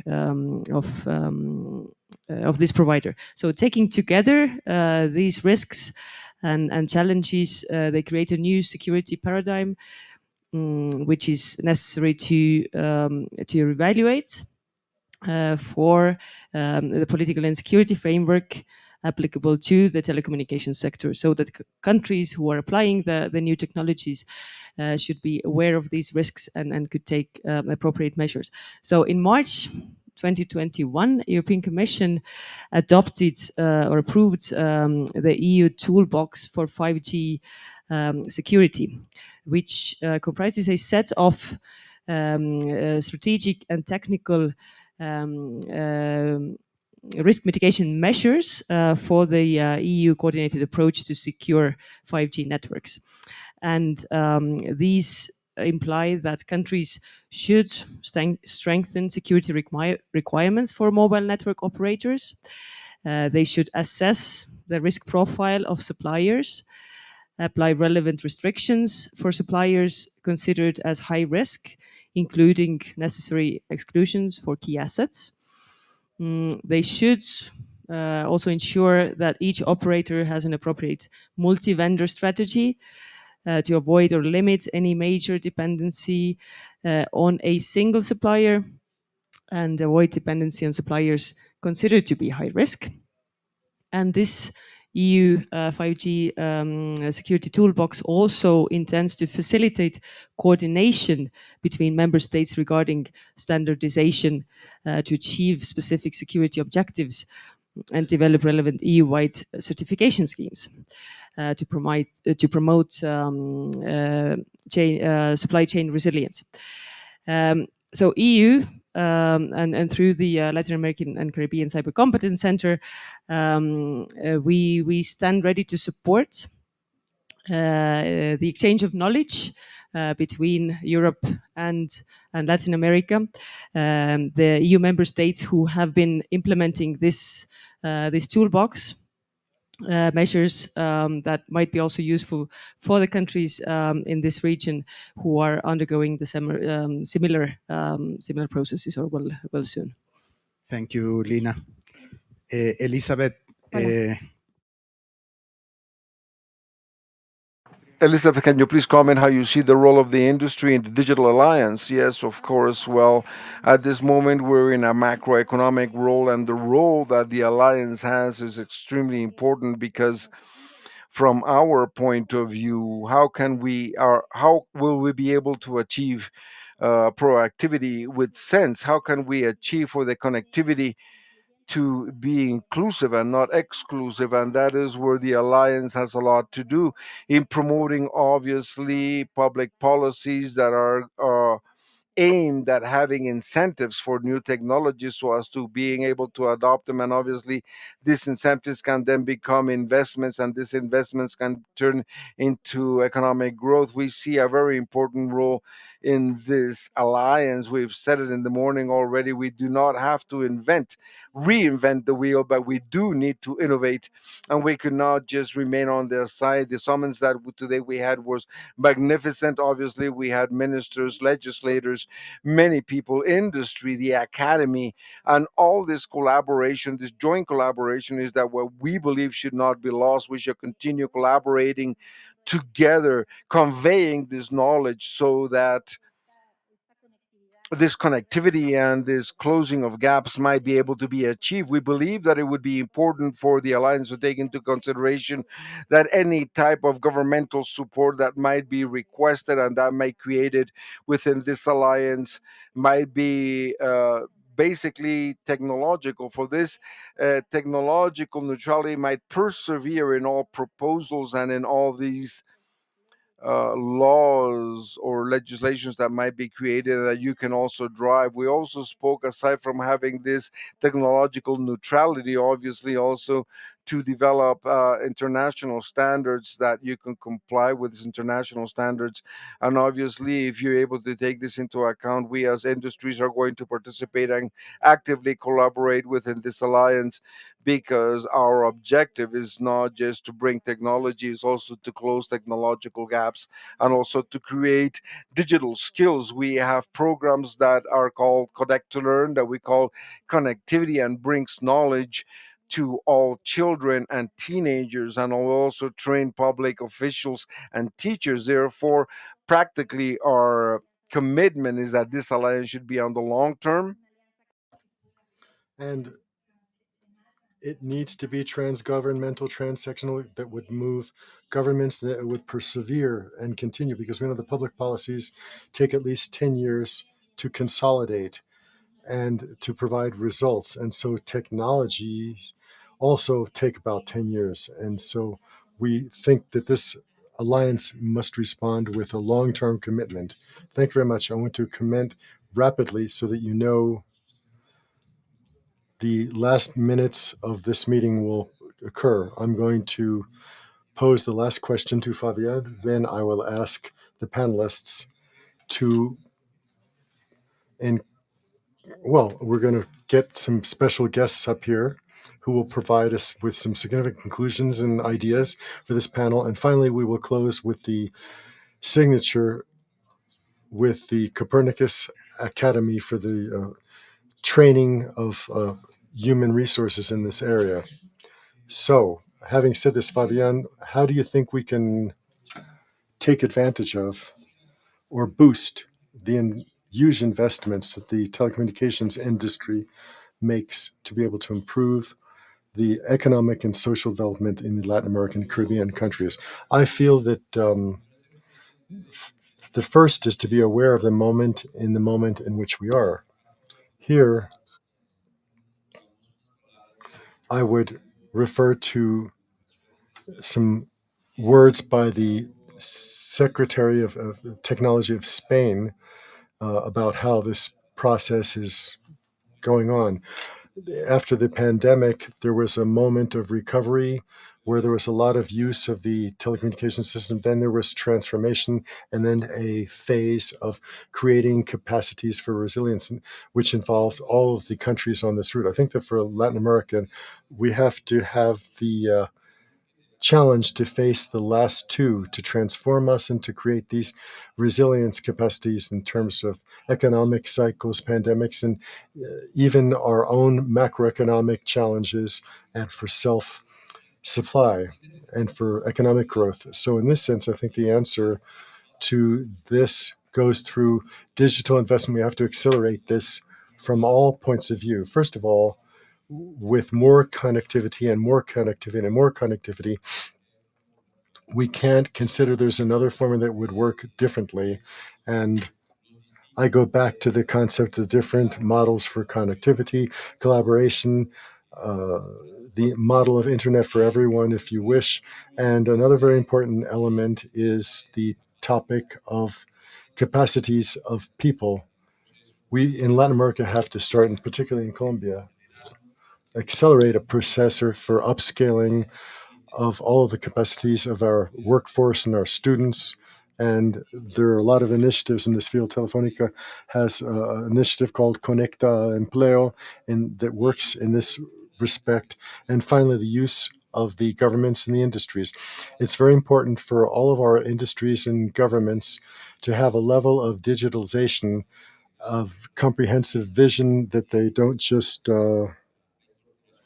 base themselves on the incorporation of technology, but a vision that goes 360 degrees with security, adoption, and the interrelationship with all of the citizens, to be able to merge with two other factors: absolutely effective use of the resources from the universal funds. Here, they would have to be flexible and prompt and recognize the reality of each of these countries and territories that face so many challenges, not just because of geography, but for economic and demographic development in Colombia.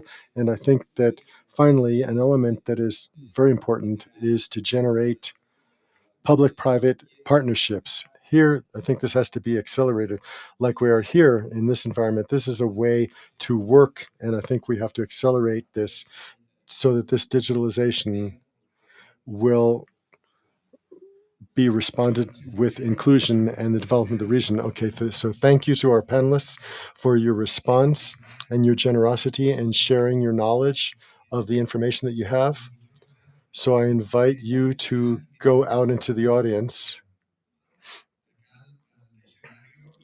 And I would invite Dr. Arturo Ascorra, the General Secretary of Telecommunications of Spain, and Ola Bergström, the Director of International Relations of the Swiss Telecommunication Agency. You're welcome. Well, we have seen a lot of interventions that were very important by the industry, by the suppliers of telecommunications and academia in terms of how to take advantage of this digital alliance to create greater capacities, economic, social, and cultural ones. What is your view of this problem from the perspective of the state and the role that the state and the other actors interested in this topic must play to be able to help the development of this? Dr. Escorra first, and then Dr. Berston.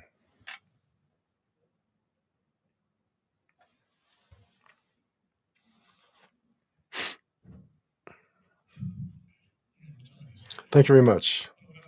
Good afternoon to all of you, ladies and gentlemen. And as the previous speaker commented from Telefonica, the role that we are playing in the Spanish government is to promote the universalization of digital structures to foment cohesion between the countryside and the cities, between different economic levels, and the conjunction between different social strata in terms of age. So we think that the information technologies are big tools for cohesion. They don't divide us. And occasionally it is indicated that the information technologies are generated digital divide. That's not true, but rather they have been the main incorporators of rural populations. Before the telephone, before the telegraph, these populations were totally isolated. They couldn't communicate, they couldn't receive information or news or from their family members. So these technologies have been a generator of bringing people together. And so to be able to destroy, they must be displaced. So I'm very interested in clearing up this communication. The telecommunications and the information technologies are big elements for cohesion of the society, and to be able to provide our rural zones with an education more closely and some closer business relationships, which would not be possible until we get to the metaverse and virtual reality, to have destruction of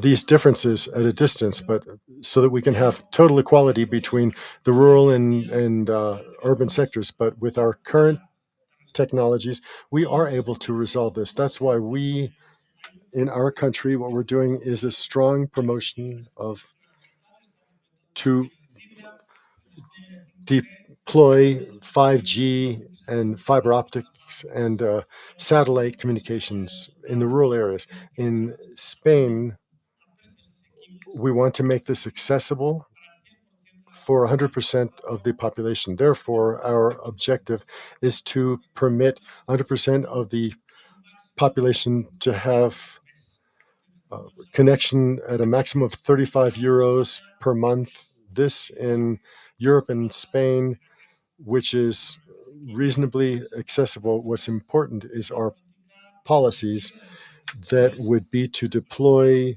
telecommunications to permit a multitude of services. But this is an essential element, has been said before this afternoon. And with this, I summarize the current trend in our country. And if there's any question among the audience, and if I can, I would I would love to respond.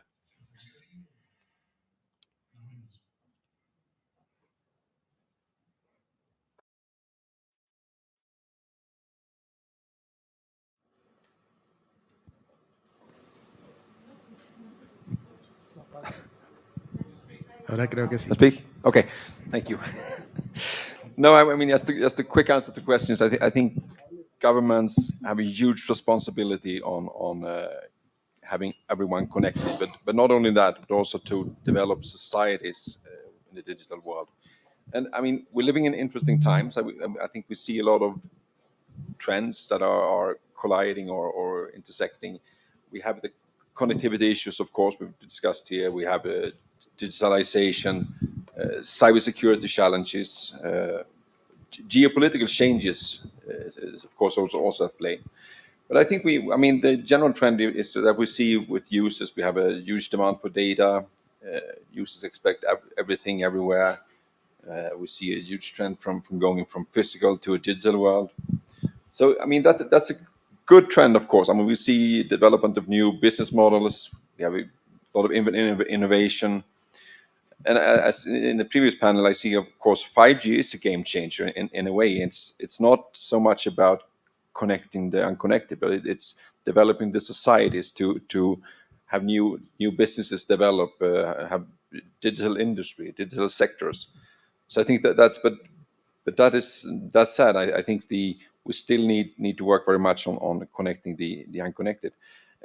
When it comes to 5G, and spectrum is of course one input that we need to discuss further. I think societies need to see spectrum in a way. I think it's a value for the society. Every nation owns its spectrum, but it should be put to the best use, and then we need to look at the whole digital development rather than just as a connectivity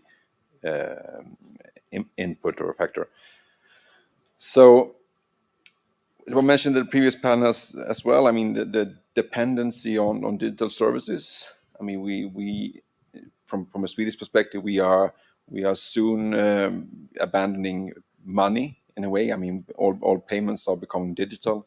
We do our taxes online, and a lot of services are online. But that becomes also a challenge for the society, because when everything is online, the digital divide tends to grow. And I think we need to look at digital inclusion in a new way. It's not about having an access. You need to be really part of the digital society. So I think what I mentioned in the previous panel as well, we need to educate the citizens as well to be a full member of the society. We also have, other things that comes with this development. We have resilience and security is becoming more important. Many services cannot be offline. You cannot have some kind of services. You need to have resilience, to have full security. And as I mentioned in the beginning, we also have geopolitical challenges, which we have a tendency that some parts of the society is being nationalized, and I think we need to carefully watch those tendencies and see how we can deal with them. So I think what we have here, I think this cooperation with the Digital Alliance is very welcome, and I think very timely. I think we need to have this value-based cooperation, and I think Europe and Latin America and the Caribbean are well placed to have that further cooperation to sort of push for a more human-centric digital society. I think cooperation came up in the previous panel as well. I think that's essential, bilaterally, but also regionally, cross-sectoral, so to involve every part of society, not only on 5G spectrum, but also the wider digital society. Absolutely. Thank you very much for your contribution. Pienso que podemos tener una o dos. I think we can have one or two questions if they want to consult the secretary or Mr. Ola, the Director of International Relations for the Swiss Telecommunications Agency. If anyone wants to pose any questions to these gentlemen. If not, I thank you very much for your participation. I'm very glad that we have been able to close this panel with such special guests, and to thank you for your interest from Europe, Spain, and Sweden for the possibility of working with us and to support this process of digital development. We all need this, and we've talked a lot about the community of values and interests and objectives that we share in Latin America and the Caribbean with Europe, and the closeness that unites us in these aspects. So I am very grateful to you, and we hope to be able to count on you in this long path that we have before us. Now I would like to invite Rafael Maldonado for the signature of this agreement. I hope that they can be projected on this screen as well. And I wanted to emphasize the role that this huge regional combination of education can have. Here I can mention Juan Pablo Carvalho, the executive director of the Ecuadorian network, Carlos Gamboa, the executive director of the Costa Rican network, Paolo Reyano, the executive director of the Chilean network, Ingla Madrid, the executive director of the Cuban network, and I think there's some others that we can't see on the screen for reasons of distribution of images. This is an example, and we want to provide this as the closure of this activity, an example of the possibility that this has to be able to collaborate in digital advance. The signature of this agreement seeks to have the national networks for investigation and research in Latin American education can help to form specialists and human capital to use data and research from Copernicus, and also in parallel with this launching of the Digital Alliance, they're developing, or they will start to develop, a bicontinental challenges to discuss potential ideas that could help to use more efficiently the enormous quantity of data that the Copernicus program produces. So I want to welcome my companions who are here with us virtually, and to Raphael, who represents physically here. Rafa, I don't know if, well, here we have our agreement. So if you would mind coming up. I wanted to comment that in the Villa Dos project, while Rafael signs this and then I sign this, we are looking to integrate all of the Latin American, Caribbean countries into this community. There are a lot who are not here, significant ones who are not here. Obviously, they're all important. There are important difficulties in connecting, for example, the Caribbean islands. This is a significant defect. Part of the efforts that we want to make to integrate these countries more completely and usefully for them and for the entire community to this digital alliance and this community of networks. So we wanted to, with their presence in Latin America, to Clara now has around 11,000 members. Each one represents a network in a country. Each one, they all cover all of the countries of Latin America and the Caribbean in the next 4 years, so that we can closer to a significant goal to have a interaction with Europe and with the European universities, and to help for this experience to feed the experience here in Latin America. So I would proceed with this, and if anyone wants to add some words to the signature, you are at liberty to do so. If there are no comments from you, we would count with all the networks that are signing on this agreement to make progress in this. And I would thank everyone for the patience. The panel was quite long. I believe that it was quite interesting, and I would thank the opportunity of sharing some ideas of how to contribute with this alliance. Thank you. Well, a strong applause to this firm, to this initiative, to this momentum of which we were all witness, and this is the way that we arrived to the end of this launching, high level launching of the Digital Alliance, this great wager of the European Union and Latin American, in respect also to the summit of governments, heads of state in Brussels. Thank you to the organizers. Thanks to those that made this possible. Participants, ministers, vice ministers, allies of this alliance of which we are all part today. Thank you very much, and we would recommend that you return the translation equipment, those that have them. I'll see you in the next time. Thank you very much.